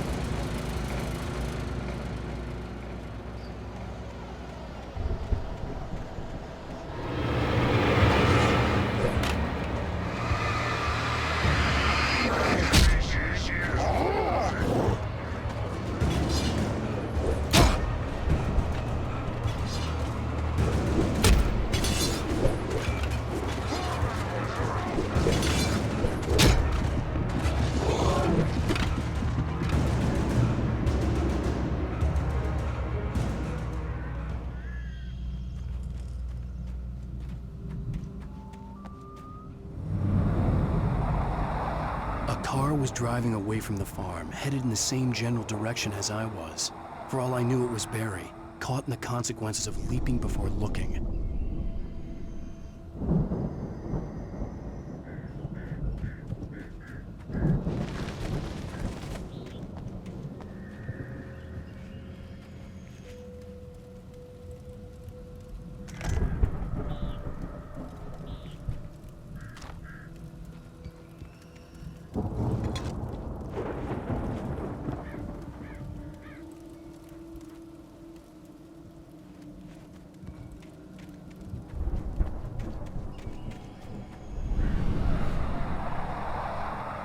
The car was heading for the cabin up ahead.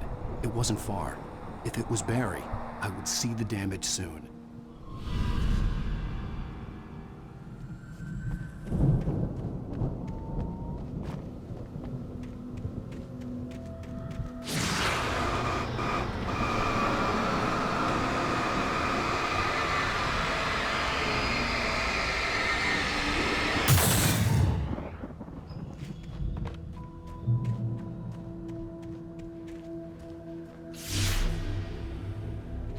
I'm trying to deliver each page to the right time and place. I'm trying to show you how the story goes. I had seen glimpses of the light before. I had seen it in my dream. It was a strange spaceman or a diver in a bulky suit. He was the one who'd been placing the pages on my path.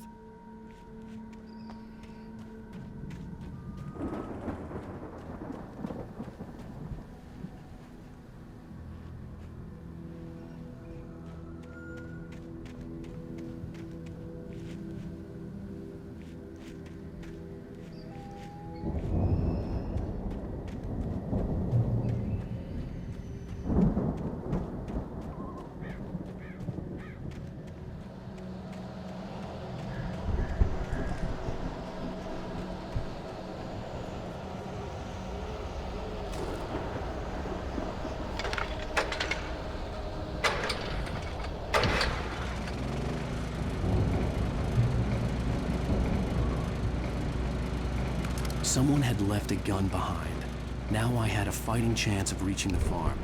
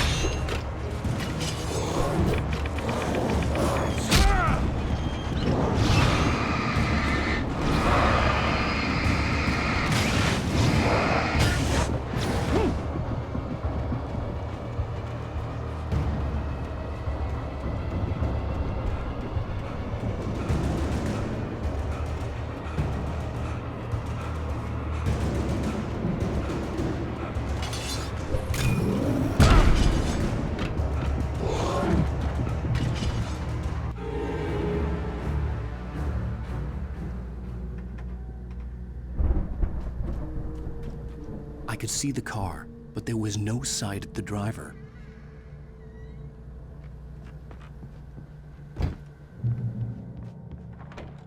Hello? Anybody here? Barry! No! Danny, you're not!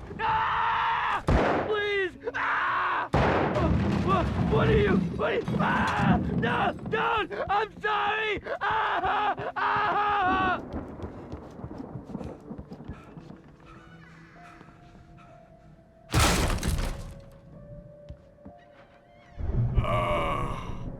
I know you. You were in jail the other day. I went to the farm again for the moonshine, you know? It makes you see. They're not gonna miss it. They're in the loony bin. But my buddy, Danny, I lost him. Something's gone wrong with him. It's not him.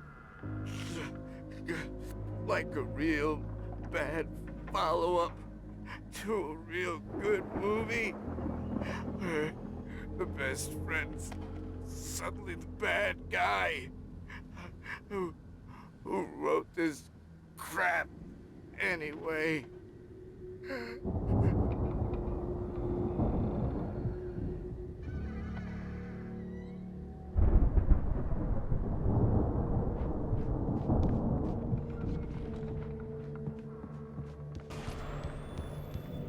I've run through every possible course in my head. If I continue like the Dark Presence wants me to, the story I'm writing won't save Alice. It's a horror story, and it's going to kill her, and me, and everybody in this town. No one will survive. Darkness will consume everything. This is what it's wanted all along. It will be free, unstoppable. It used Alice to get to me, dangled her in front of me to keep me going. It was never going to release her. I'm going to change this. I'll escape. I've written myself into the story. I'm now the protagonist. This feels like a terrible risk, but it's the only way to save Alice. I'll be bound by the events of the story just as much as anyone else who's been woven into it. The story must stay true for this to work.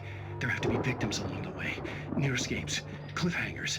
In a horror story, it can't be certain that the hero will succeed or even survive. He almost has to die. I'll write my own escape into the story next. I need help. Zane's going to be the one who will help me. I'll make it happen.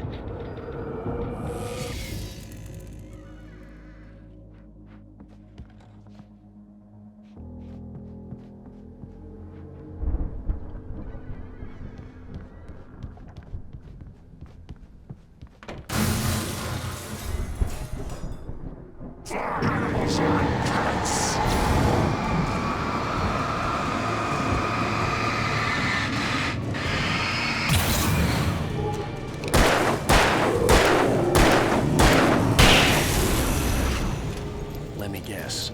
Danny, huh?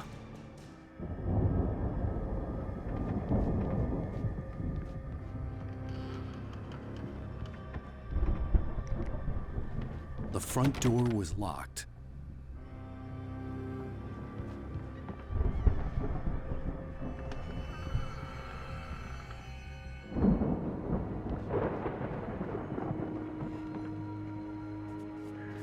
The farm was still a good distance away. I'd need a car to get there fast.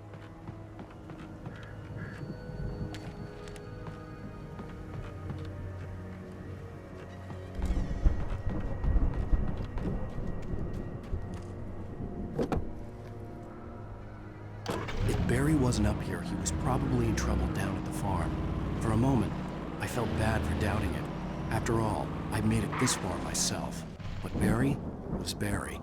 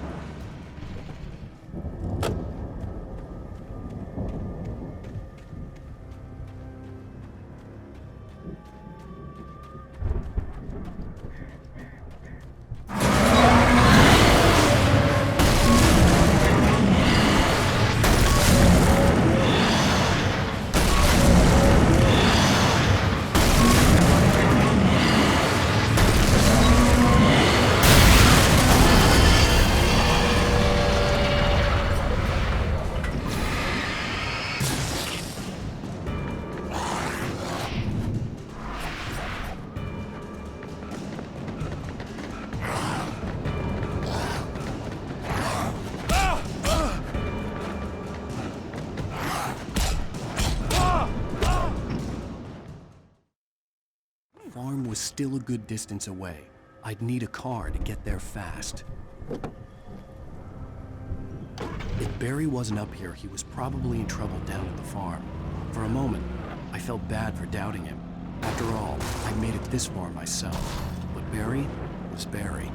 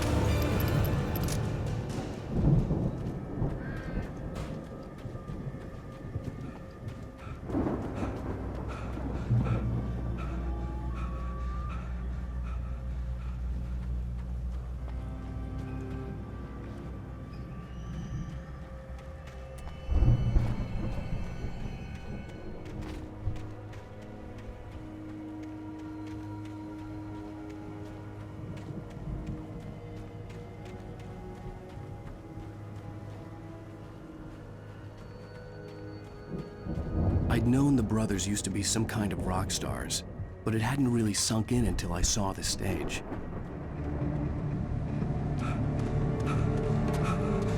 Ow! Run! Incoming! There's too many of them!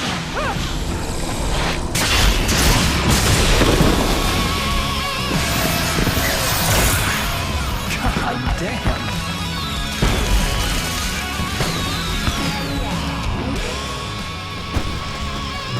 So glad you decided to go it alone, Mr. Bronson.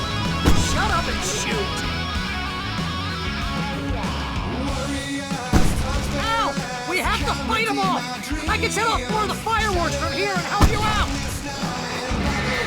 Hey, Al! Did you notice there's a lot of ammo and stuff around? This place is stopped! Al, hold on! I'll try to get the stage lights on!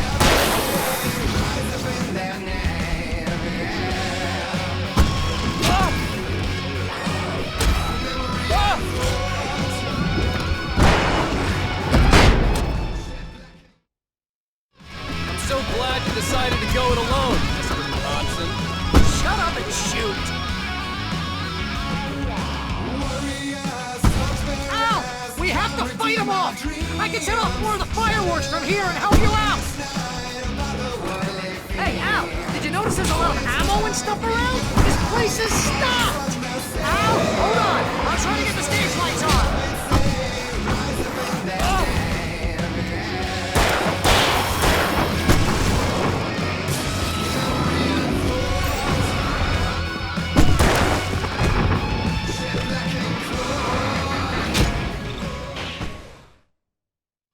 I'm so glad you decided to go it alone, Mr. Johnson. Shut up and shoot! Ow! We have to fight them off!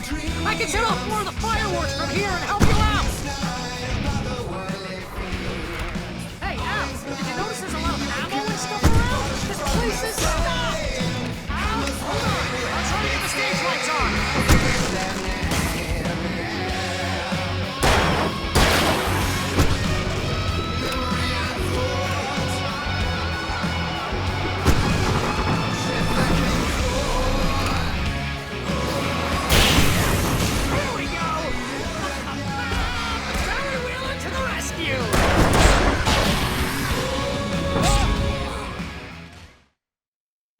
I'm so glad you decided to go it alone, Mr. Johnson. Shut up and shoot! Ow! We have to fight them off! I can set off more of the fireworks from here and help you out! Hey, Al, did you notice there's a lot of ammo and stuff around? This place is stopped! Al, hold on! I'm trying to get the stage lights on!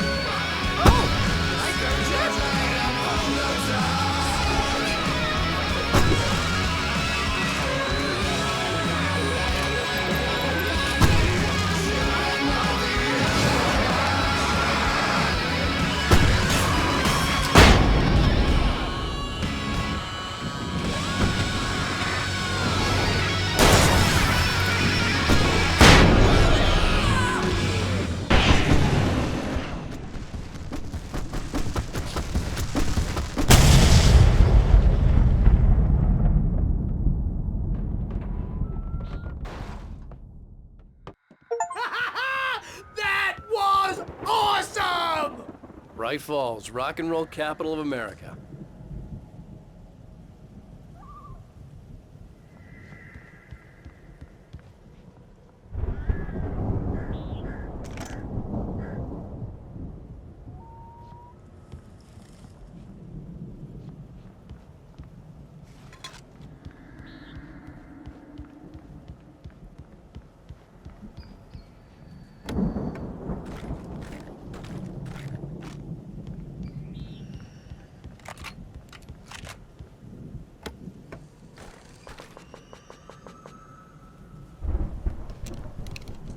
Hey, Al! This way to the farm!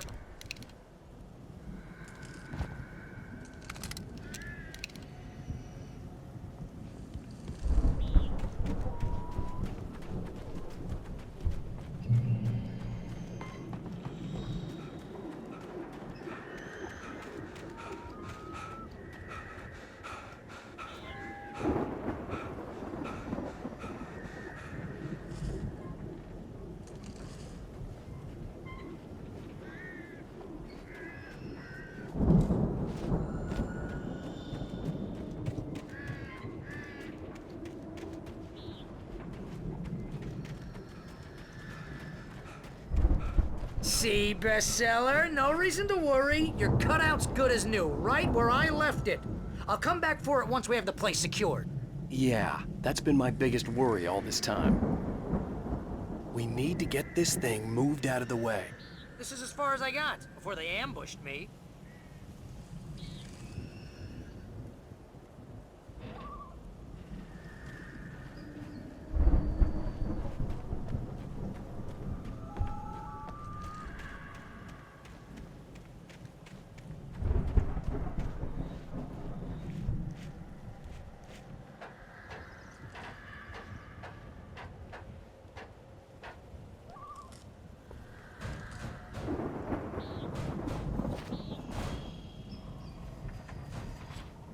I think Alan Wake here has something to say. What's that, Al?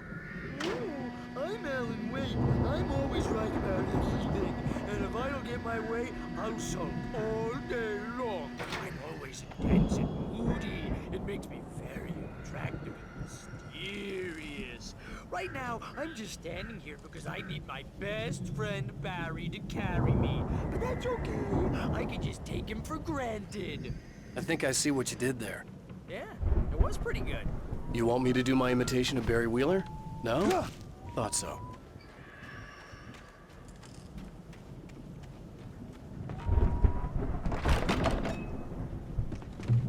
Wow! You look at that thing, Al! They really went all out with this Viking crap, didn't they? Look at all this stuff. They must have done okay for themselves, so how come I never heard of these guys before? Sleep. We all spend a third of our Night dreams in Springs. its soft embrace, Man, somewhere brings back between memories. fantasy and Hey, oblivion. remember when I got you that gig? But Your dreams first have a real way of writing forcing job. What got themselves you into started? life, Was this one of or your vice episodes? versa. In Night Springs. Tonight's episode, The Dream of Dreams. That's by someone else. We join Mr. Jones as he explores the endless dreamscape, only to be brought to a sudden stop by a decidedly mundane situation. A long line of people. Hey, Jones, right? Listen, we're gonna have to wait until His Highness over there is good and ready. Oh, wow. Who's that? You don't know him? What are you, new? He's the guy dreaming us. Well, not just us. He dreams everything. All of this. But wait, no. I'm the one who's dreaming. I'm asleep. Isn't this my dream? Oh, yeah. Sure. Get real, pal. You're just another dream. I'm a dream. You're a dream. The weirdo in the diving suit is a dream. And the girl made of smiles and sunshine is definitely a dream. But I'm pretty sure I'm dreaming this. Well, maybe you're a really confused dream. What am I, a shrink? All I know is I'm going with the smart guys, and they say that's the guy doing the dreaming. Right there. I don't know what that means. It means we keep him happy. No sudden falls. We make sure he has his clothes on when he goes out in public. No chases where the monster is nipping at his heels and he runs like crazy, but his legs don't seem to get him anywhere. None of that. Because if he wakes up in a cold sweat... Yeah, precisely. Precisely. So we wait till he wants to move on. Keep things nice and calm. Hey, something's happening here. Yeah? What's that? What? Can't you hear that? Oh, God help us, it's an alarm clock. Oh, it's you, isn't it? Please, man, I got a wife and kids. Please don't wait.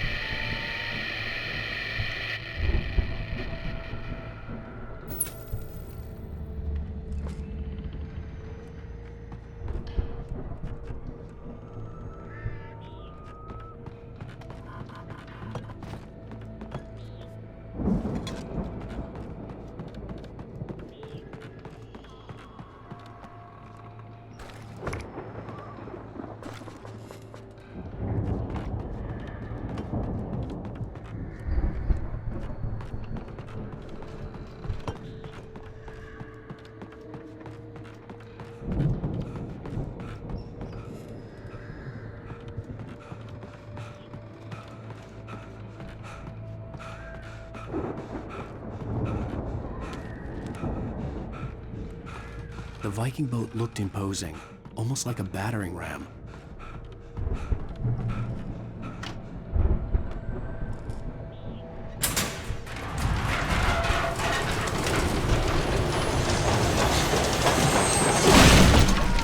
Good going, Al!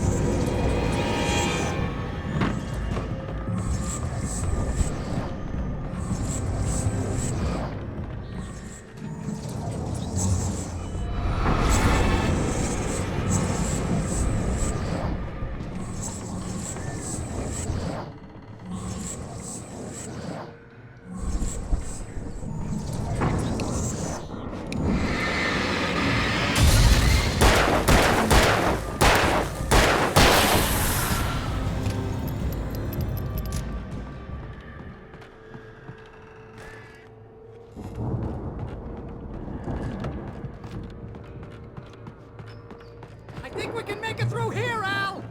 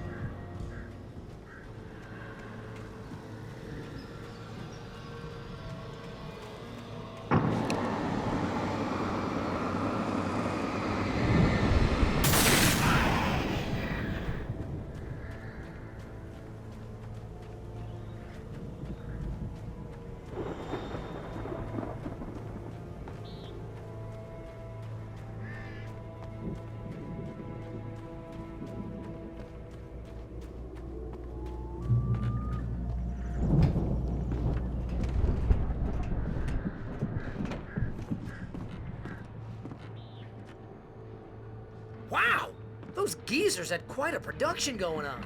Ooh, you know what, Al? If we make it through this alive, I'm gonna start representing them. Yep, sell this stuff online, maybe get a reality show going, release a new single. Good luck with that, pal. Hey, you find us a way out of here, okay? I'm gonna take a closer look at this stuff.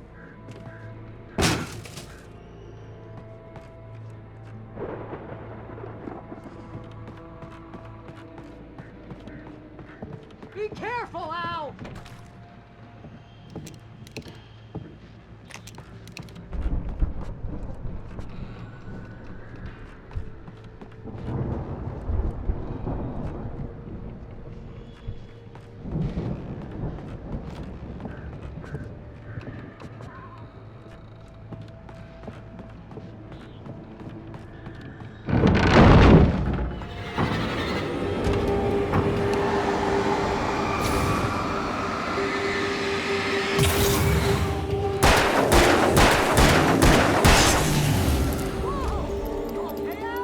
I'm good. Keep your eyes open, okay?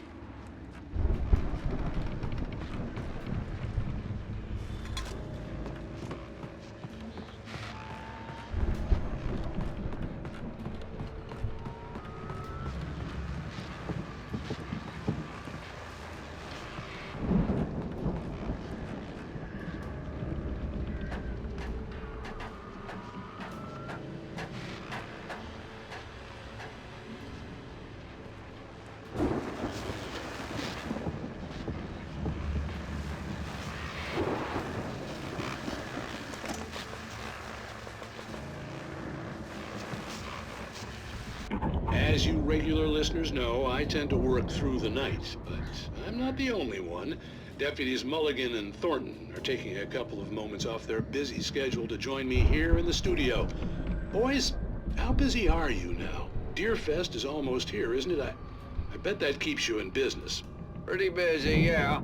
Actually, Pat, we've been real busy with other stuff, which concerns an ongoing investigation.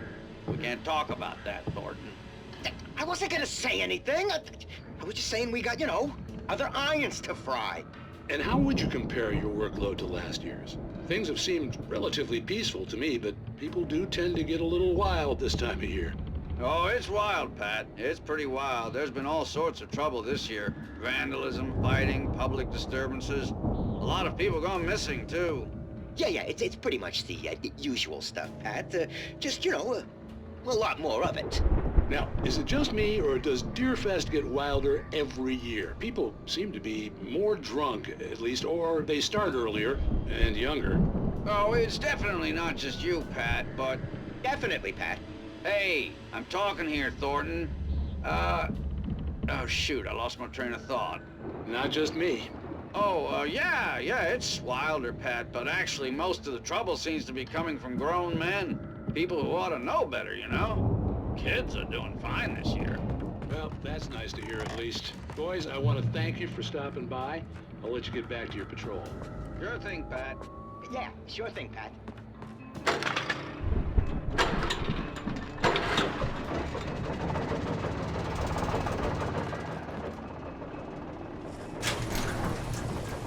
I could see the building that had to be the Andersons' home on the other side of the field. It wasn't far now. I wasn't worried about trusting the ramblings of two burned-out geriatric wrecks. They had the goods.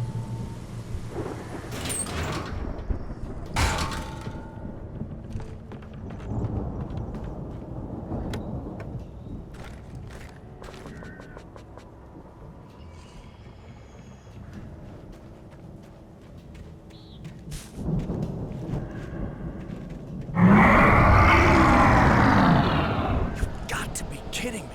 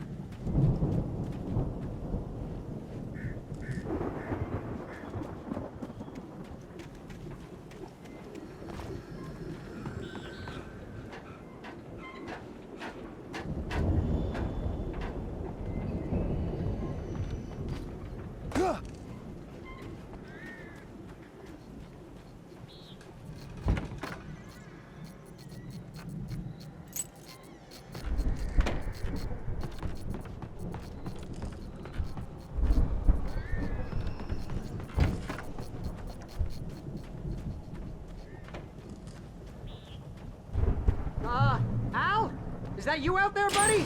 Yeah, it's me. Hang on. Hey, let's go, man.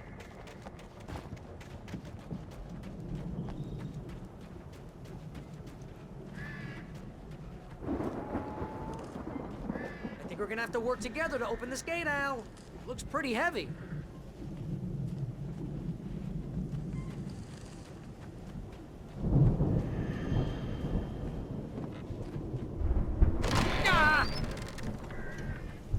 Hey, I think that's the farm on the other side of the field. We're almost there. This farm is a crazy place for crazy people. We should feel right at home then.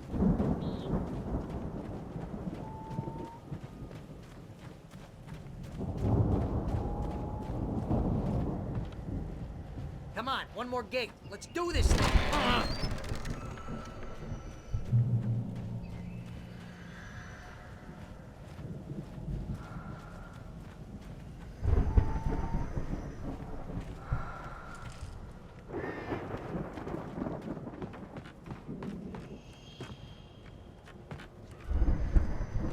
The lights are out. I guess we better check the fuse box.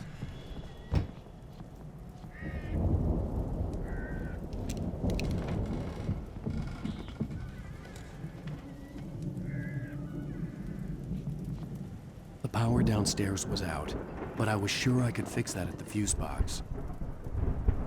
The power downstairs was out, but I was sure I could fix that at the fuse box.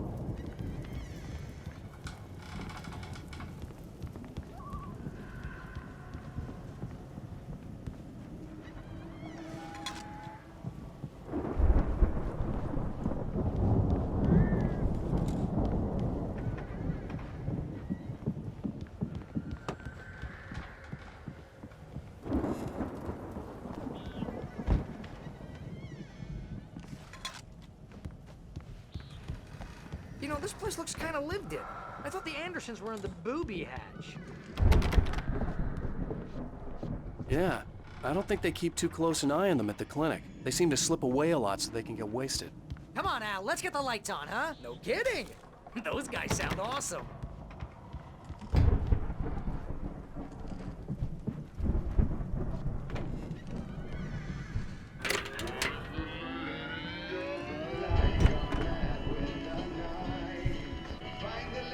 Can you hear that, Al?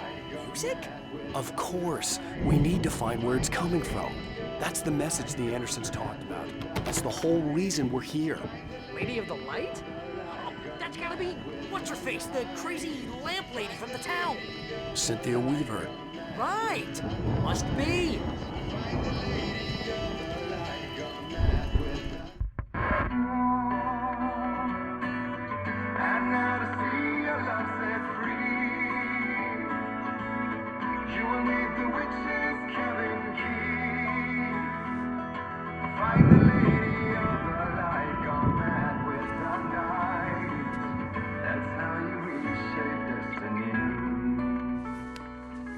Okay. We need to find Cynthia Weaver. We'll stay here for the night and head back to town as soon as it gets light.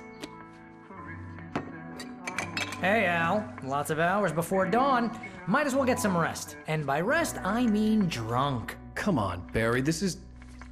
Yeah, what the hell?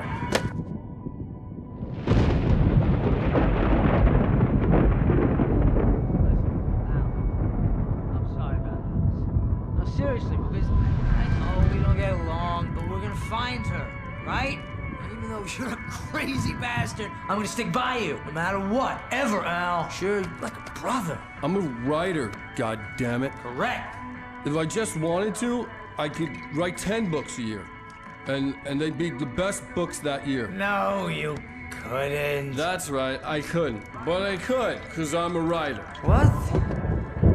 What do they put in this stuff? I feel like my brain is coming out of my nose.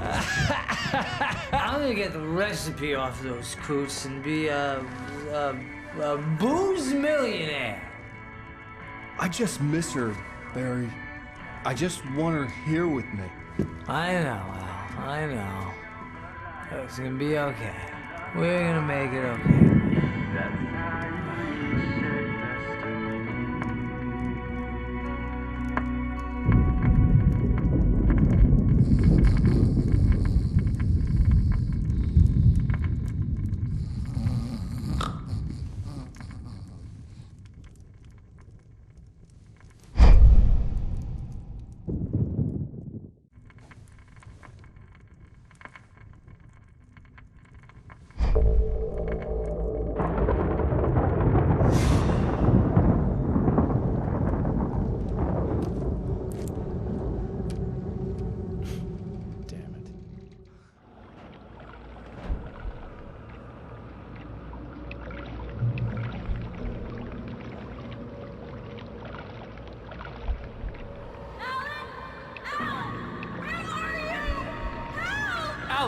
I'm coming! It's all right! I'm coming!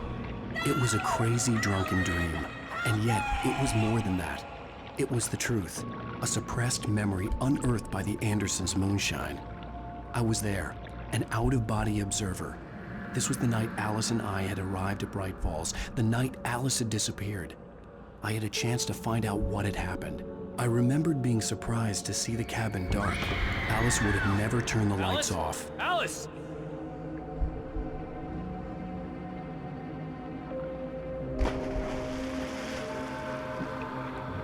I remembered thinking I caught a glimpse of her form underwater, sinking into the darkness. Diving after her was the last vague memory I had of that night.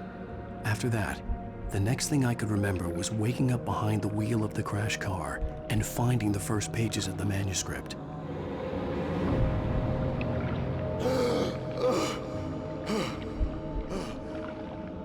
I couldn't find her in all that blackness. I must have thought she drowned.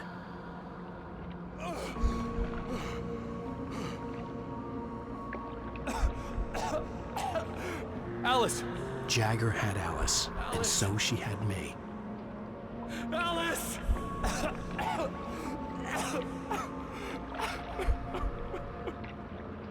I'd been easy prey. Look at the cabin. Is there someone in the window? Alice?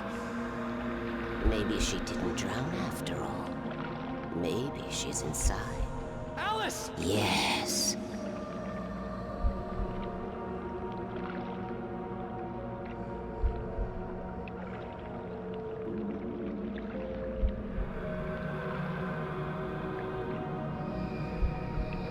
The dark presence had touched me.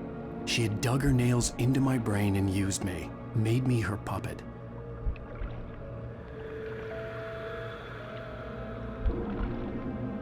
She must be here somewhere. Maybe upstairs in the study. Alice! Yes, that's where she is.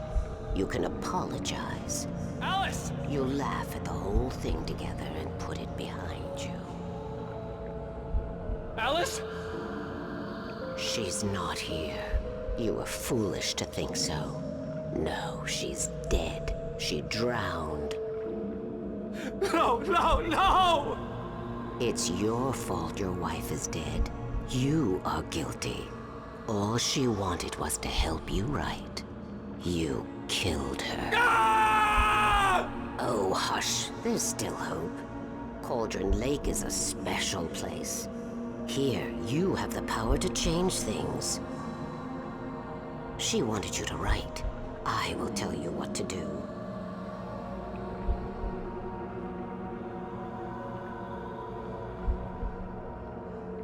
You can write her back. The story will come true, and all will be well again.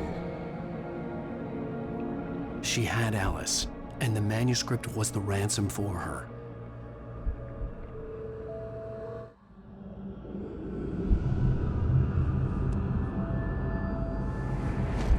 Yes.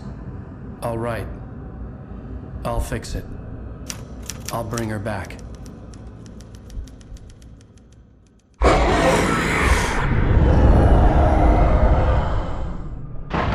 No. I wrote it. I remembered it all now. In the dark, I'd written for days, a week, almost a complete manuscript of a novel entitled Departure. Jagger had been my editor, whispering in my ear, making sure that the unfolding story would make her more and more powerful. I thought I was saving Alice. Even with the cobwebs she put in my head, some part of me had been aware enough to write my escape into the story, to bring a light into the cabin to release me before I could finish, to interrupt the horror story before the ending, where darkness consumed everything and everyone. Zane was weak and far away, but I had written him into the story, and his light had been enough to set me free. It isn't here now. I'm here because it was written. I brought the light to set you free. You must hurry. It will know I'm here. It will be back soon. It stole the skin of my Barbara a long time ago. She looks so old.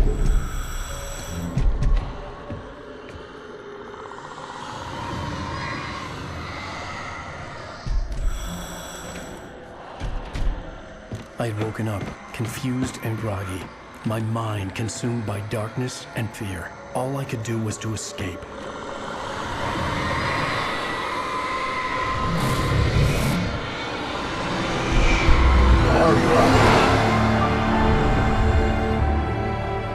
The week spent in the cabin had taken its toll. I was barely conscious and fading fast. It had to have cost Zane terribly, thrown him even deeper into whatever dark place he now haunted. But he had managed to weaken the dark presence, kept me safe that night.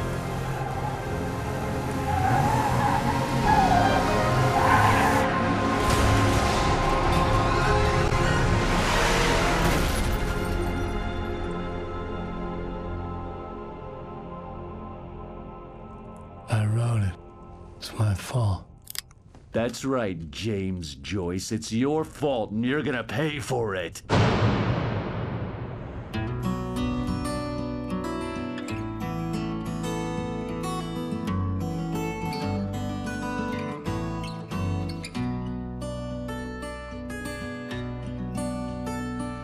There's an old town road with mystery of Tom the poet and his muse, and a magic lake which gave a light to the words the poet used. Now the muse she was his happiness, and he rhymed about her grace, and told the stories of treasures deep beneath the blackened waves. Previously on Alan Wake. Under the influence of the dark presence, I wrote a horror story that is coming true. Jagger had been my editor, making sure that the unfolding story would make her more and more powerful. Some part of me had been aware enough to write my escape into the story. Together we can create something absolutely wonderful. The lake, it does something to the works of art created here. It makes them come true. My mom gave me this old light switch. The clicker. Alice is being kept in a dark prison. I need to find Cynthia Weaver to fix this. It's your fault, and you're gonna pay for it. Well, we're expecting a record crowd from the neighboring counties. Naturally, we hope to break the record set by last year's Moose Fest in our neighboring town, Watery. Ladies and gentlemen, some people have asked me, what's the big deal about Deer Fest? And I think that this sums it up. It's about friendship and community. We've got a great party coming up. Let's try to hold it in until tomorrow and get through the night in one piece, all right?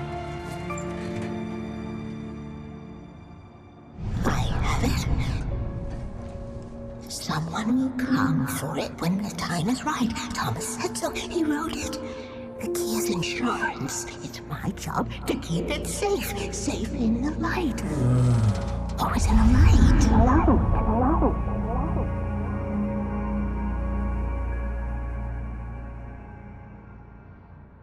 All the manuscript pages were gone. The FBI agent had taken them.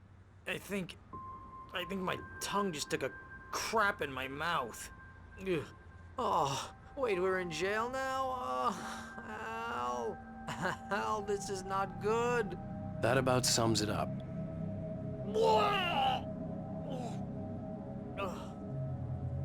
Oh, I am never drinking again. I need to talk to Weaver. She's the one in the song. The Lady of the Light. What, the crazy lady? Ugh, whatever you say, Al, but we're stuck here. They're not you gonna... haven't even interviewed Wake. I had some reading to do first, Sheriff, and let me tell you, it was an interesting read. Well, I've got you now, Raymond Chandler. It's all here. All the evidence, including conspiracy to murder a federal agent. There's no way you're walking out of here. You hear me in there, Bret Easton Ellis? Huh? Agent Nightingale, I want to talk to your superior. Well, we all want things, Sheriff. I wanted my... Look, that's not possible right now. Agent Nightingale, I insist.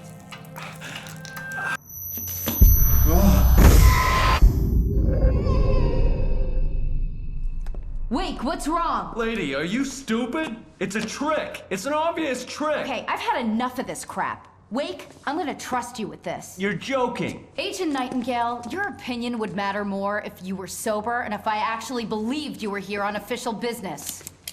Whoa! Get back in the cell, Stephen King. The only way you're leaving this place is over my dead... Wait a minute.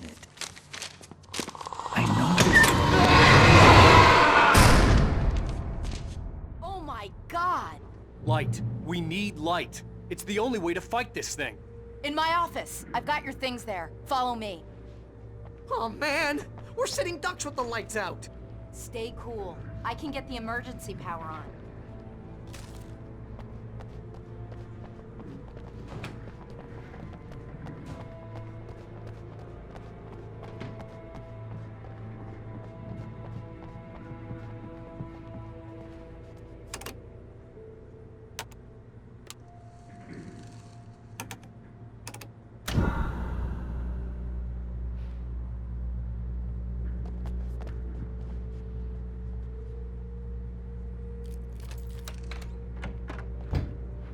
Here are your things. Wake, what do I need to know? What do you need from me? They can be hurt in the light, only in the light. And I need to find Cynthia Weaver. She can help me stop this. Light. Check. Cynthia. She lives in the old decommissioned power plant. I can get you there pretty quickly in the rescue chopper. Come on, let's get back to your friend. Wheeler, I need you to stay here. What? No! We're going to fetch our ride, but I have friends who need to be warned about this, and I can't be in 2 places at once. I need your help. Well, okay. Here's a list of people and phone numbers. I need you to call them and tell them you have a message from me. Night Springs, okay? They'll know what to do. Night Springs? Like the TV show? Gotcha. Oh, hey, that radio guy is on the list, Maine. Who's Frank Breaker? He related to you? My dad. Hey, is this like a secret society? Can you do this? You'll be safe here. The backup power's on. These guys need to be alerted, just in case we don't come back. You'll come back for me though, right? As soon as we get the chopper ready. Thanks, Wheeler. I owe you one. Okay, let's go, Wake. Through the back. My hangover wants a pizza. You think there's any way I could order one, Al?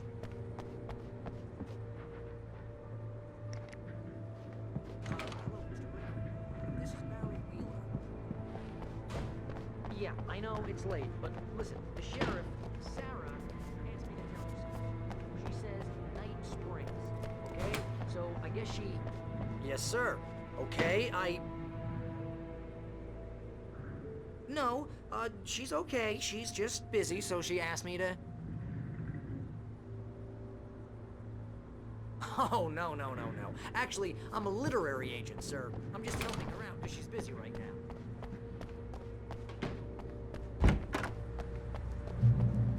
Oh, hell. Whatever took Nightingale must have broken the gate controls. We can't reach the gate's control box from here. We need to get to the other side over the rooftop. I'll go. I'll open the gate for you once I'm across. You stay here in the light and cover me, Sheriff, okay?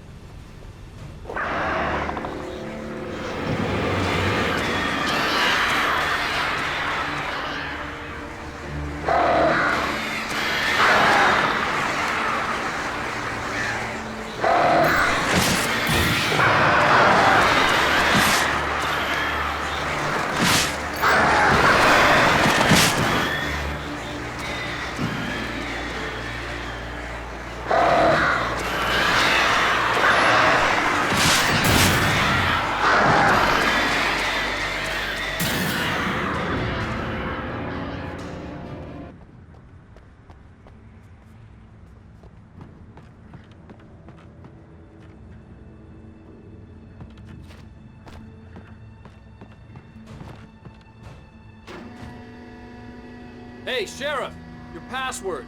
Night Springs? What's that all about? It's a stupid joke we have. That Bright Falls is the original inspiration for the TV show. This town can get weird at times. Never this weird, though. You need to bypass the damaged control box. What am I, an electrician? Hold on!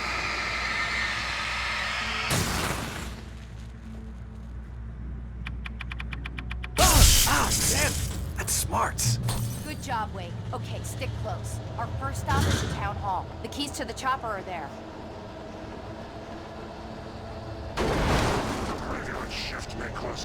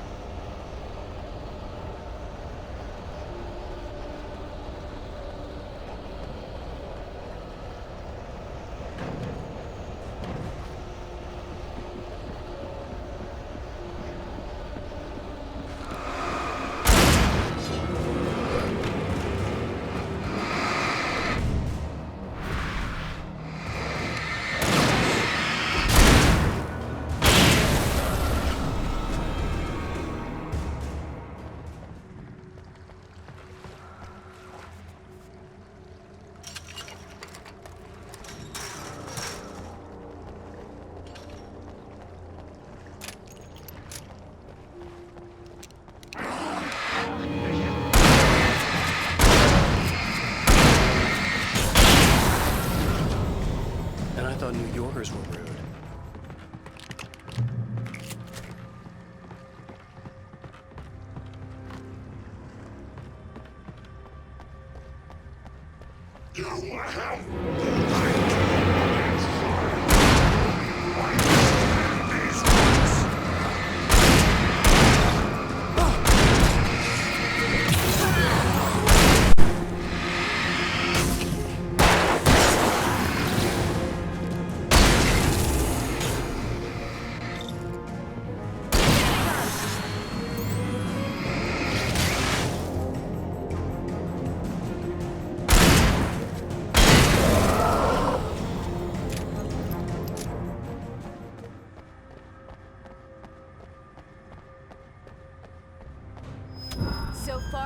good, Wake.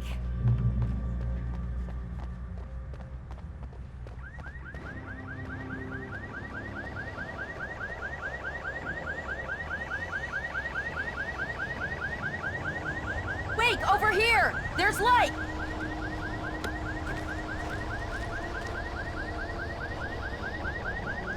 I have a key. Watch my back, Wake.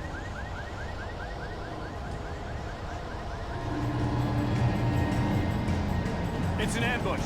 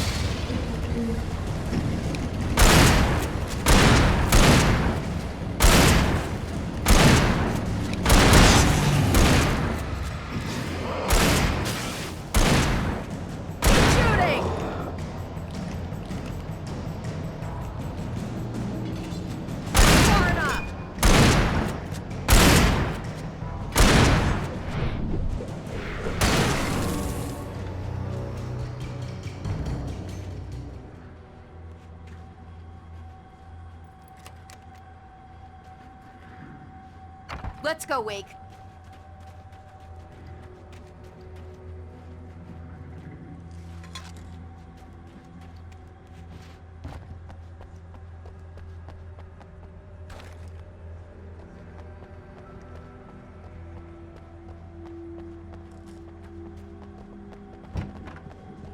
Okay, someone's messed with the fuse box here, but you should be able to jury-rig it while I find the keys.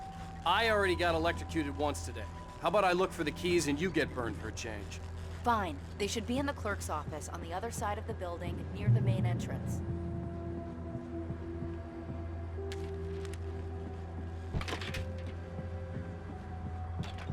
The keys aren't upstairs, Wake. I'm just gonna take a quick look.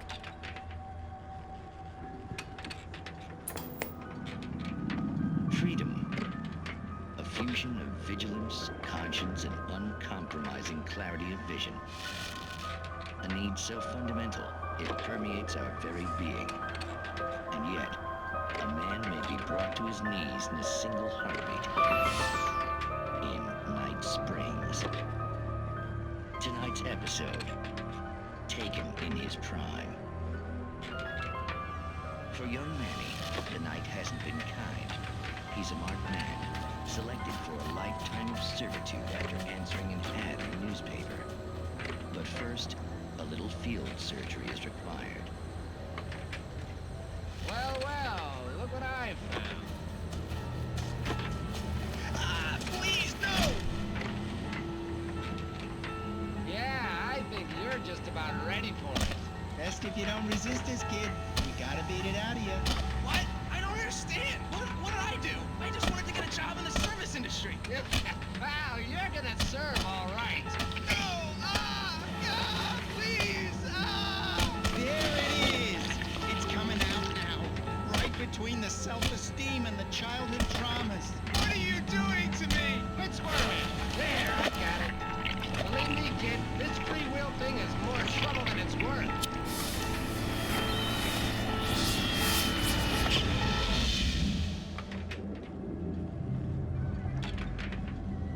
Whoa. was that? Oh, nothing for you to worry about, Manny.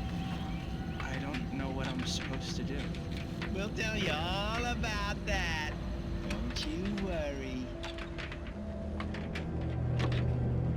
Another vacant worker ant, birthed in fury and violence for the pleasure and convenience of ruthless and malicious men.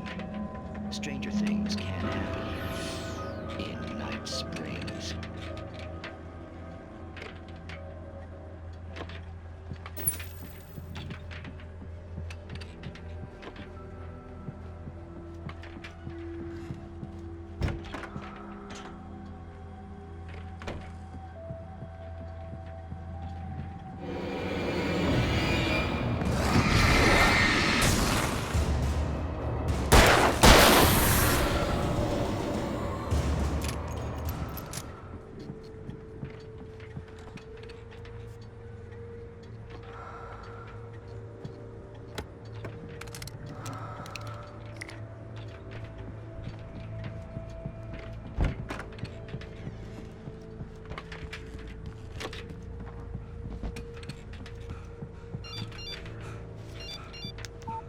The message was from Barry.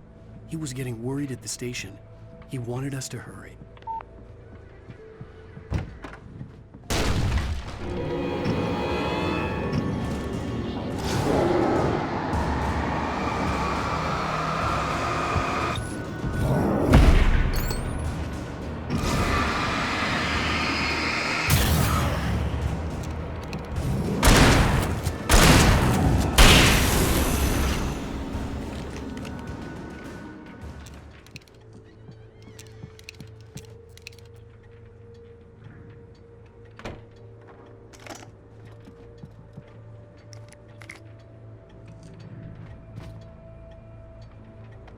Okay, Sheriff, I got the keys.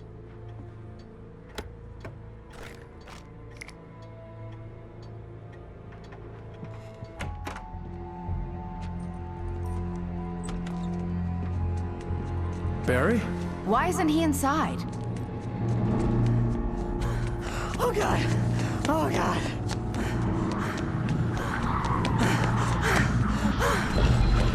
Barry! Look out! Barry, move!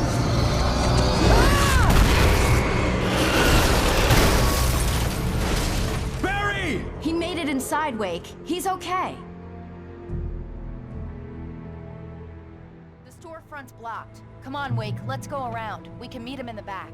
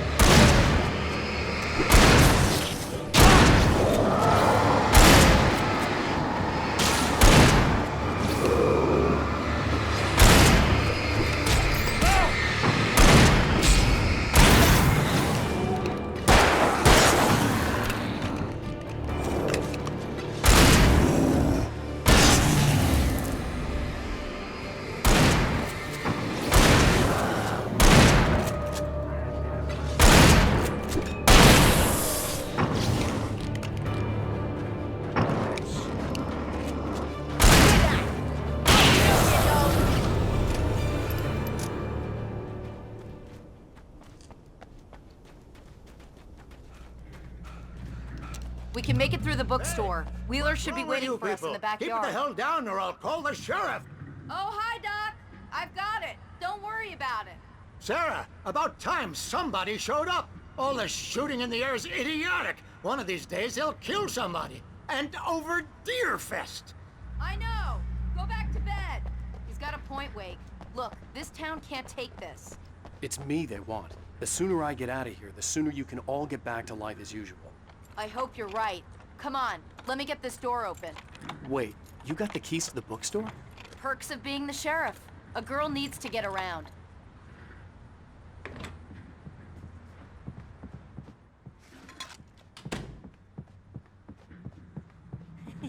They're really taking advantage of your presence here, Wake. I heard they're selling a lot of your Alex Casey books. Right now, I'm not a big fan of my own writing.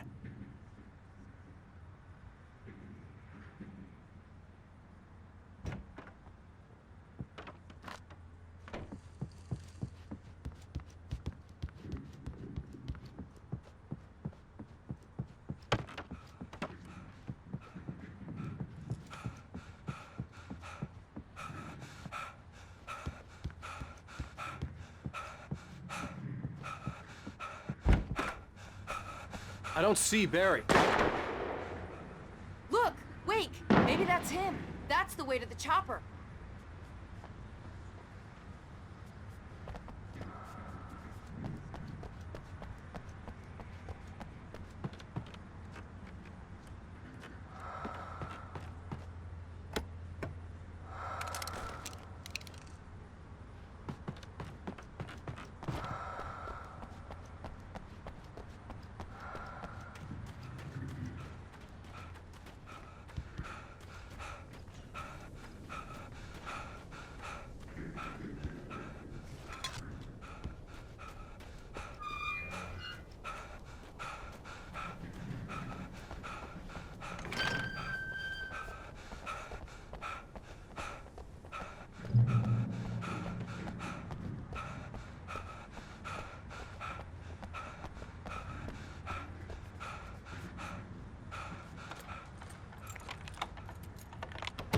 I'm gonna give Pastor Howard a piece of my mind about this lock. Ugh! I told him to get it fixed.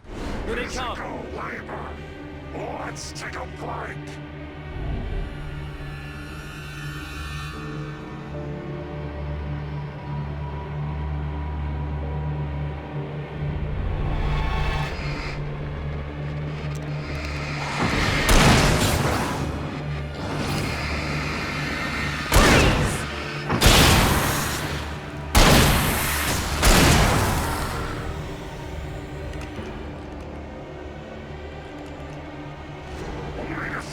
Fatty acids are good for your heart.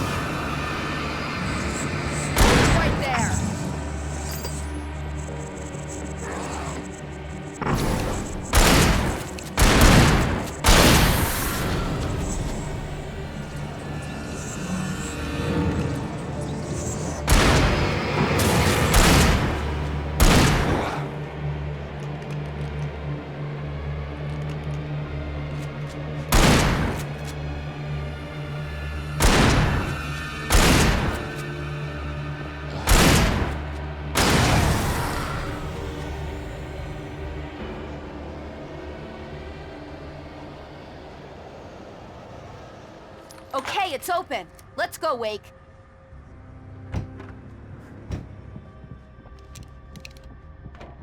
Wow. We keep them lit all night long on the night before Deerfest. Why? Well, it's tradition.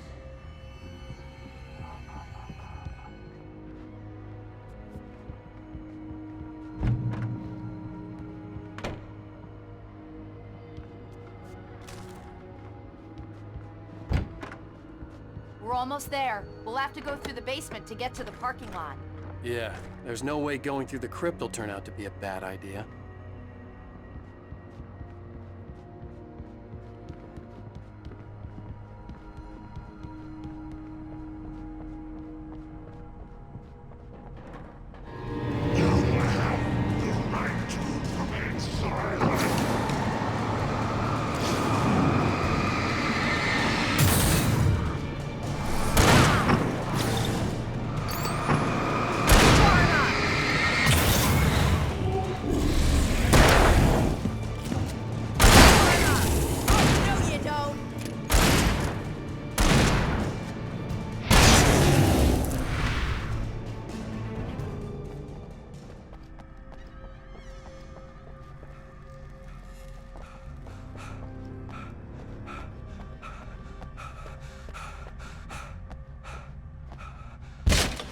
Did you call 911?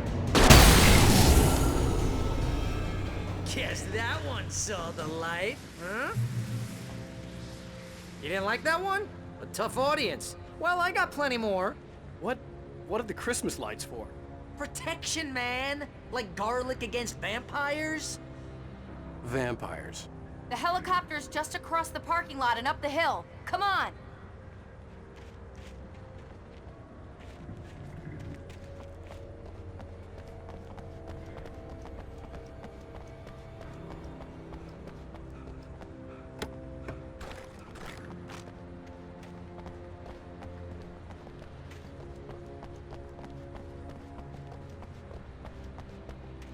The Bright Falls General Store is now my favorite place in the entire world.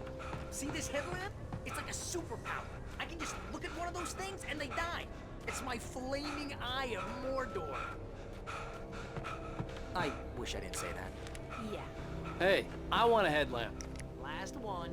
Bastard.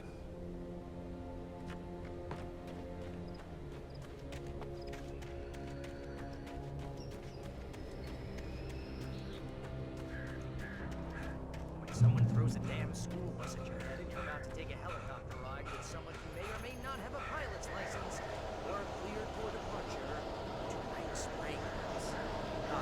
No offense, Sheriff.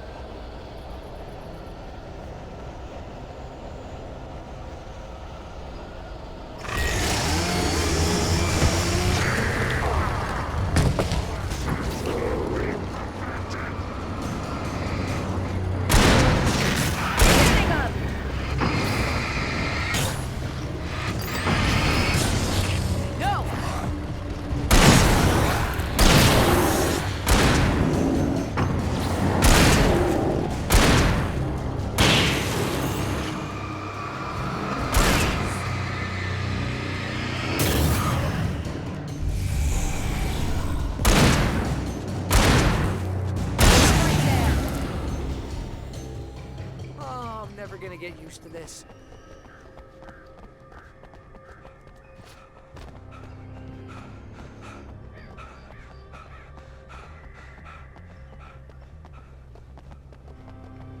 The helicopter's just up ahead. I'll need a while to prep for takeoff. Don't take too long. I want to get out of here.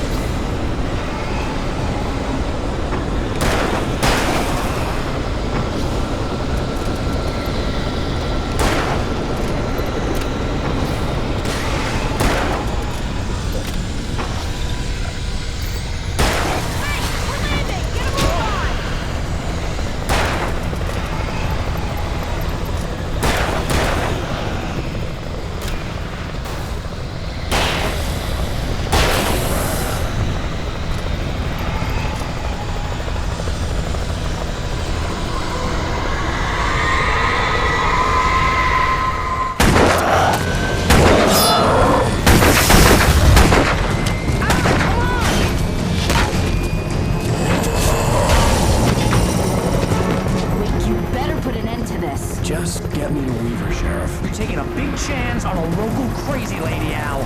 I hope you're right about her, or we can kiss this town goodbye.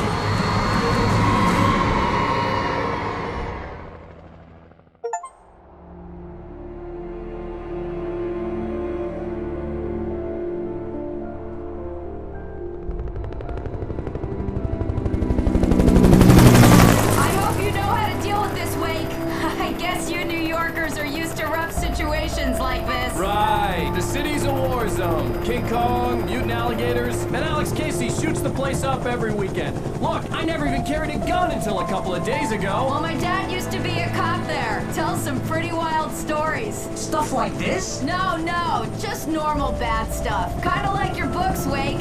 I used to tease Dad that he was just like Alex Casey. You've read me. Oh, sure. You're a pretty good writer. A little heavy on the metaphors, maybe. Nobody's ever said that before. We're coming up on the power plant. See the lit building over there? And that's the dam further up the river. I can't land here. I'll take her down the road across the river. Just get me there, Sheriff.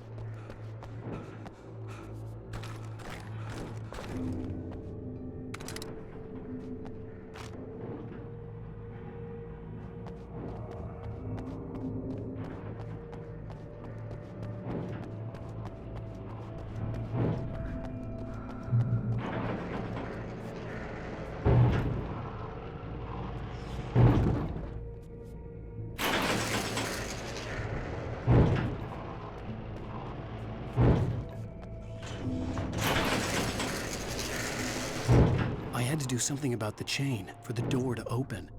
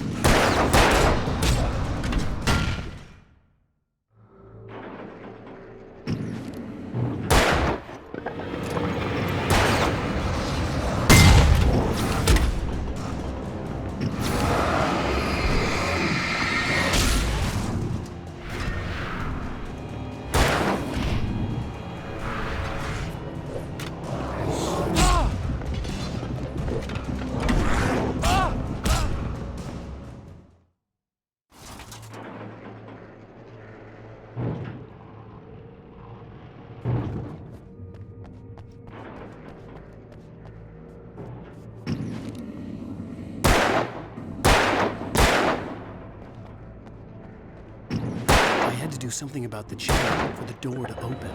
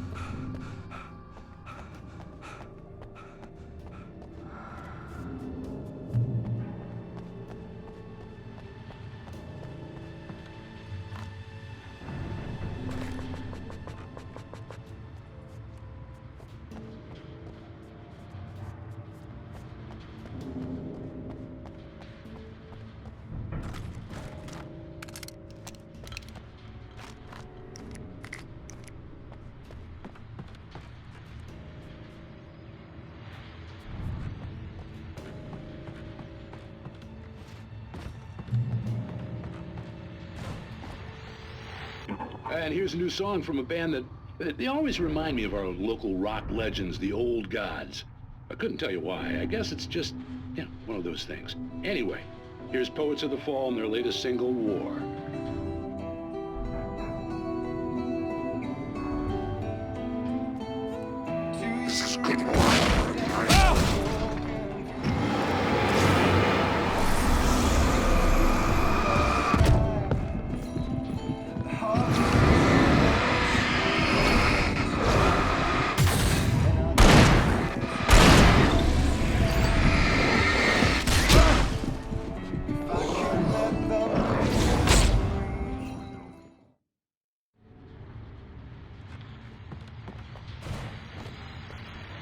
And here's a new song from a band that they always remind me of our local rock legends.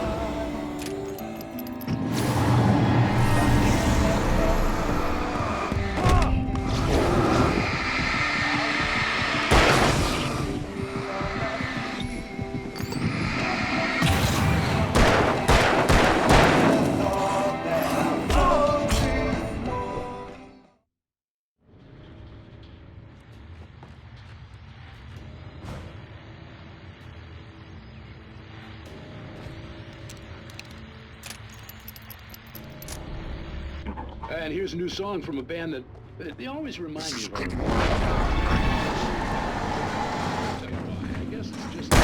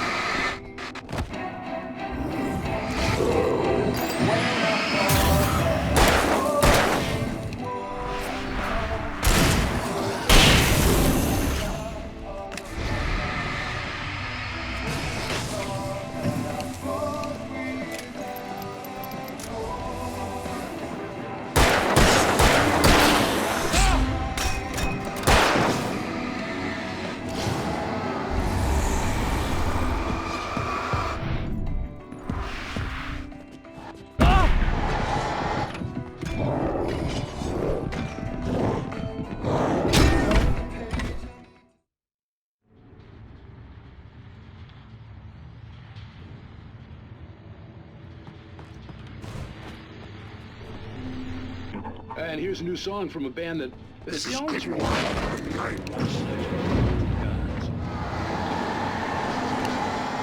those things. Anyway.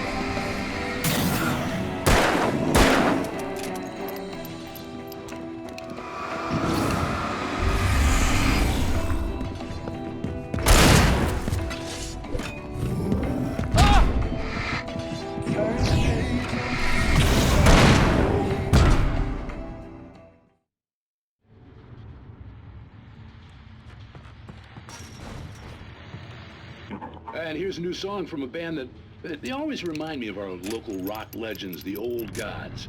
I couldn't tell you why. I guess it's just one of those things. Here's Poets of the Fall and their latest single, War.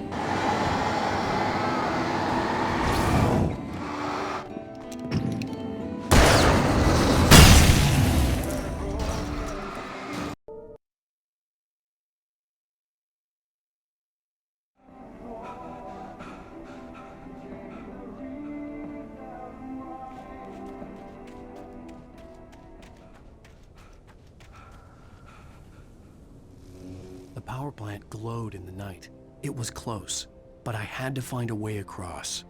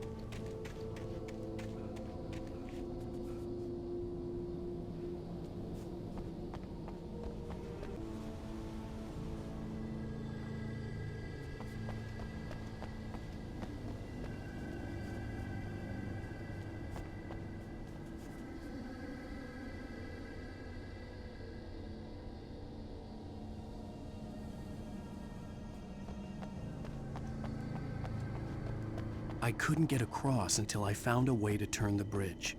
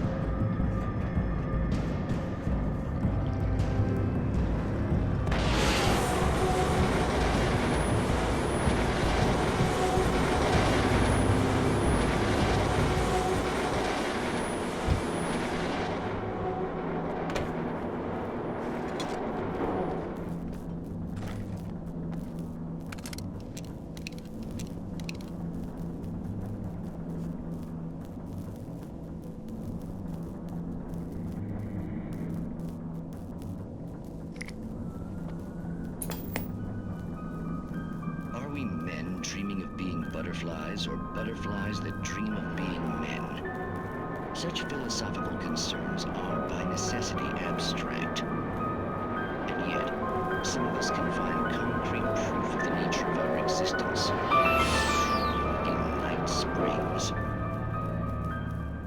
Tonight's episode, an absence of creativity.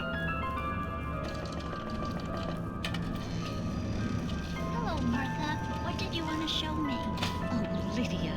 Thank God you're here. Please, it's in the basement.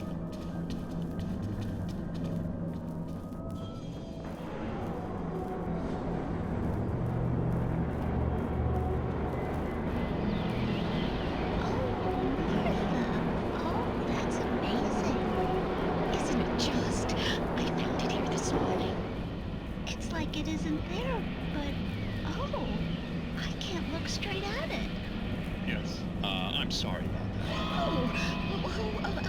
that. How did you get here? Well, I'm trying to work. Did you put this thing here? In a way. To be more precise, I put everything here but that. Really? But what is it? I guess the temptation is to call it home, but it's really an absence, a profound lack of reality. In Martha's basement? Yes, I was doing so well, too. I came up with 2 old ladies and put something really weird in the basement. It was a great start, but I'm completely blocked now. I can't imagine what I was up to. Well, surely it's just an ordinary basement. Is it? Why did you call your friend here, then? Well, I don't know. Oh, well. Couldn't you just ignore it? Oh, no, I couldn't do that. It would probably turn into a plot hole. Might be one already. Could sink the whole enterprise. Listen, ladies, not to be rude, but I'm really not at all sure where I'm going with this, and you're just not helping. You should just go back upstairs for a cup of coffee while I try to figure out what I'm up to. Well, if you think that's best. Maybe I should just stop here. Or is that too moronic? Is that too moronic? Indeed. Who can tell? It's a fine line between the stupid and the sublime. Springs.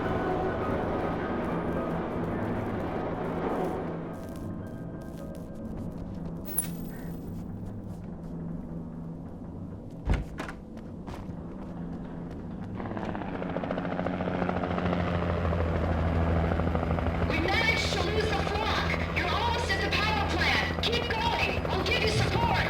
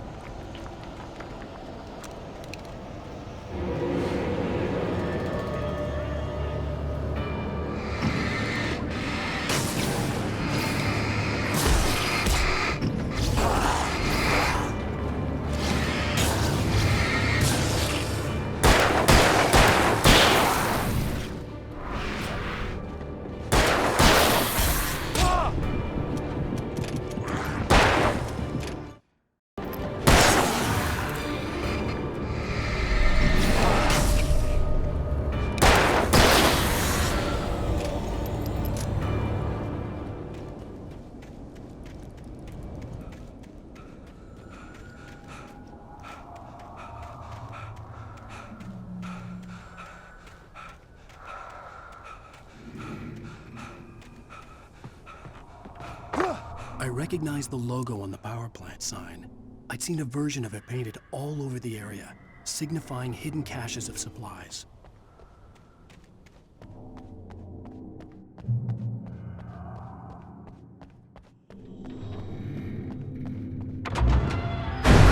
Hold it right there! Miss Weaver! Cynthia! I'm a friend! Prove it! You knew Zane! Thomas Zane! You're the Lady of the Light in the song! You can help me! About time!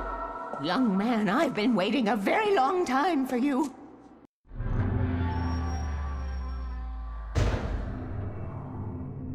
It's in the well-lit room. Excuse me? What you need to drive the darkness back. The well-lit room is at the dam. I built the room to keep it safe. Will it help me find Alice? Will it get me back to the cabin? Fine, let's go. I can get my friends to come back with the helicopter. Oh, we won't go outside. Never at night. That's rule number 1. You've been breaking the rules, young man, and where has that gotten us, No, I have a secret route, a lit route, an old water pipe.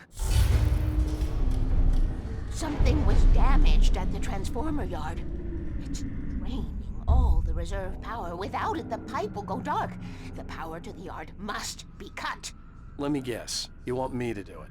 Young man, you're the one who likes to break the rules. I can't be outside in the dark. The kill switch is outside.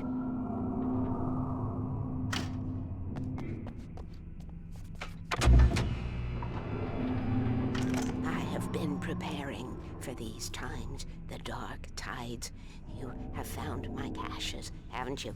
You can see the signs. Very few people can. Yes, please, take what you need. This is all for you, for the likes of us. We do Tom's work, don't we? Hurry! The switch is on the wall facing the shore.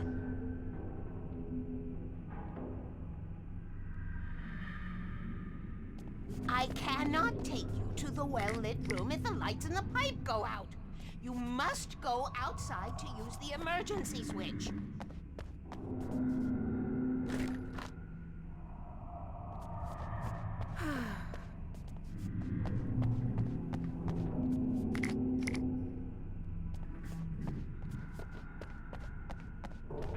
Dark.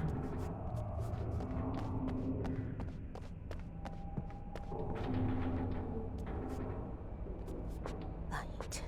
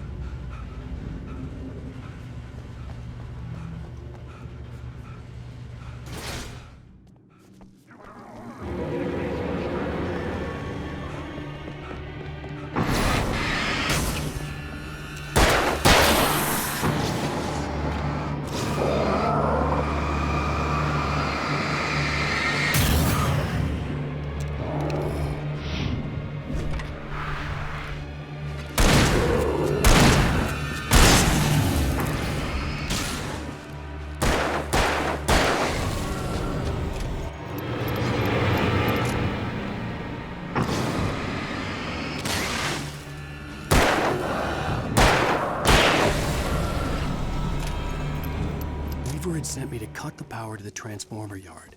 I was willing to do grunt work for her to get her to help me. I hoped Weaver was dependable. I'd stumbled into this crazy world a little over a week ago. She had been living this insanity for decades.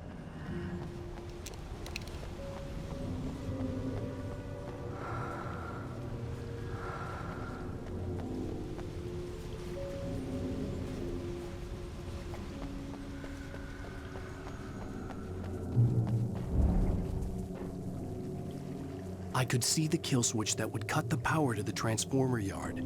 Now I had to find a way to reach it.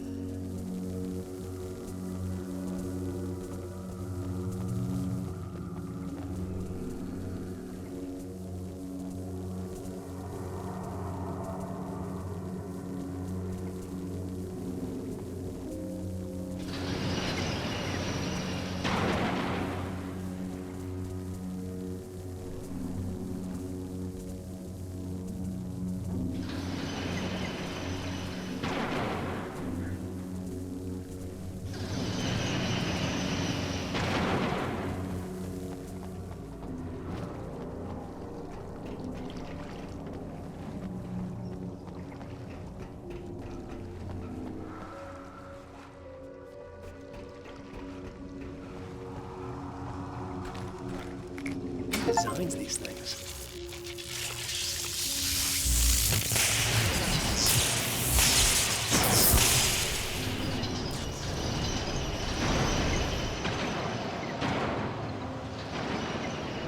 The transformer yard went dark and dead. Weaver's water pipe passage should now be good to go.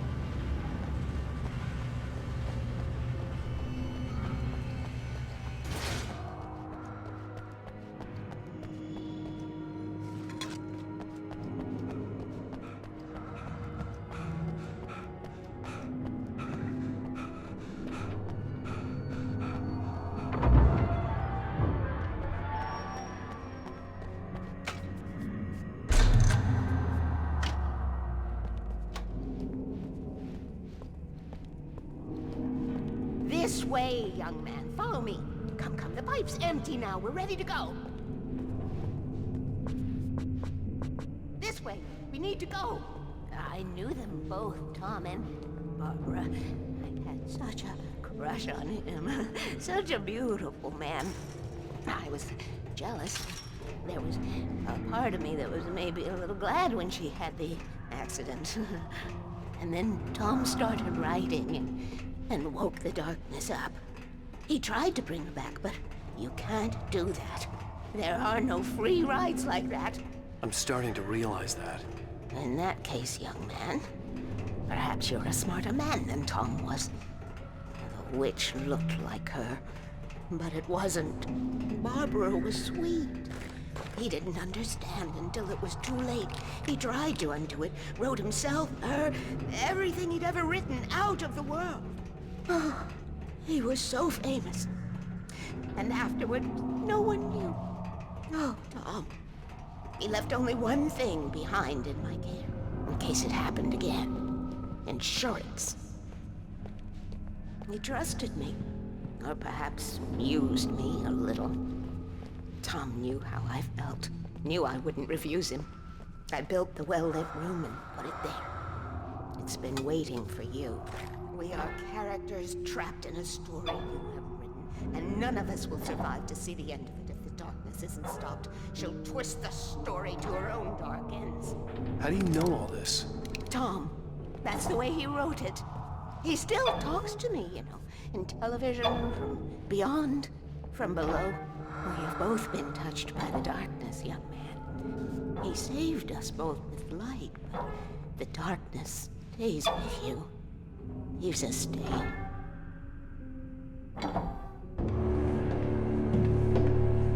This pipe will take us directly to the well-lit room. Okay, I need to call my friends, tell them where we're going. Hello? Al! Barry, we're headed to the dam in one of the pipes. Meet us there. Okay, I'll tell Sarah. It's Sarah now? Whoa! No!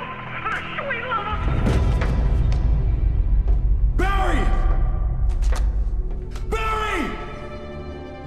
We gotta go see if they're okay. They're probably dead. You must reach the well-lit room. This is no time to be a selfish idiot. That's my best friend!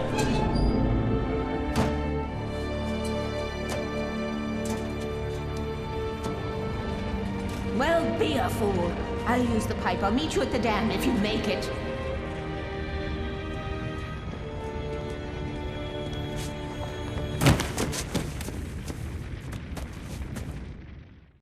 At least I didn't have to worry about her. She knew how to stay safe.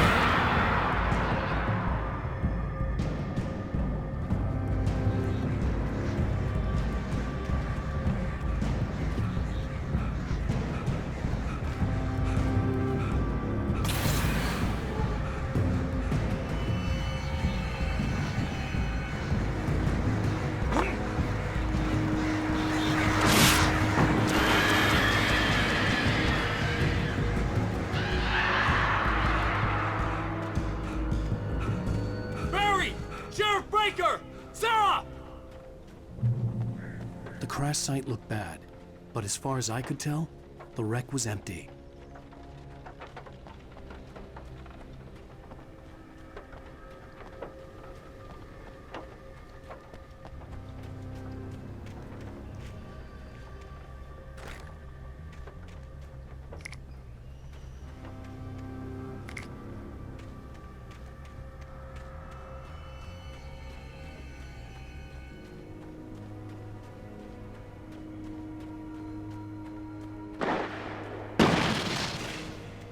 Barry!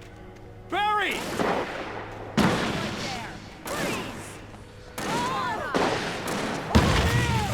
Hang in there, I'm coming! I see them! Get shooting! Back, you freaks! No, get back!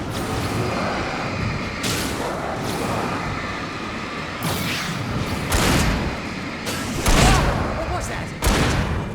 Oh, no, you don't!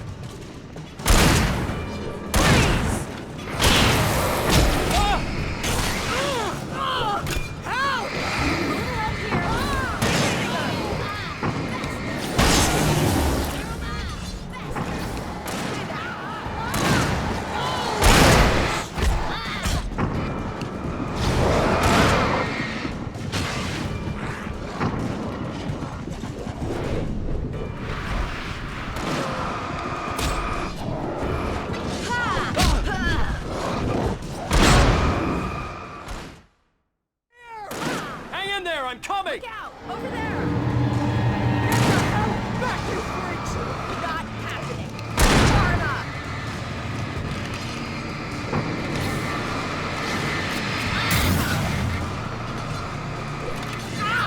Faster! Freeze!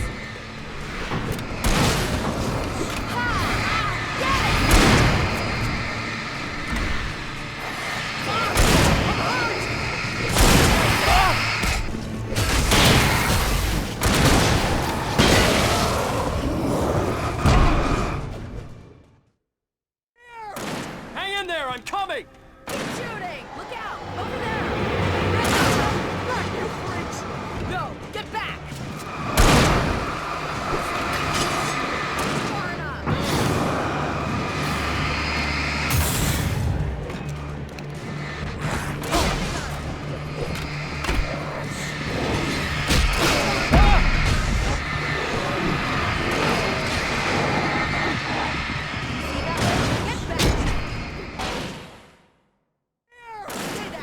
I'm coming! I see them! Get ready, Wade! Stay the hell back, you freaks! Stop!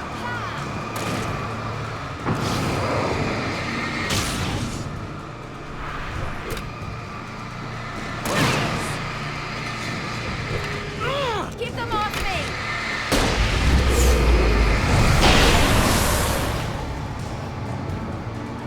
Oh, no you don't!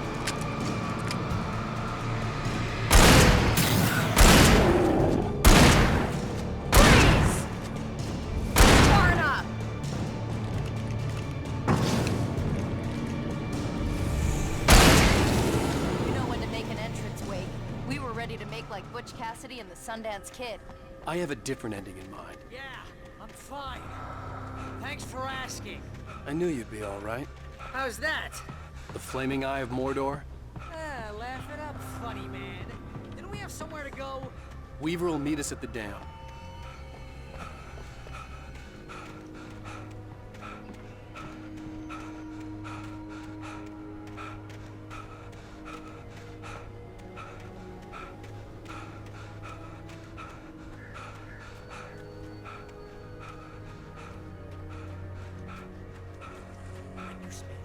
Most of your night running uphill while the crazy bunch of demon hicks try to take your head off with an axe. You know your helicopter crash landed in Kite Springs. Please, ow! Let's just stay here where it's safe. See those lights? That's the elevator we need to take.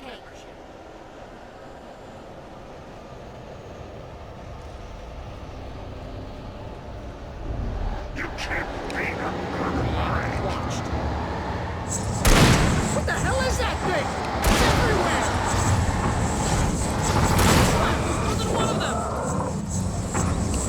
Nothing moves like that. It's impossible! Ah! Al! Do something! I can't get a shot!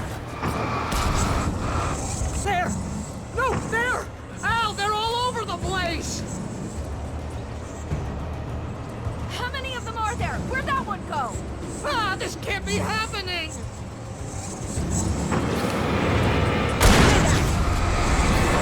Wait, this is bad! This is really bad!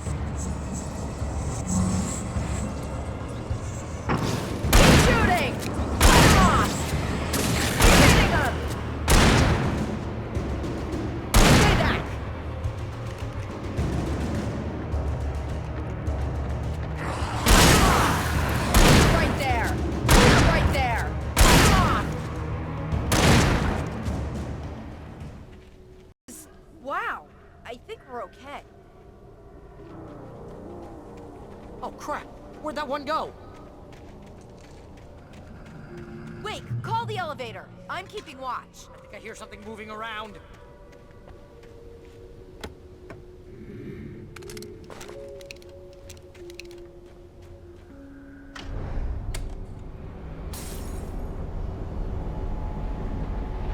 Heads up! Here they come! Oh no! Oh no! They're coming! We have to hold them off! That's far enough! Right there! Keep hitting them! Oh no!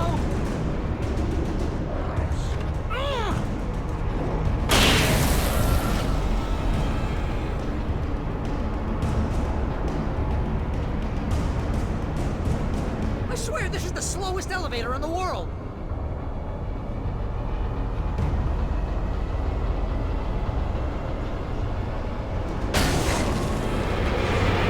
It's almost here, Wake.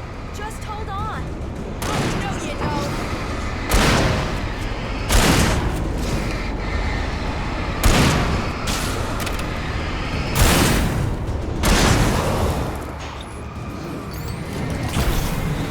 It's here! Ow! Let's go!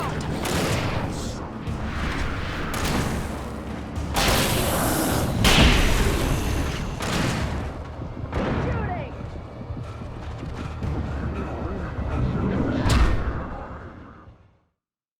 Call the elevator. I'm keeping watch. I think I hear something moving around.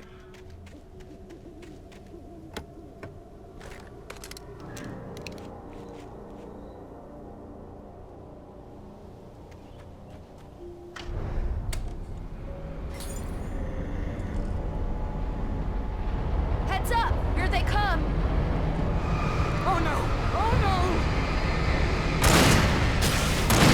They're coming! We have to hold them off! Far enough! Oh, no, you don't! Oh no! Oh no!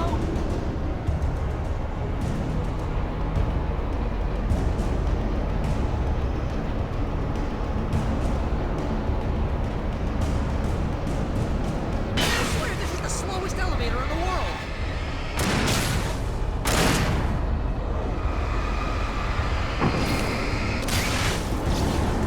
Oh, no, you don't! It's almost here, Wake. Just hold on!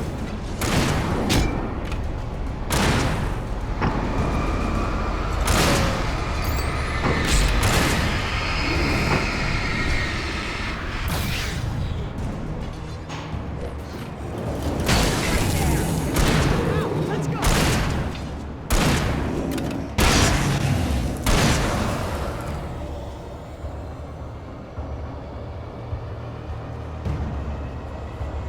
Al, hit the button.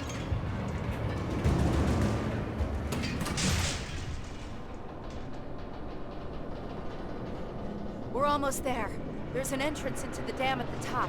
What's the plan, Wake? Well, Weaver's crazy, but she's got something Zane left behind. Something to fix this. Gee, could you be a little more vague? Thomas Zane? Seriously? Might as well be Paul Bunyan or Bigfoot. Yeah, well, he was real.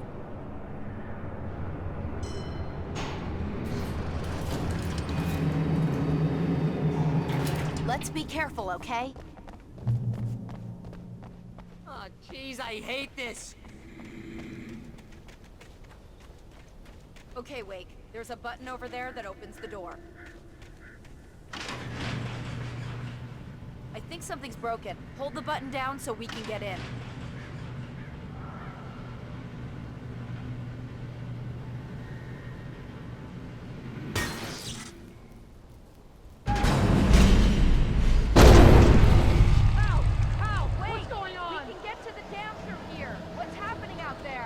You guys go ahead and find Weaver.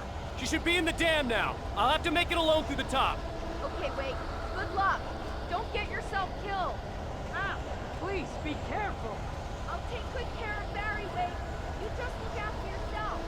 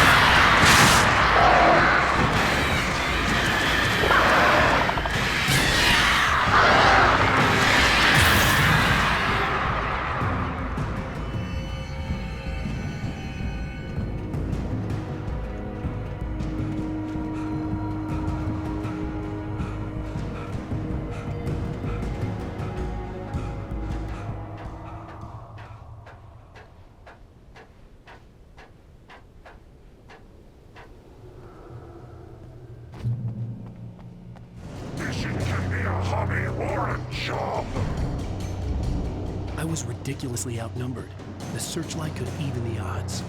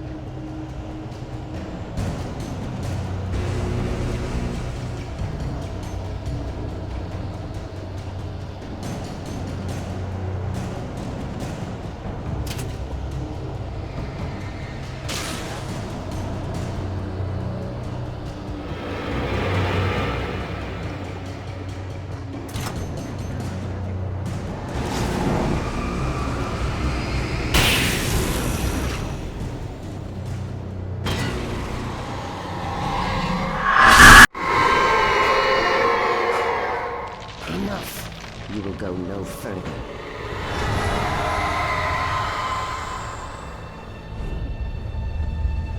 Stop now.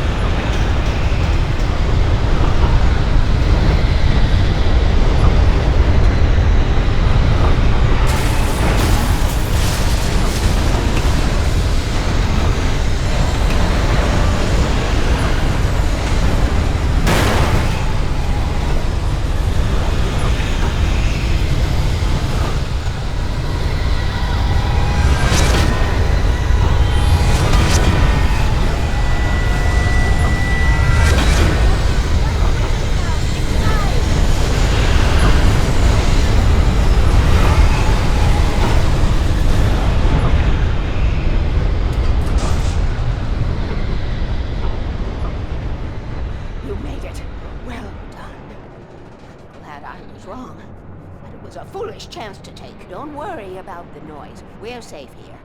I have looked after the well-lit room for many, many years now. There is no shadow in the well-lit room. The power is fail-safe, and all the bulbs are numbered and changed regularly based on their make and model. Right.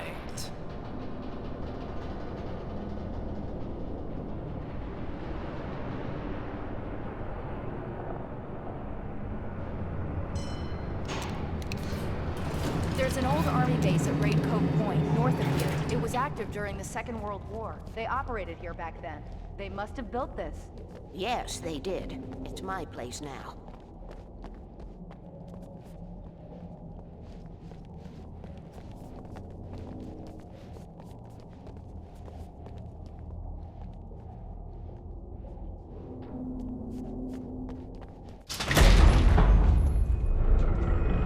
Take it, and I won't need to worry about the room anymore, because 6 and 33 and 118 need changing soon, and I don't want to climb up the ladder to change them because it's very late, and I'm tired. And if you take it, I won't have to do that anymore. The page was autobiographical, a memory from my childhood. But I didn't write this. It was a page written by Thomas Zane. None of them were supposed to exist anymore. Alan, 7 years old, would fight sleep to the bitter end. When he did sleep, he soon woke up, screaming, the nightmares fresh in his mind. One evening, his mother, sitting by his bed, offered him an old light switch. She called it the clicker, and flicking the switch would turn on a magical light that would drive the beast away. To imbue the talisman with all possible power, she added that it had been given to her by Alan's father. Alan never knew him, and anything of his took on mythical proportions in his mind. With the clicker firmly in his hand, Alan finally slept like a baby. Now, almost 30 years later, Alan thought of this as he stood on the rim of Cauldron Lake, the clicker in his hand. He took a deep breath and jumped. My mind swirled. I'd given the clicker to Alice, yet it was here. Zane had written it into existence in a story I had written. I can get to her now. I can finish this.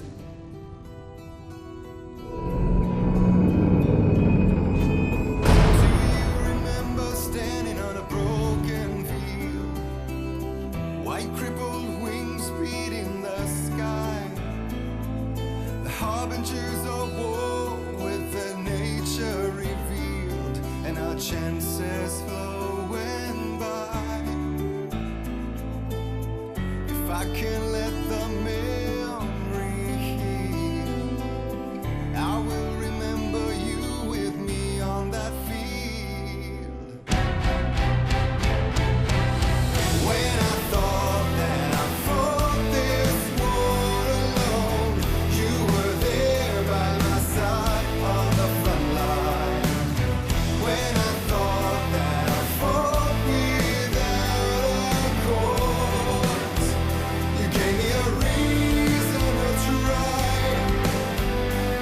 Previously on Alan Wake, I wrote a horror story that has come true. Thomas Zane did the same in the 70s. You will go no further. If I continue like the Dark Presence wants me to, the story I'm writing won't save Alice. It's a horror story. No one will survive. You knew Zane! Thomas Zane! You're the Lady of the Light in the song! He left something behind to help me. The clicker. Alan thought of this as he stood on the rim of Cauldron Lake, the clicker in his hand. He took a deep breath and jumped. I can get to her now. I can finish this.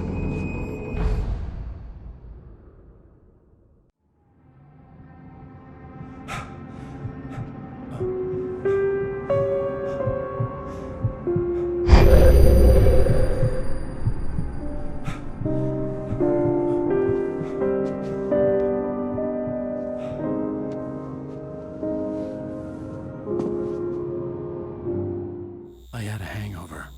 My head was about to explode and the light hurt my eyes. I needed my sunglasses and painkillers to dull the pain.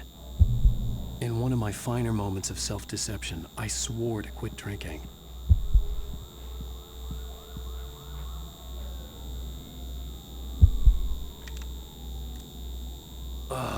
The sunglasses made the world look bearable. Now I could keep my eyes open without feeling like a vampire in the sun.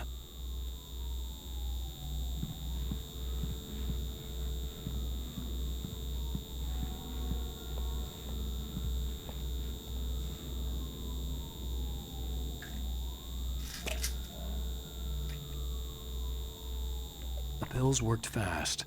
The prospect of being awake started to seem bearable again.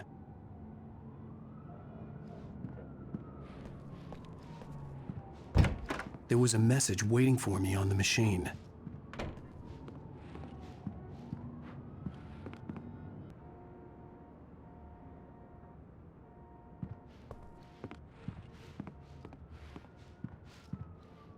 You have one new message. Al! Are you still asleep? Wakey, wakey! You should have your show on your TiVo. If Alice wasn't too mad to record it. She called me earlier and really chewed me out. Yeah, we went a little overboard last night. But parties are a part of this business. Al, look, I'm saying this as your friend. She's not doing your career any favors by trying to run your life like that, okay?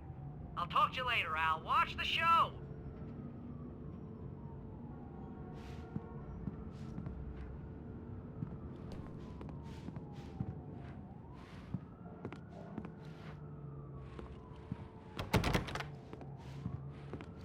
I'd been a guest on the talk show the previous night, talking about my latest book. The show was supposed to be waiting for me on our TiVo.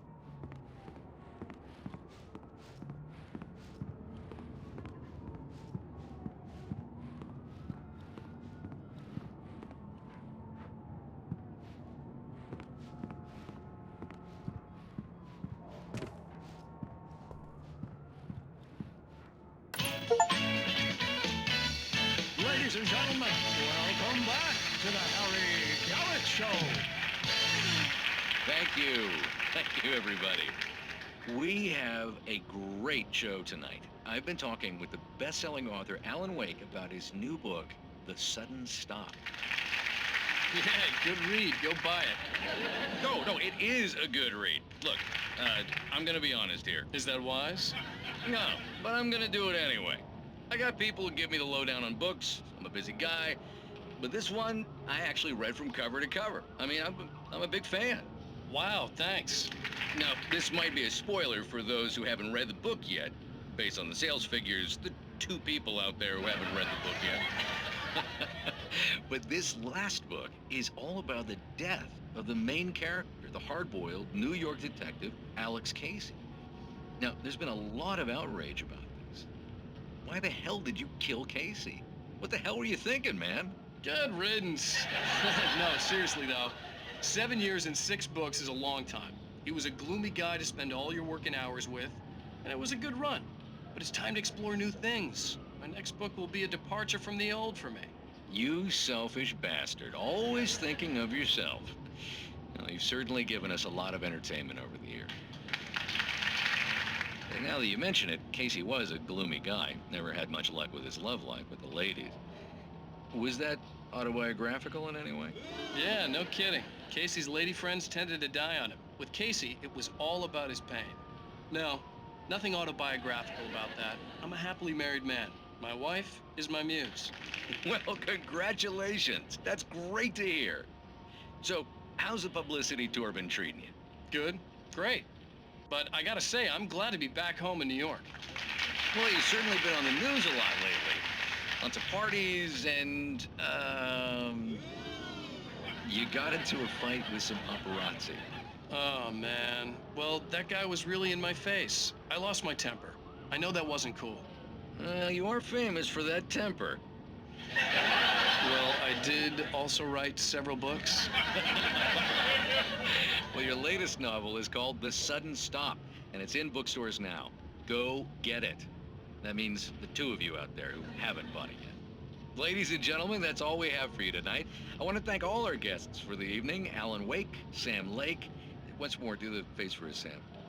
There we go. And our musical guests, Poets of the Fall. Thank you. At least I'd been funny. I told myself I could live with that. Hey, honey. Did you watch the show? I didn't say anything stupid if that's what you want to know. Okay, Grumpy. You want an aspirin or something? Are you going to start with me about drinking now? You know what? I should have followed her advice. But suddenly I was angry, mostly at myself. And she was there, a convenient victim.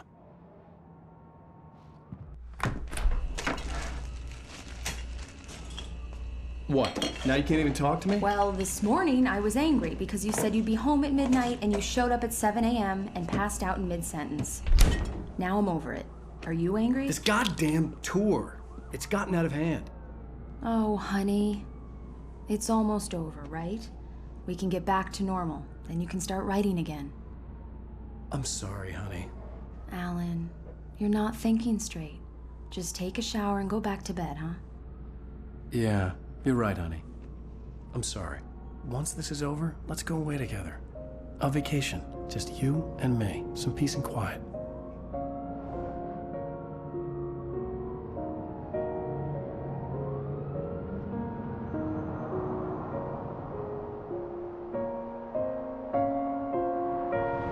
Somehow, the clicker was the key to the cabin. I had to return to Cauldron Lake to save Alice.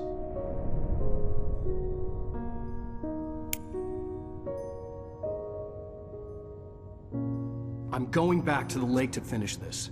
I'm going to write an ending to the story in the manuscript on my own terms, to make it all right. Why can't you just write it here? The last page is still in the typewriter. I need to read it first. Everything needs to be just right. Zane tried to cut some corners, and it didn't end well.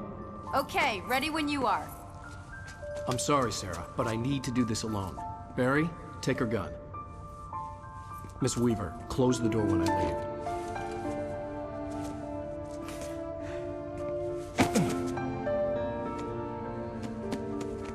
Good luck, Al. See you later.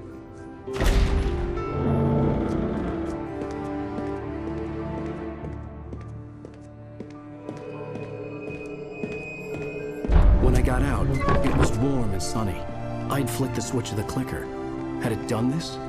I didn't stop to question it. I had to take advantage of the sunlight to get to the lake. On Zane's page, I'd stood on the rim of Cauldron Lake, about to use the clicker. That's where I was headed.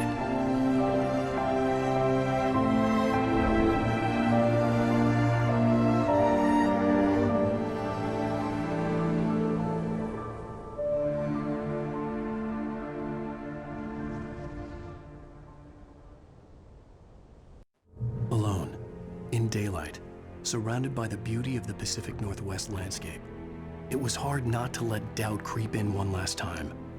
I could still chalk everything up to a dream, a delusion. I had enough imagination to make up something like this, having been in the cabin all this time, trapped in a story inside my head, gone mad from grief over Alice's death like Hartman had claimed. There would be no way of knowing. I told myself it didn't really...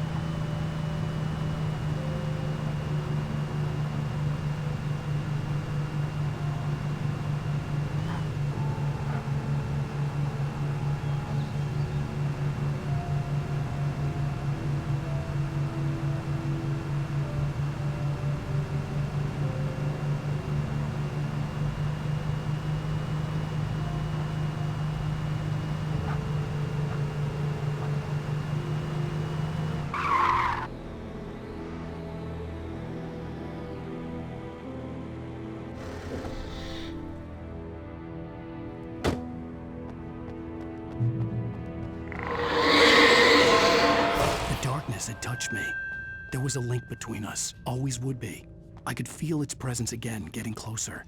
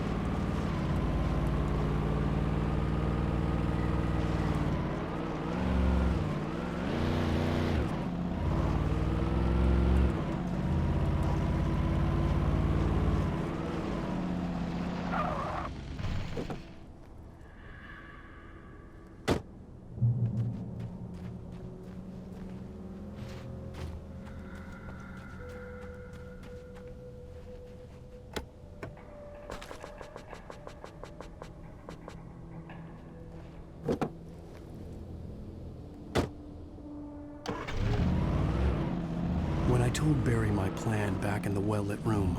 I'd acted as if I knew what I was doing. I didn't. I was operating on the shifting logic of a dream. I had to fight my way to the lake through the horrors of the night. I had to flick an old battered light switch imbued with childhood magic. I had to write a happy ending to a horror story. I had to save my wife from the dark prison she was being held in.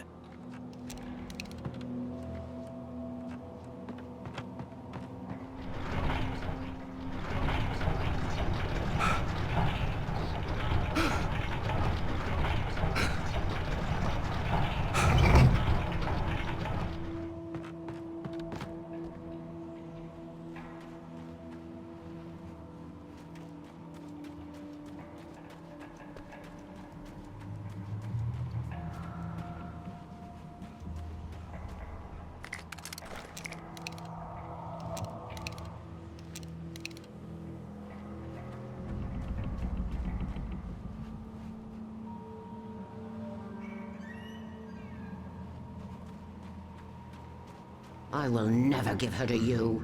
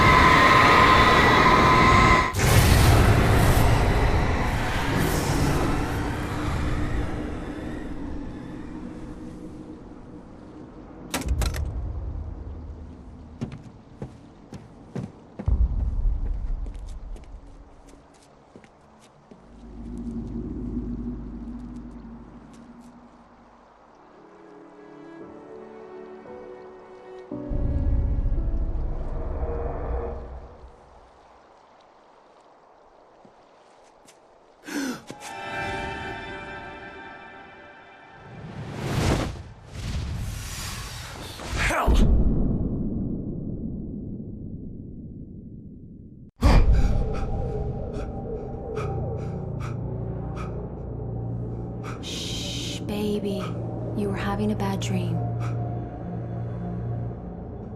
It was just another nightmare. No, Everything's fine. You're home. it wasn't a dream. Everything's fine. Turn the lights on. Turn the lights on! Shh, baby. The power's out. There's no light. Come back to bed and I'll make you forget all about your fear of the dark. My fear? It's your fear. Why aren't you afraid? You're not Alice. Turn the lights on now. Where's the clicker? What did you do with it? Alan, honey, you're still 1 foot in a dream. You're not making any sense. Come back to bed.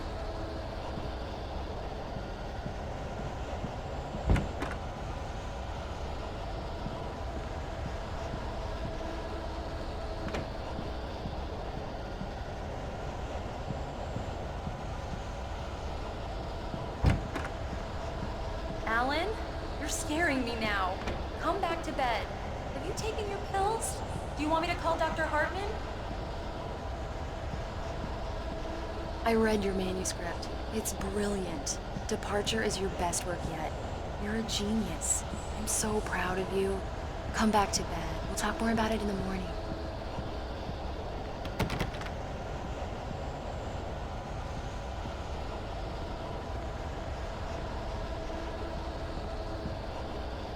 Come back to bed, Alan. Come back to bed, Tom.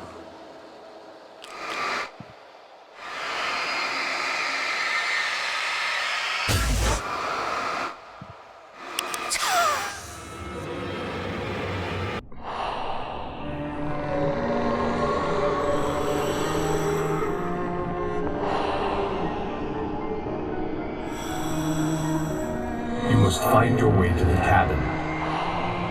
It stands in your way. It won't let you pass. It has no heart. It's filled with darkness. You must fill its heart with light.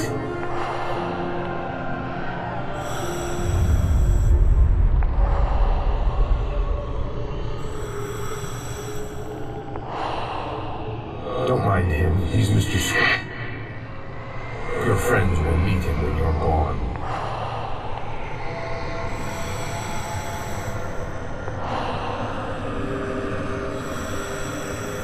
Use the clicker.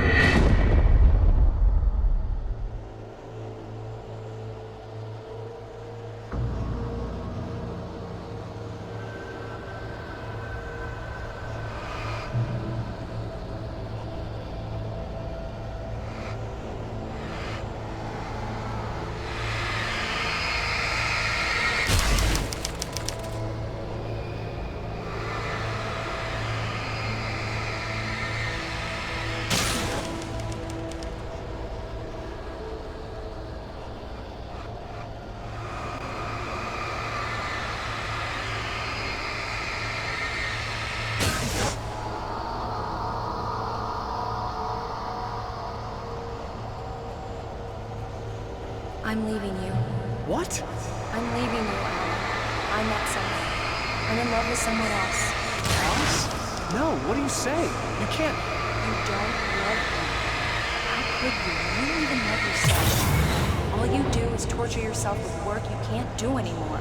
No, I love you more than anything in the world. You're my muse. I'm not. Who are you? What have you done with my Alice? Alan? What are you doing? Put the light back on. What are you doing, Alan? Stop. Put the light back on. It wasn't true. Nothing like that had ever happened.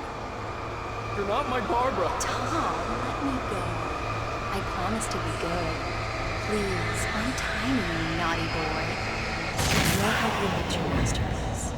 I will love you forever. No, you're not Barbara Jagger. I made a terrible mistake. I should have never written you back. You came back wrong. Your heart is filled with darkness. Put that knife away, Thomas. Put it down. My heart is filled with darkness. Cut it out. Take you back to the depths of Pedro.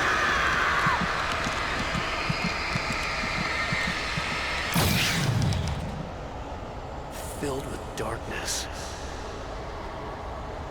Get away from me, you hag. Where am I? Let me go. Alice? coming! Your husband refused to do as he was told. All he had to do.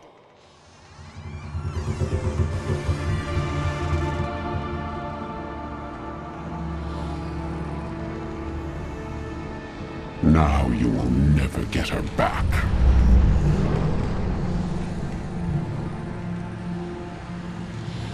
I am much older than you. Older than your first work of art. I will find a new face to wear. Someone else to dream me free.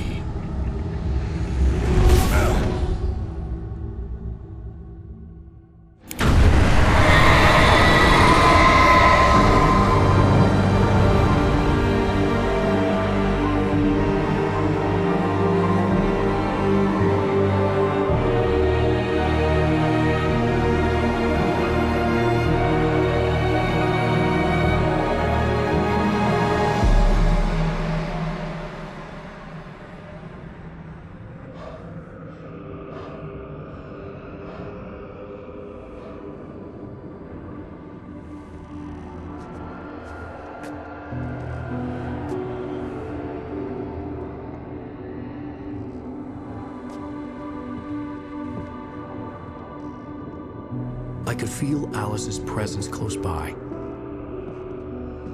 I understood what I had to do now. I knew how to write the ending to Departure. There's light and there's darkness. Cause and effect. There's guilt and there's atonement. But the scales always need to balance. Everything has a price. That's where Zane had gone wrong. There's a long journey through the night back into the light. Alice? Alice?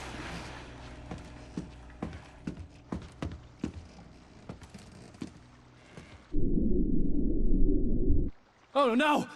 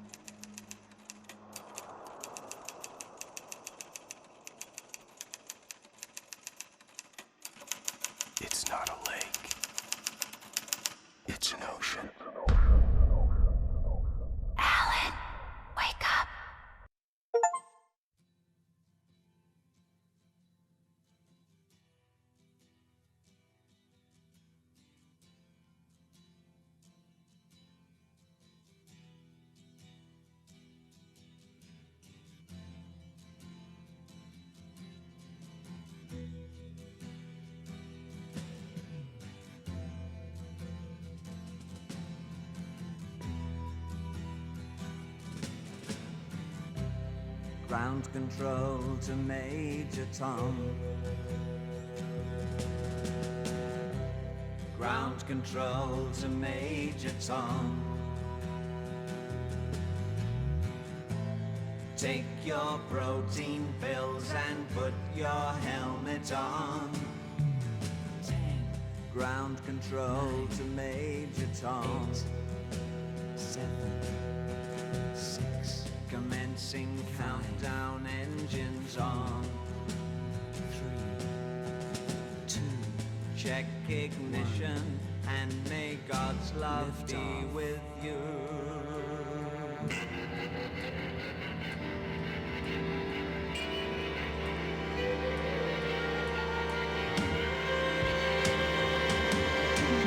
This is ground control to Major Tom.